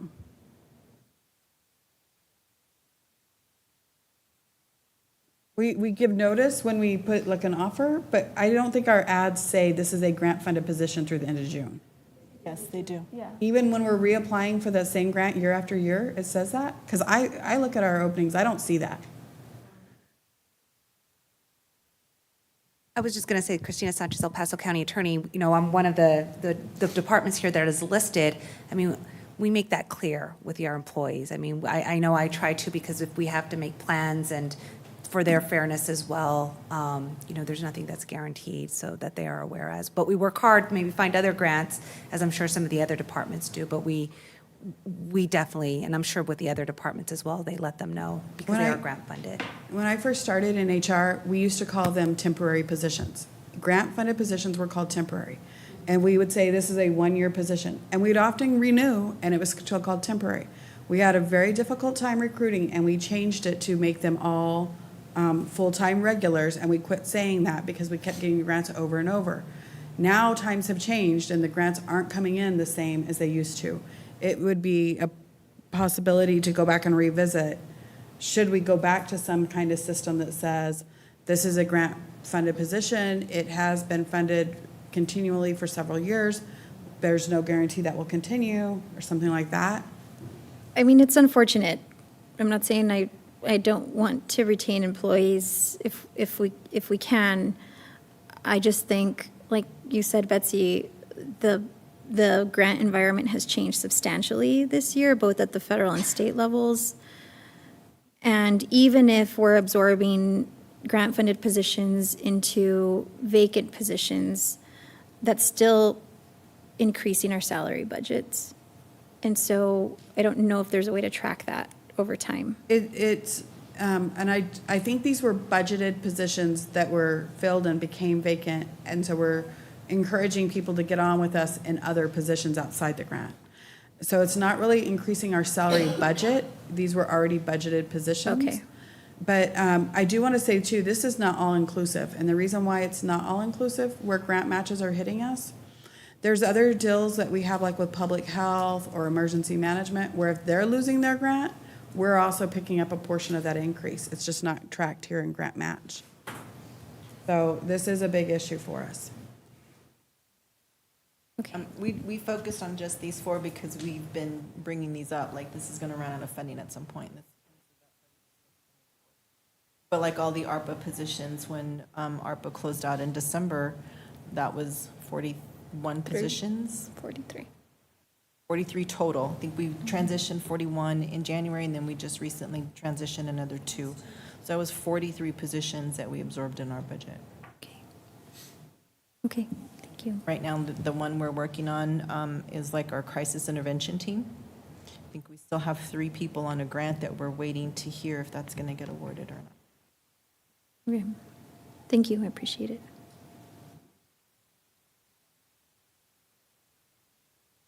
Thank you. We have members of the public wishing to speak in public comment. Do we have those folks online? Yes. We will start with Minerva Torres Shelton. Stand by, please. Just want to remind the public that public comment is limited to 5 minutes per person. Everybody's being timed. Thank you.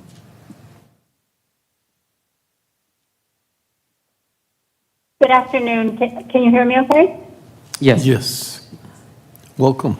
Again, thank you. Good afternoon, commissioners and judge. I know this is not my first time speaking on the budget, so I want to say thank you again for the opportunity. Again, my name is Minerva Torres Shelton, and I am here as a very concerned taxpayer. Based on the new CAD values for 2026, property owners are looking at an additional 336 on the average home in El Paso, broken down to 83 from the city of El Paso, 181 from the county, and 72 from UMC Hospital District. That means that the county and UMC combined are increasing taxes by 253. We cannot keep asking taxpayers to shoulder more and more without considering the financial strain this puts on working families, retirees, and homeowners on fixed incomes. Many are already struggling with mortgage rates and rising costs in every area of their life. Please don't think this as a number on a piece of paper. This is going to affect families and their groceries, medicines, utility bills. We need real fiscal responsibility, not just bigger budgets. And yet, this year, the county spent $1 million for the deck plaza and approved trips, knowing full well the financial situation we were facing. I watched the hearings, and I know your chief administrator has been alerting you since February of this year. But for unknown reasons, her concerns went unheard or were dismissed. Also, another thing that I've been hearing as I watch some of the budget hearings is I've noticed how some judges, city personnel, attorneys have asked for raises. And I have seen how you struggled to make those decisions or to say no. Commissioner Coronado just said they are part of our county family. When the defense attorneys were asking for non-prosecutorial attorneys for the longevity pay. So I ask, what can I and El Pasoans do so you can see us part of your family too, so you won't increase our taxes? And yes, I'm fully aware that the tax rate, even if it stays the same, it's going to increase because of the market value. I urge you to take a hard look at where cuts can be made before passing another record tax increase onto the people of El Paso. Thank you so much for the opportunity. Thank you for your time. Appreciate it. Next, we have Max Grossman. Can you hear me? Hello, can you hear me? Yes. Yeah. Welcome, Dr. Grossman. Thank you, Judge and Commissioners. Thank you for the opportunity. As I'm sure you know, whenever there's taxation on the table, I often call in or appear. I want you to think, please, of the number $336. $336 is how much more the average homeowner will pay in property tax if you go with the voter approval rate. Okay. An average home, we're told, is $221,726 for the upcoming fiscal year. We know that UMC is raising our tax by $72.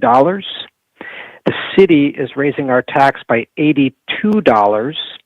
And no matter how much our mayor and members of city council talk about the decrease in the tax rate to try and deceive the public, we're not fooled. It's an $82 tax increase from the city, which is 4.3%.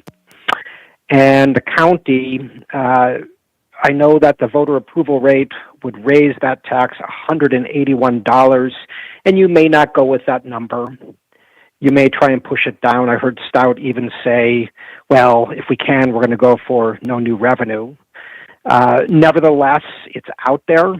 And this commissioner's court has a history of going with higher rates when they're presented with an array of choices.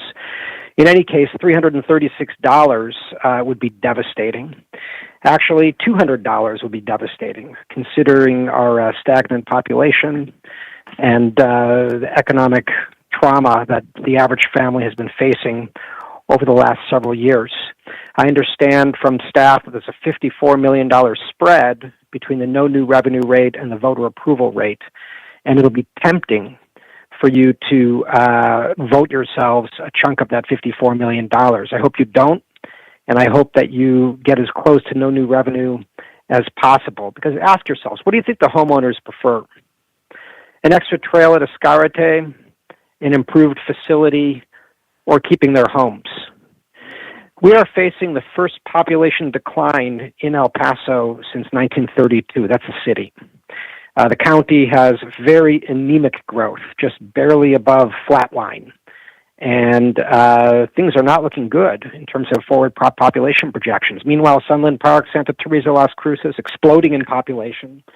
All three of those communities had 14% growth and above in the last census period, more than triple our rate.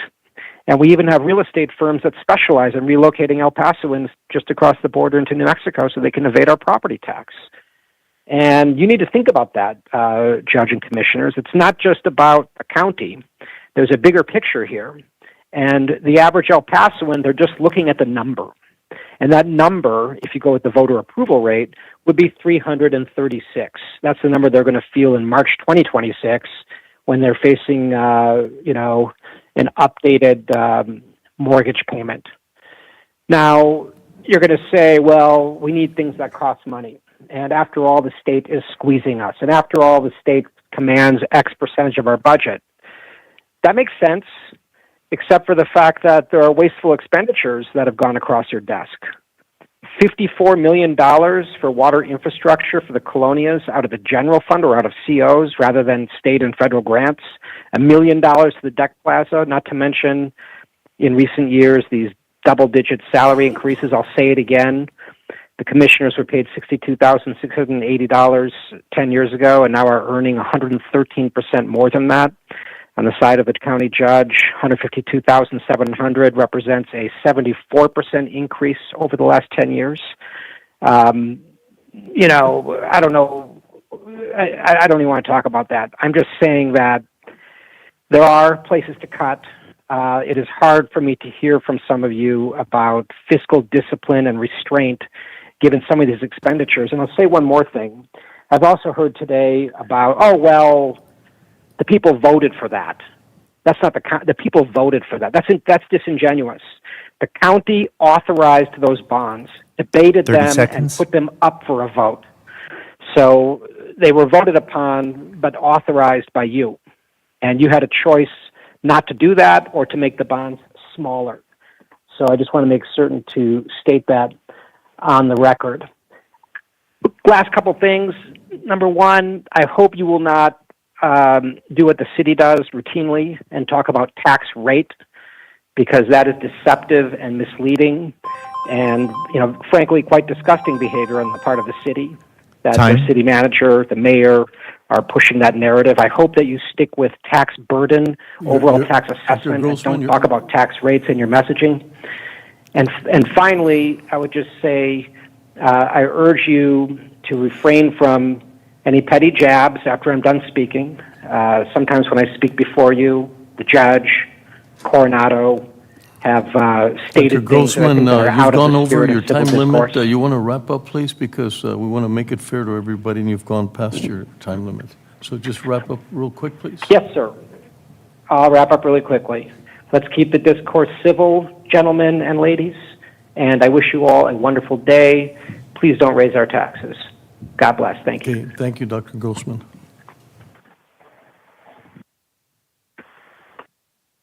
Okay.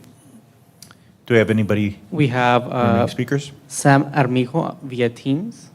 Okay.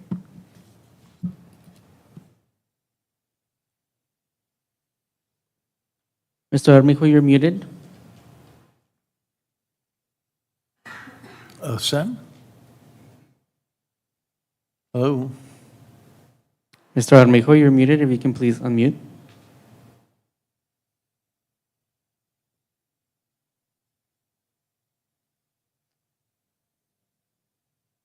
They might not be available, Judge. Would you like to continue?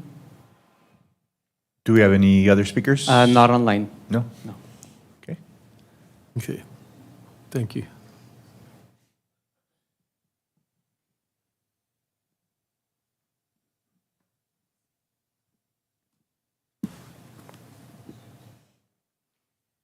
Do we have any further discussion on item 10A? I just have one more, I guess, summarizing question. So everything that was just presented in the last slides, which I don't have, I guess they're part of the backup, but I didn't get them printed out because I'm going off the binded book that I was given last week. But so what is the picture we're looking at when it comes to, just to summarize, if we added everything back in that we wanted to add back in, all the things that we have on the register, Betsy, those last 3 or 4 slides that were just presented about, the 19 million in, restoring economic development impact fund, the small equipment CIP, and then everything that's on the budget register. Where does that leave us when it comes to the budget? So the budget that was presented earlier does not include those things. Correct. And Commissioner, if you can go back up to the summary slide also, not that one, up to the fund balance summary slide. This one right here.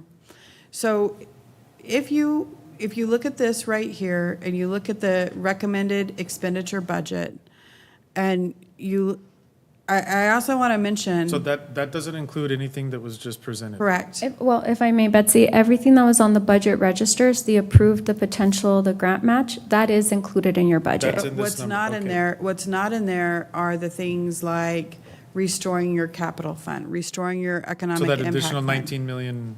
that Correct. was- Okay. The other thing that there are some things that auditors have not incorporated here, which it's actually a better picture looking at it without, like, so some of the ARPA recovery, some of the $4 million that we would recover Risk pool. next year from risk pool. But again, those are one time. So looking at this without those in there, and then adding the other things that we have cut, if you will, just to restore some of those things, you would be at basically $22 million short from hitting a 10% reserve, and that additional, say, 19 million. Plus another 19 million. So you're 22 plus 19, so you're basically at $41 million. If you increased to the VAR, which is supposed to generate about 51 to 56 million, you really, and I'm telling you all, because of these things that we've done to plug, you really don't have any room to add anything else back in. Okay, and so if we just go down to the no new revenue rate this year, next year there's going to be no way in heck we can actually do that again. Not unless we significantly Cut, and there's cut going our to be, budget. that means reduction in force, Yes, sir. reducing our personnel, Yes, reducing sir. our service levels. Because I'm also worried, there's so many things that we've been talking about.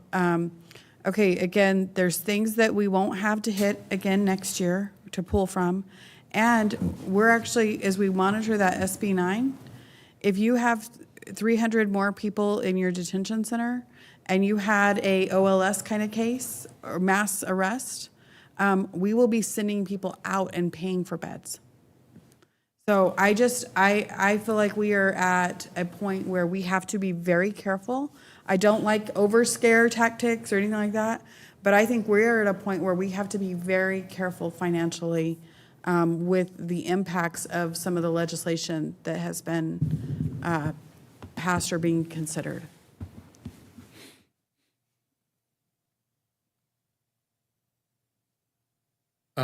Even if you adopted your current tax rate, which we will bring back the very detailed breakdown on how much of that would go to INS and how much would go to M&O, you're still going to be looking next year at probably needing another, at least adopting your current tax rate again. You're going to have to generate more revenue unless you want to reduce services. And I'm sorry, one more thing, that budget register, that $10 million that we added, we know that we're only covering about half of that with the revenue from growth in sales, in tax, and property tax. Yeah. So the other $500,000, we're either hitting fund balance or we have to find a way to generate revenue to cover it.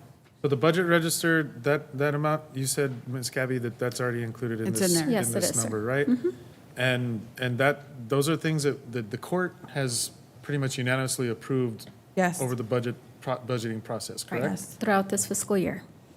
Throughout this year, we've been having budget hearings, and, I mean, is there one of those items that wasn't unanimously approved?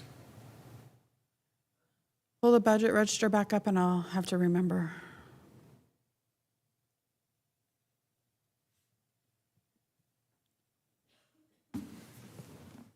So CLEAT was unanimously approved. The other commitments were just a few small ones. There was one that was like $25, and those were like contract increases. I'd have to go back to each one of these dates and those items We all to just see. voted on the judicial salaries. We all voted on Schneider, We all voted on Schneider. We all voted on, The ARPA, detention sergeant, and the district clerk. mill grant program. but Transit. everything in there was unanimously approved by the court. I believe so. I need to double check, but I believe so. And again, this including that in the budget would be at the current rate? The total tax rate value is based on the current rate. On the current rate. Yes.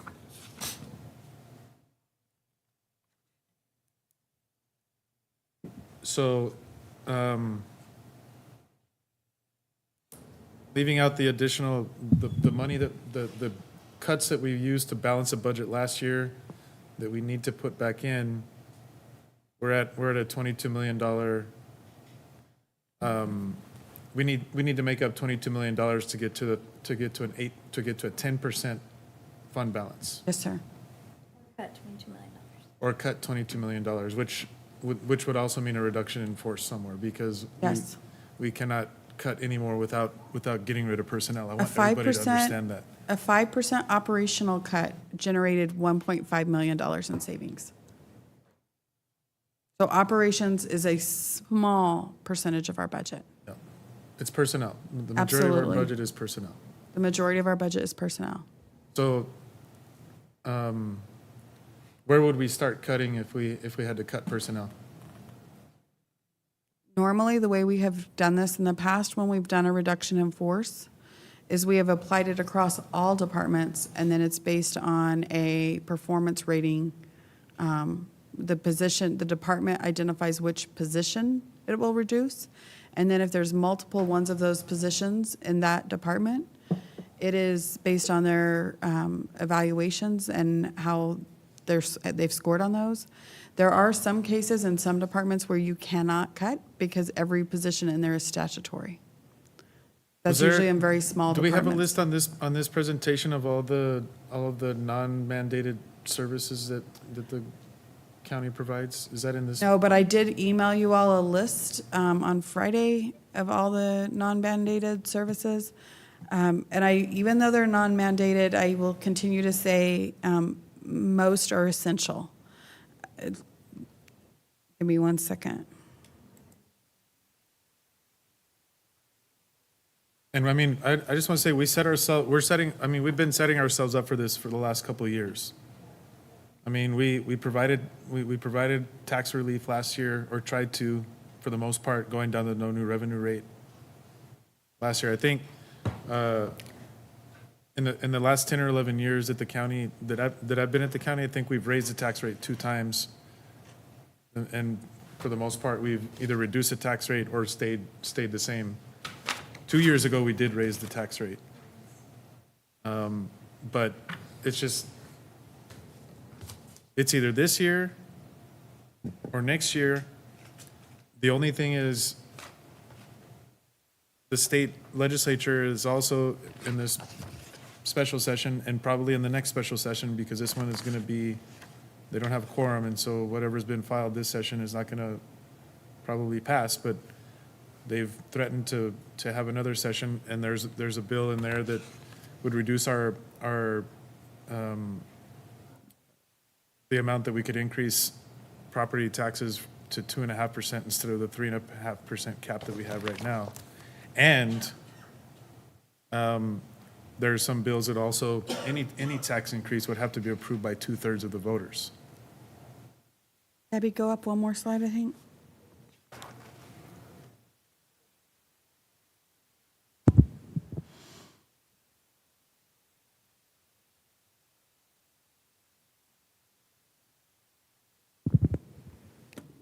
And again, when we talk about the non-mandated services, I do just want to emphasize, most, if not all of these services were implemented as cost-saving measures in some other way. For example, fleet maintenance. Having a department to maintain our vehicles so that we don't have to replace them more often that's the concept behind that. And to do more of this work in-house. And I use that one because that was the first one on my list, but that's also where I frequently see where we contract work out, and our own fleet maintenance is scrutinizing and saying, no, it doesn't need that. We know that it should not cost that much. Human resources, community services, domestic relations office, information technology, facilities management, parking garage, county admin, grants, associate courts, salary supplements, court administration for county courts, CJC, Sheriff Training Academy, courthouse security, SO Criminal Investigation Unit, ambulance services, general assistance, and it goes on and on and on. And then it goes on to, there are certain departments where some portion is non-mandated, and not everything that's done in the office is mandated, such as county clerks, district clerks, elections, veterans assistants, constables, county attorney. There are also things in our budget like insurance, membership in organizations like the COG and NACO that are not mandated, but they provide us such a benefit and a return. There are also things that we have in there for like legal contingencies. Again, they're not mandated, but they're essential. We have to have them to operate.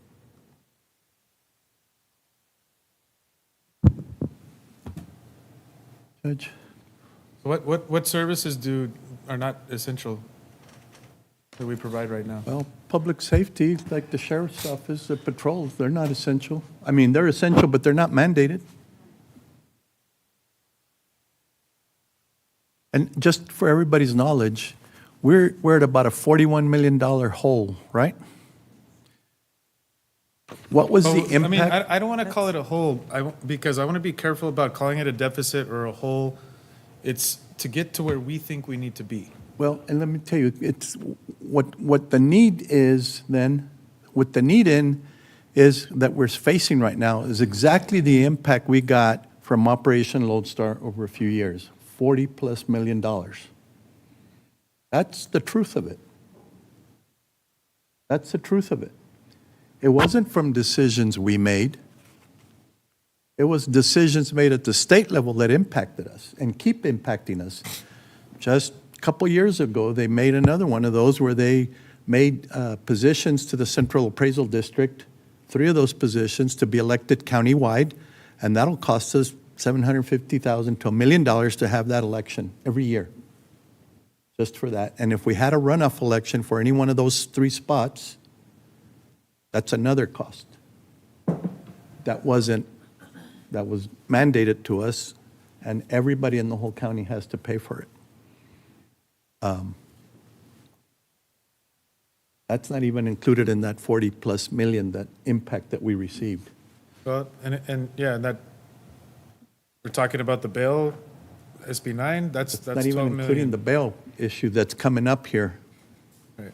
in I January. mean, it's easily another $20 million just this past legislative session that we are going to be burdened with. Yes.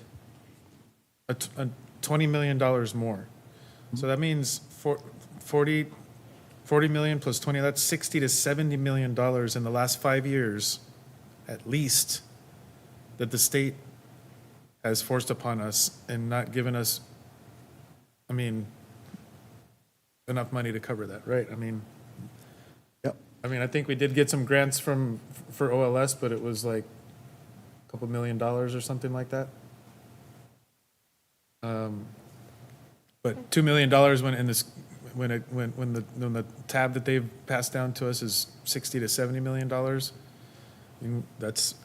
I think the public really needs to understand that it's great to come in and talk to us, and we're here to listen, and we want people's feedback, but I think all of our efforts would be better focused on the state legislature. I would love to see the folks who call in to court also call into the state or go to the state legislature and advocate on taxpayers' behalf there as well, because I do that.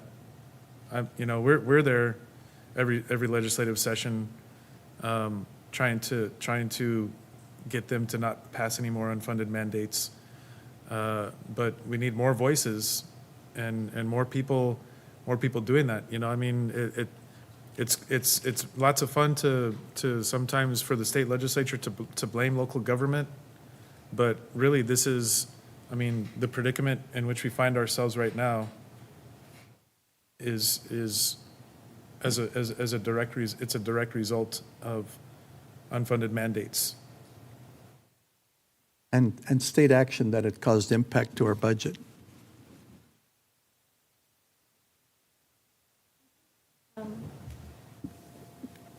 When I'm looking at this list of non-mandated services, I know that some of these are essential. A lot of these are essential, right? Human resources, IT, fleet maintenance, the parking garage, facilities management. We need those functions in order to be, here today.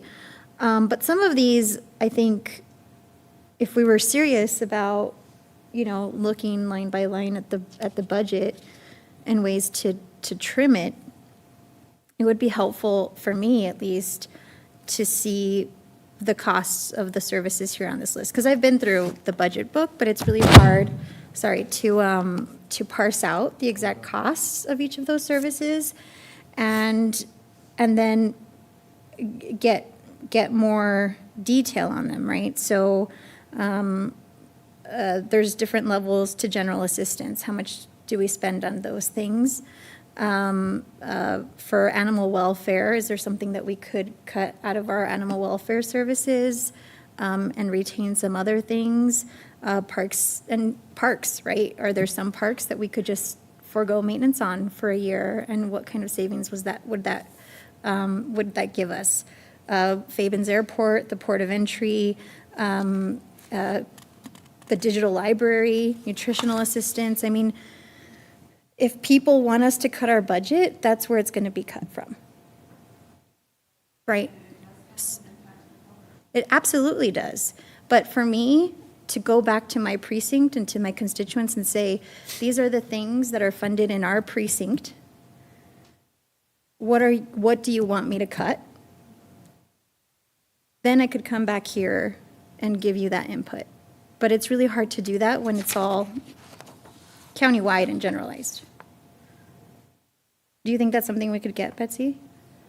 By precinct, I don't know that we could get it in a week, but we can work on trying to break down what the cost is by precinct. It doesn't even necessarily need to be by precinct. I mean, there's obviously some stuff in here that is located in specific precincts, but beyond that, these are the services that animal welfare provides, and this is their budget, right? If we cut it in half, I'm sorry, we wouldn't be able to take care of our stray animals, right? Those are the kinds of conversations that I think if people want us to cut our budget, those are the conversations we're going to have. Sorry, Judge.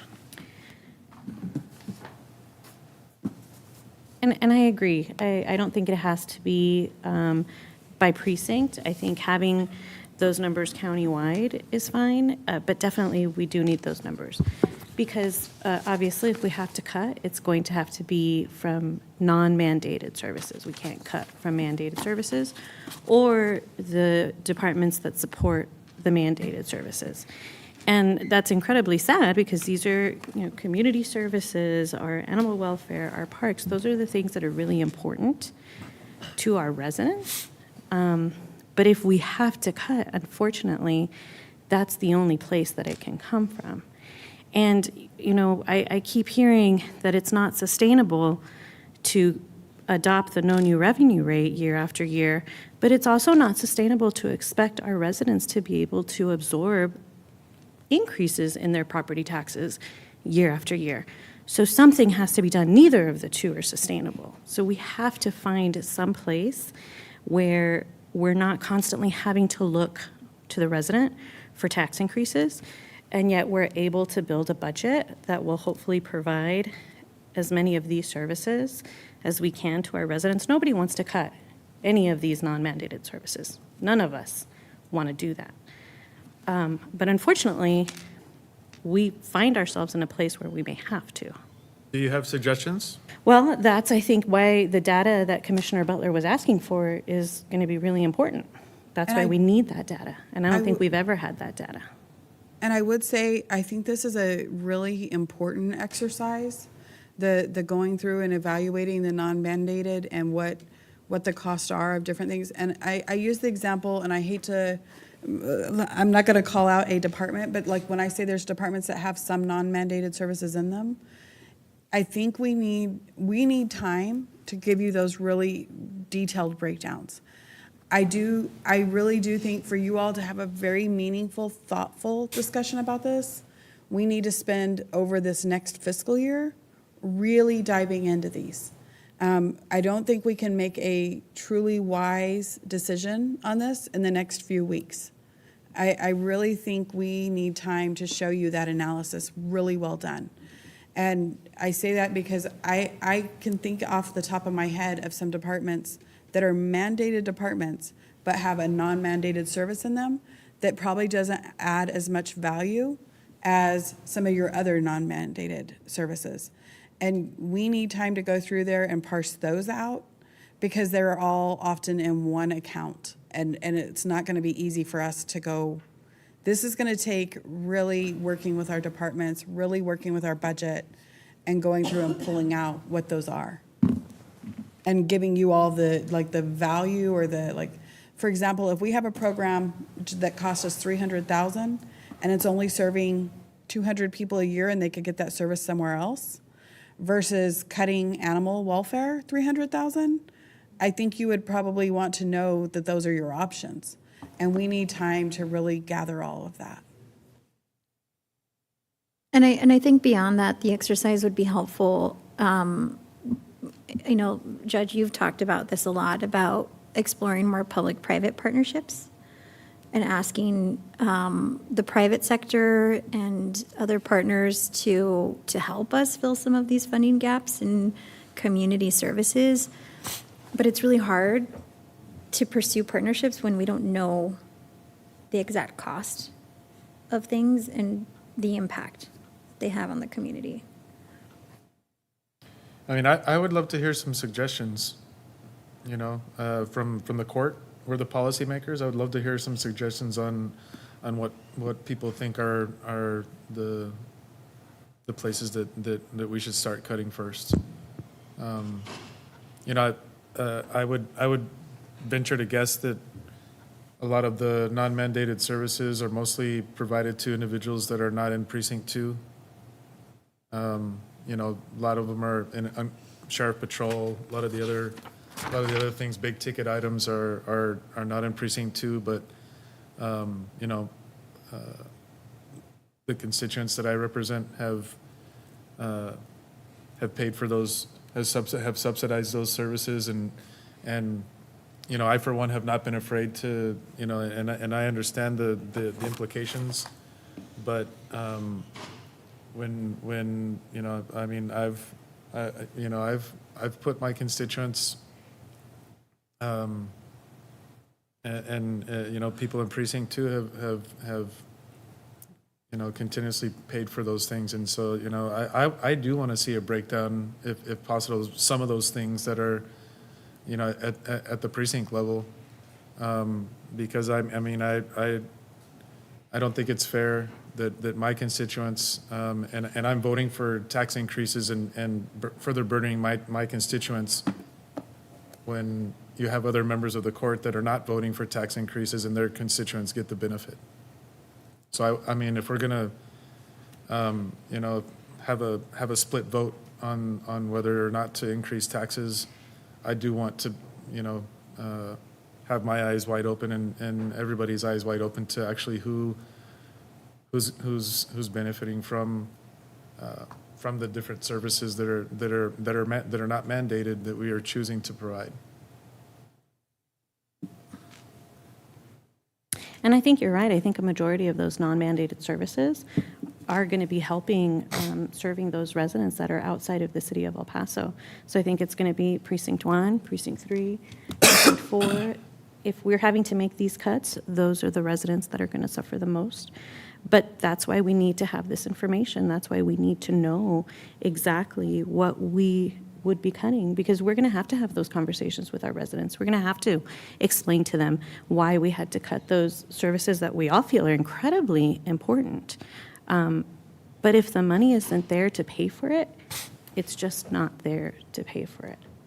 So those are difficult conversations that the three of us are going to have with our residents if we find ourselves having to cut those services. But we need that data before we can make that decision.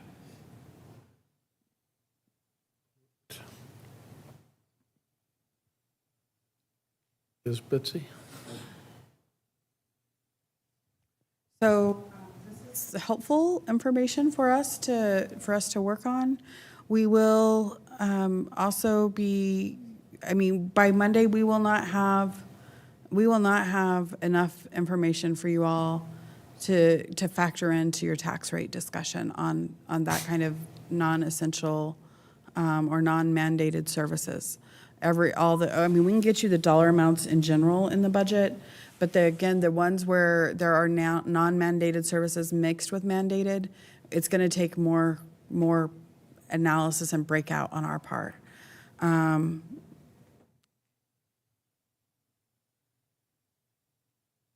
Well, then it's on us to bring back proposals next week. Right? Yep.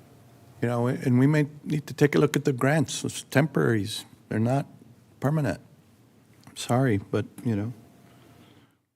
And, you know, and we can't consider our contract with, certainly with the Sheriff's Officers Association, we can't consider them an new revenue. They increases every year. And we voted for it. We can't break the contract with them.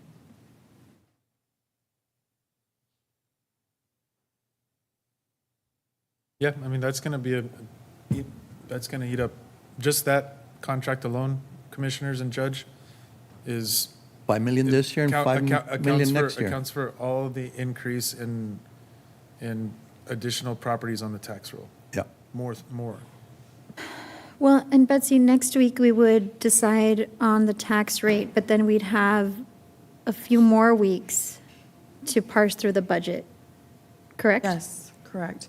We do, and I mean, Jessica does have, or budget has provided a list of non-mandated line items, but this does not include the ones where I'm saying they may be combined within something else, where we have some combined in with mandated, that we would need to go through and break down further, but we can definitely provide this list.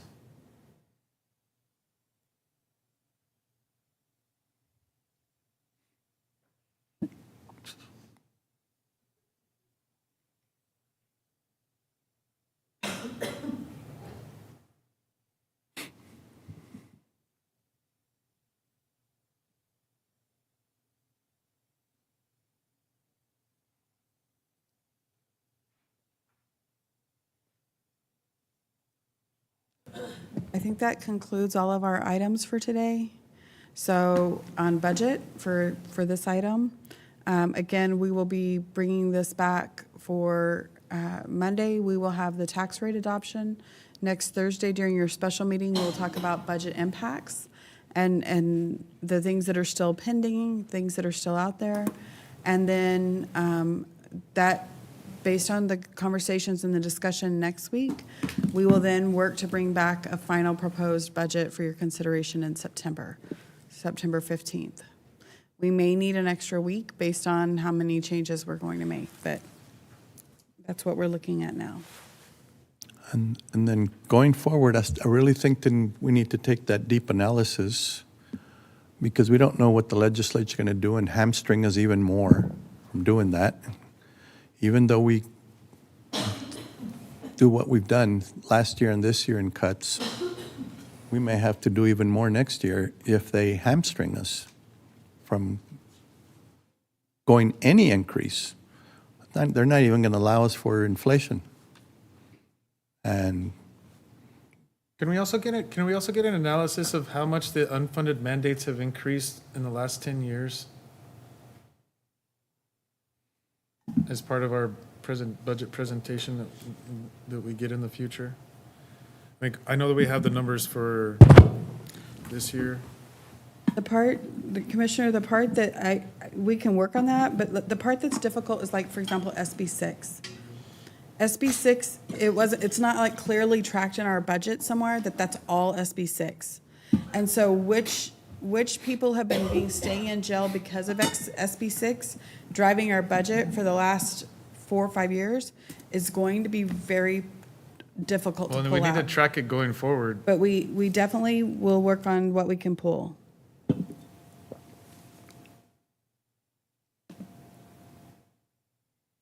And when we do this analysis next year, the deep analysis, I really do think I agree with Commissioner Stout that we need to look at each precinct and see where it is, because they're not all the same.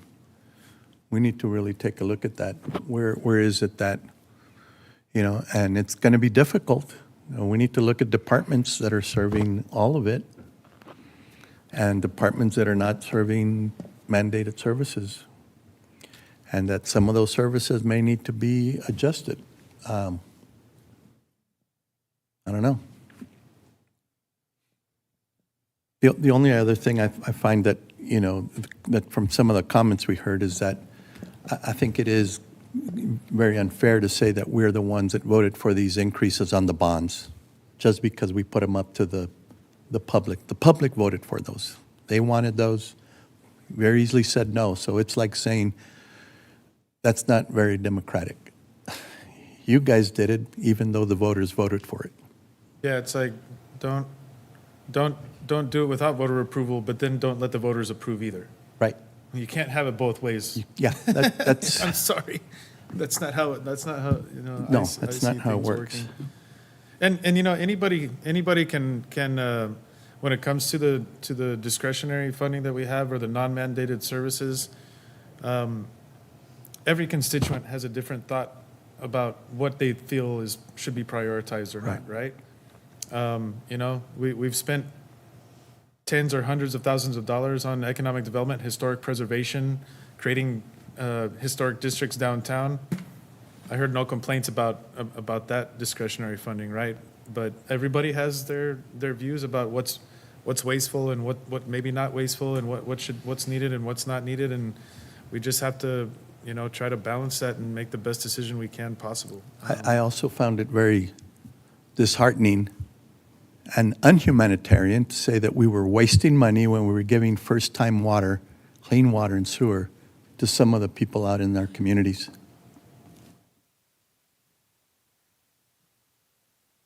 Judge, if you'd like to conclude, we have Mr. San Marmijo back on the line for his final public comment. Please. Go ahead, Mr. Armijo.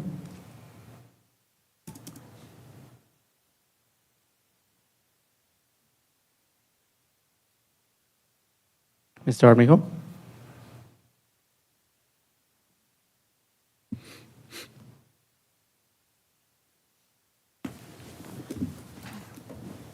We can't hear you, sir.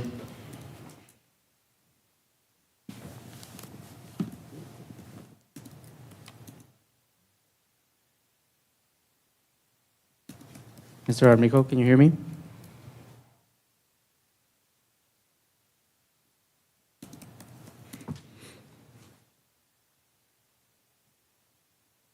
He got disconnected, Judge. Okay. He was disconnected.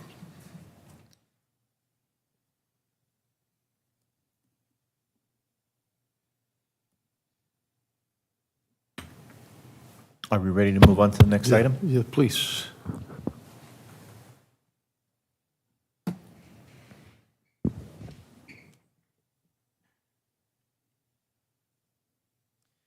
Item number 10B from Budget and Finance. Pursuant to Texas Local Government Code, Section 152.013, discuss and take action on the proposed annual salaries, expenses, allowances for elected county and precinct officers covered by Texas Local Government Code, Chapter 152, for the fiscal year beginning October 1st, 2025. Since there are not any proposed salary or allowance increases, publication is not required. The current salaries and allowances will be set upon the adoption of the county budget. Good afternoon, Judge, Commissioners. Exactly as Caesar just read into the agenda item, this is something that statutorily the Commissioners Court is asked to do every year. Your action today is to set the salaries, and the recommendation is to set the salaries exactly as what the FY25 budgeted salaries were for those elected positions covered under that particular part of the Texas statute.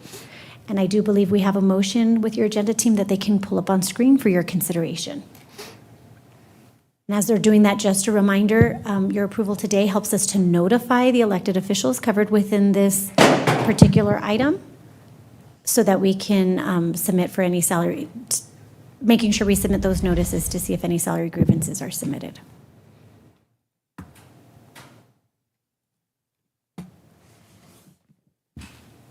Okay, that motion that we have is pursuant to Texas Local Government Code, Section 152.013, set and give written notice of the salary, expenses, and all other allowances of the elected county and precinct officers covered by Texas Local Government Code, Chapter 152, at the same amounts approved for fiscal year 25 for the fiscal year beginning October 1st, 2025. I have a motion from Judge Samaniego and a second from Commissioner Butler. Voting is open. Mine's not working. I vote aye. Thank you, Commissioner. Motion carries. Thank you. Thank you, Melissa.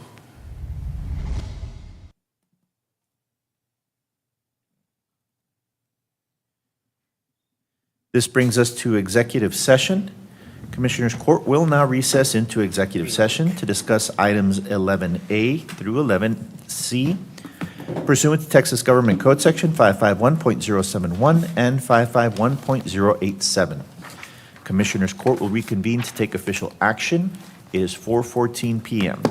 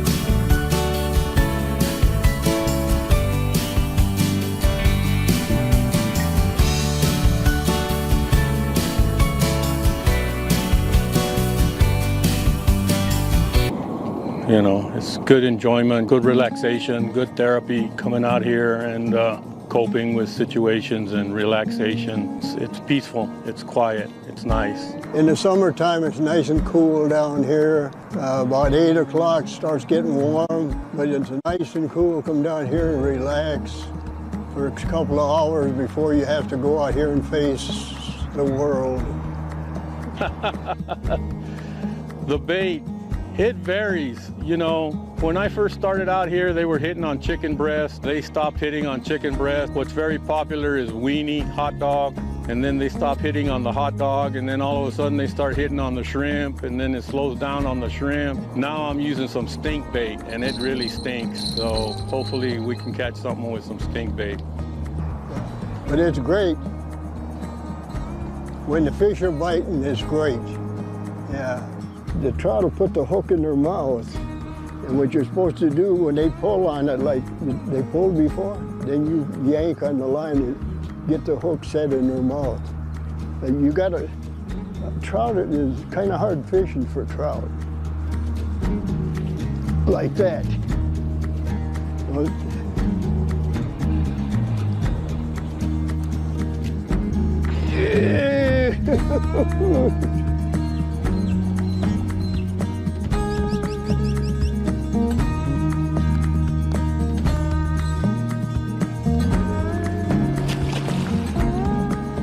There he goes.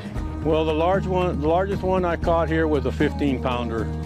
Yeah, you can eat them. I don't because I like to catch and release. I would, if I was going to eat fish, I'd eat the fish. And I've been fishing here for 60 years. And you live to fight another day.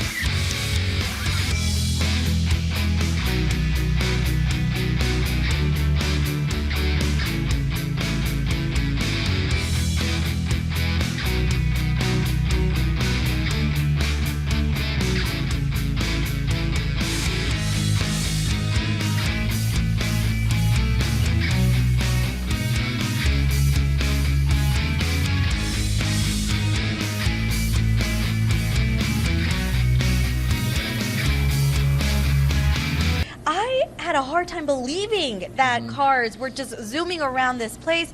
We took him out to Escarate Park. We poked his brain a little bit, and this is what he had to say. Check it out. We are standing roughly, probably right off of turns 1 and 2 for Evans Oval. It was the first really modern racetrack built here in El Paso back in 1939. Walter Gold decided that he'd had enough of the city. He's racing over at the rodeo field, which is now the County Coliseum. Everybody was complaining, it's too loud, it's too dusty. He says, you know what, forget you guys, I'm gonna go out and build a new speedway, and this is where he built it.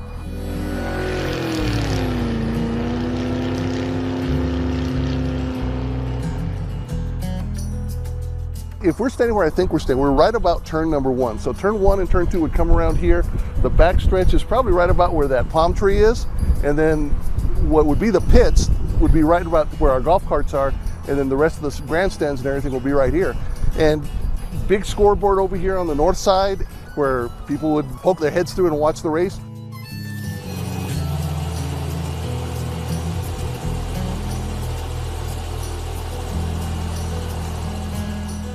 we were the center of racing. We had people come from all over to come here. It's something to be proud of. We have a rich racing history, whether it's quarter-mile dragsters, drag boats, Grand Prix. There were so many weekends, so many people out here, not just the drivers, but the families and everybody that came out. It was a very vital part of the city.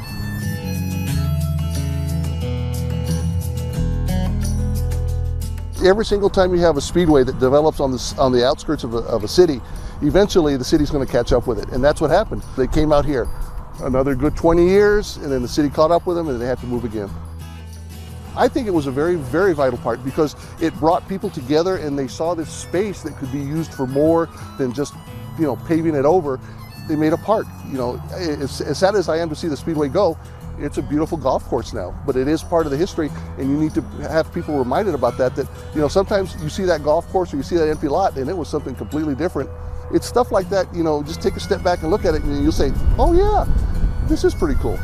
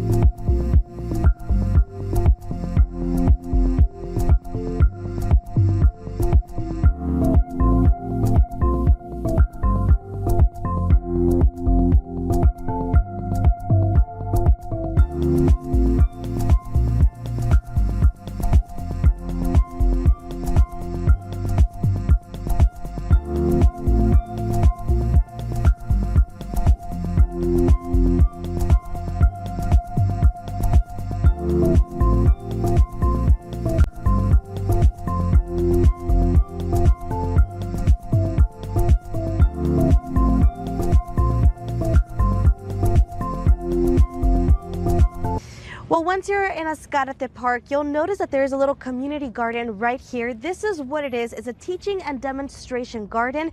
We're actually about to meet someone who is kind of in charge of this place and is going to walk us through on how you can actually participate. Come on, let's go meet him.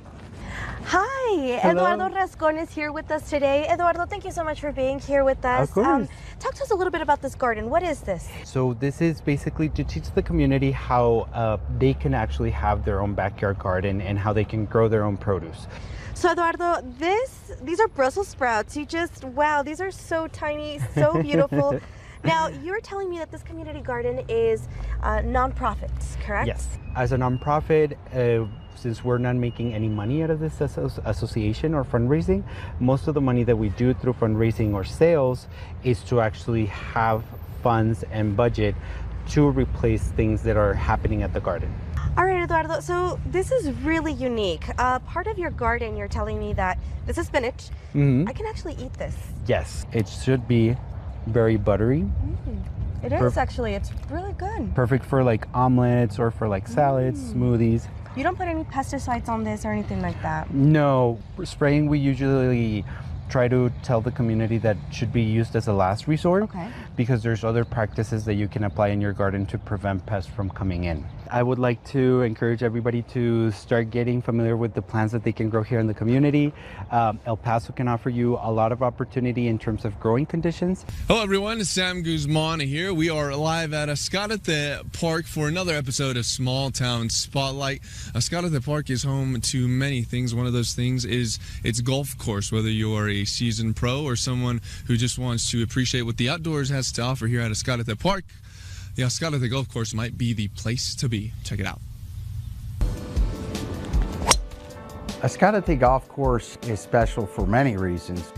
I think the number one thing that makes Ascarity special, lots of families tell me, oh yeah, my grandpa used to play here. That's how I got introduced to golf. It's just been around for so long and generational, and they're loyal to the golf course. Gentlemen, how are we playing today? Good? You're going the wrong way. Holes that way. One of the best things at Escalante that we have to offer is the Delta 9. That's a shorter golf course, executive type golf course, 9 holes. The par 4 is a little shorter, but it has a par 3 and a par 5. That's a great thing to learn on. And the wonderful thing about that is, let's say, we're booked on tee times. We hate to tell somebody that walks in the door, we don't want them to go home without playing. We want to find them a spot, and we're a very accommodating golf course in that respect. That's a no-no in my book. I do not want that guy drive down here and then be told, oh, we don't have a spot for you. So we can accommodate that. That gives us 27 holes. So when we have a tournament going on the main, we can send them over to the Delta 9, start them off, and then they can jump over here on the main when the tournament's done. We got a lighted driving range, and we stay open till 9 o'clock in the summer and 10 o'clock on Friday and Saturday nights. We did add some black tees 10, 12 years ago on this golf course. That made a huge difference. The golf course before was a little bit shorter for championship type players. And once we did that, we lengthened it up, and with the technology, that was great. When I get to talk to people, that's right up my alley. I love that. I get to talk about golf, I get to sit down, and you learn so many things. You get to know the people on a personable level.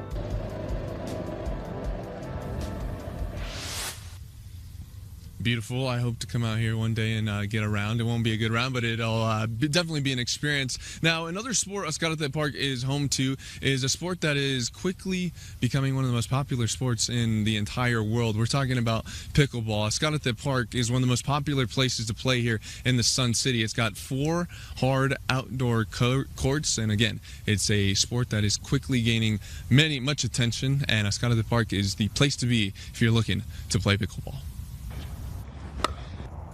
Started out as a casual way to get exercise, and then it just kind of spiraled into an addiction.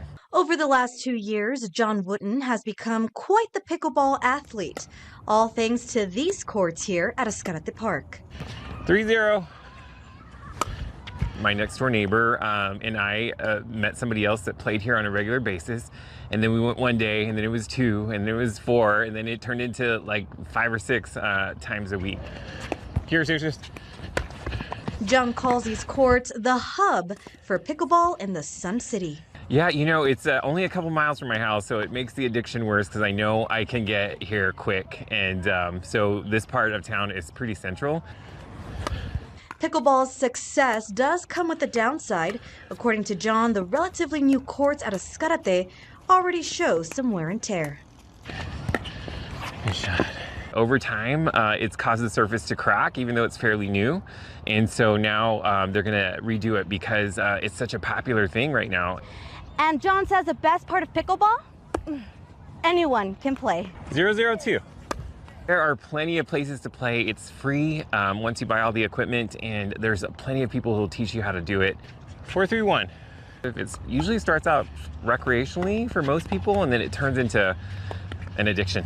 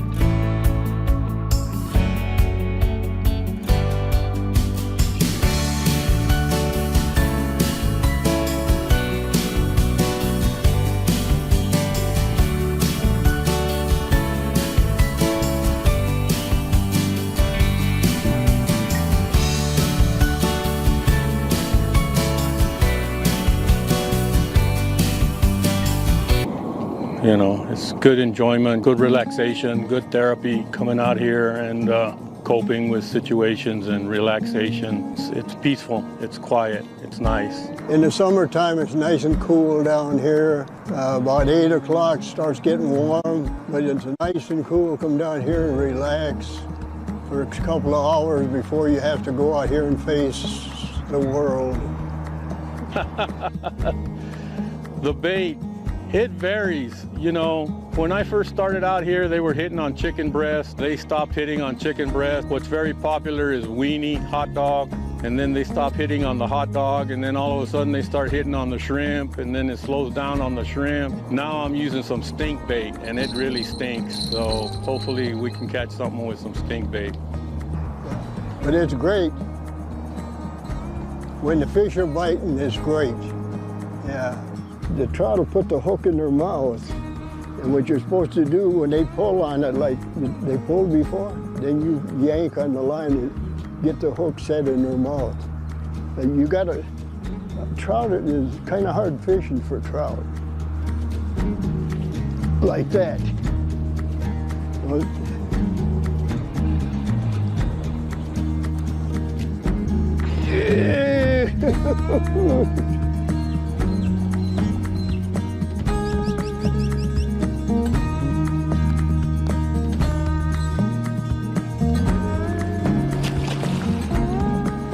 There he goes. Well, the largest one I caught here was a 15-pounder. Yeah, you can eat them. I don't because I like to catch and release. I would, if I was going to eat fish, I'd eat the fish. And I've been fishing here for 60 years. And you live to fight another day.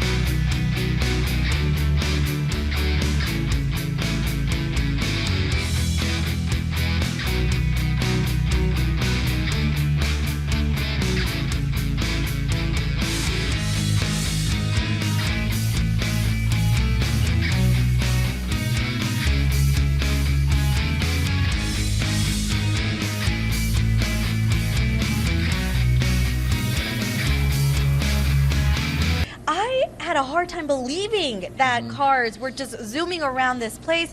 We took him out to Escalante Park. We poked his brain a little bit, and this is what he had to say. Check it out. We are standing roughly, probably right off of turns 1 and 2 for Evans Oval. It was the first really modern racetrack built here in El Paso back in 1939. Walter Gold decided that he'd had enough of the city.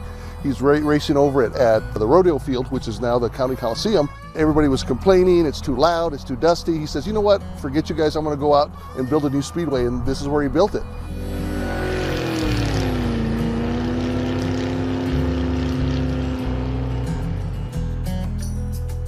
If we're standing where I think we're standing, we're right about turn number 1. So turn 1 and turn 2 would come around here. The back stretch is probably right about where that palm tree is. And then what would be the pits would be right about where our golf carts are. And then the rest of the grandstands and everything will be right here. And big scoreboard over here on the north side where people would poke their heads through and watch the race.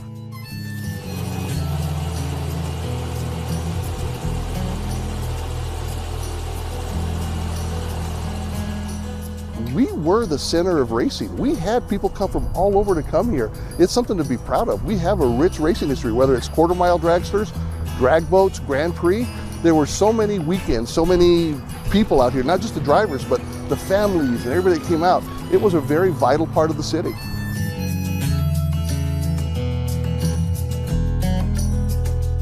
Every single time you have a speedway that develops on the outskirts of a city, eventually the city's going to catch up with it, and that's what happened. They came out here another good 20 years, and then the city caught up with them, and they had to move again. I think it was a very, very vital part because it brought people together, and they saw this space that could be used for more than just, paving it over. They made a park. As sad as I am to see the speedway go, it's a beautiful golf course now, but it is part of the history, and you need to have people reminded about that, sometimes you see that golf course or you see that empty lot and it was something completely different. It's stuff like that, just take a step back and look at it and you'll say, oh yeah, this is pretty cool.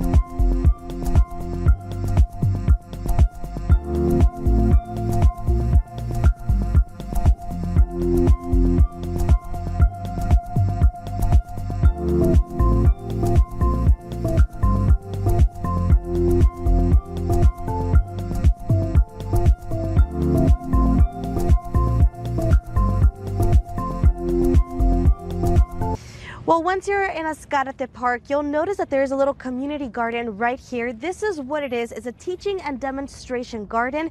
We're actually about to meet someone who is kind of in charge of this place and is going to walk us through on how you can actually participate. Come on, let's go meet him.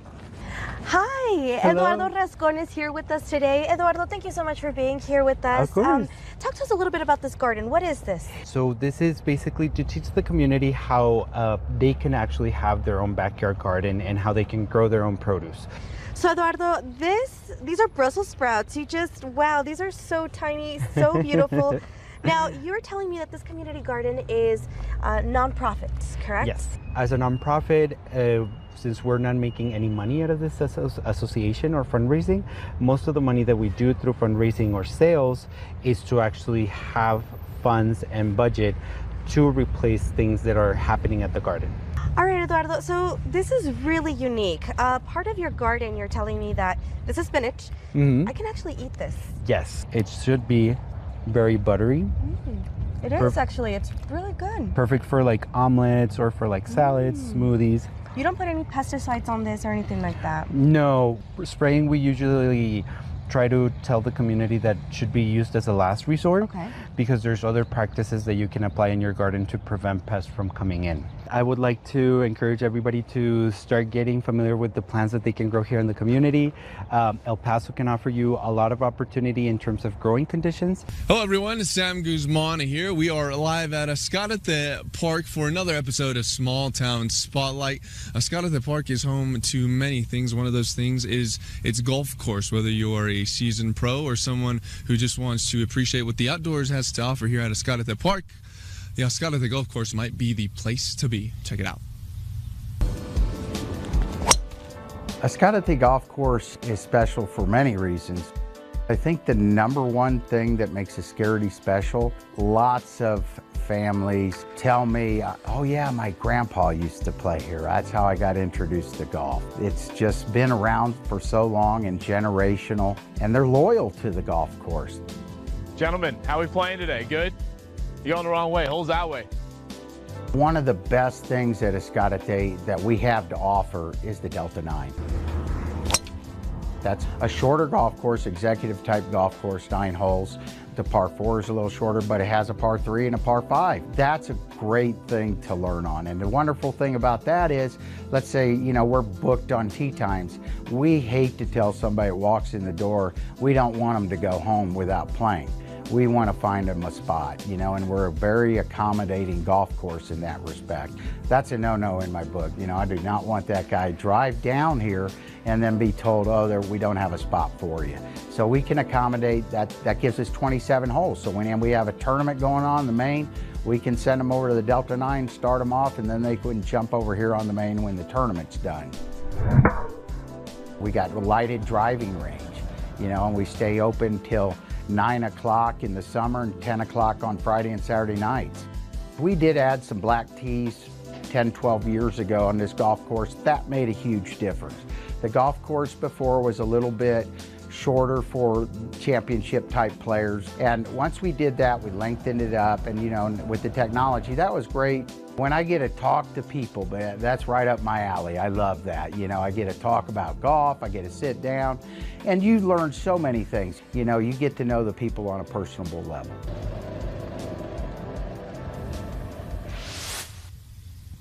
Beautiful. I hope to come out here one day and get a round. It won't be a good round, but it'll definitely be an experience. Now, another sport Escalante Park is home to is a sport that is quickly becoming one of the most popular sports in the entire world. We're talking about pickleball. Escalante Park is one of the most popular places to play here in the Sun City. It's got 4 hard outdoor courts, and again, it's a sport that is quickly gaining much attention, and Escalante Park is the place to be if you're looking to play pickleball.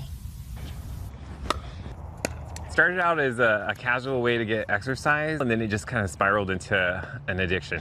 Over the last 2 years, John Wooten has become quite the pickleball athlete, all thanks to these courts here at Escalante Park. 3-0.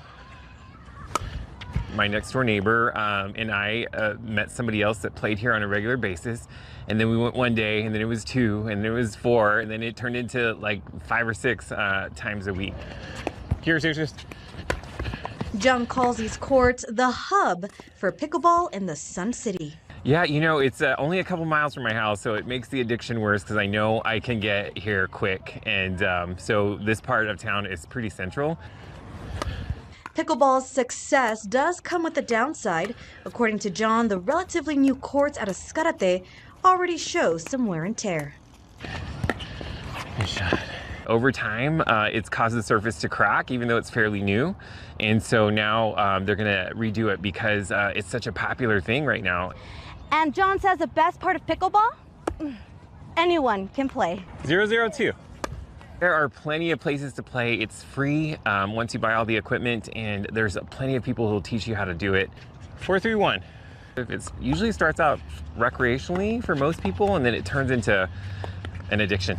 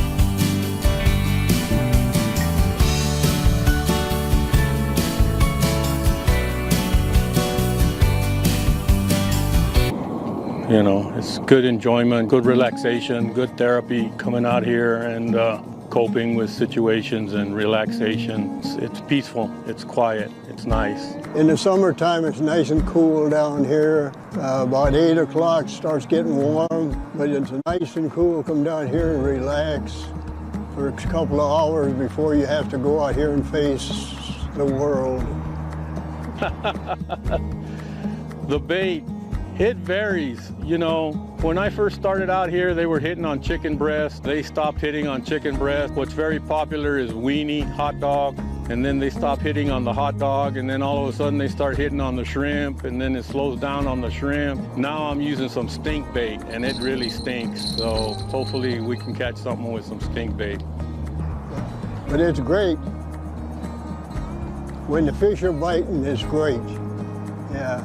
The trout will put the hook in their mouth. And what you're supposed to do when they pull on it like they pulled before, then you yank on the line and get the hook set in their mouth. And you gotta, trout is kind of hard fishing for trout. Like that.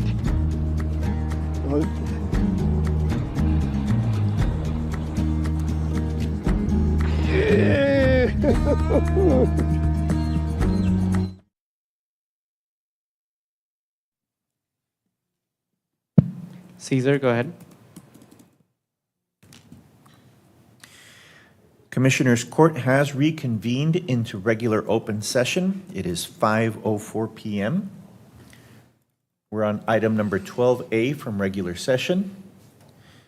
Approve and authorize the county judge to sign the Texas Department of Transportation Certification of Signature Authority, designating authorized individuals to sign and submit documentation related to TxDOT grant programs. Contract number 2025-0560. Judge, Commissioners, Eric Rosales-Negaglian, Assistant County Attorney. We're just asking a motion to delete this item at this time.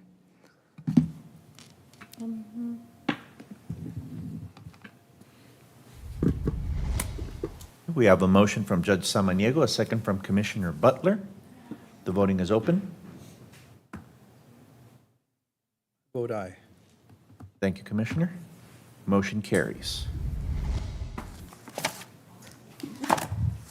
This concludes all the items on our agenda, Judge. Thank you. Translators back there, thank you so much, everybody. Have a great week. Lots of work going forward. Thank you, Betsy. Where's our Alexis? veteran team? Oh, there they are. Okay. This concludes today's meeting at 5:06 p.m.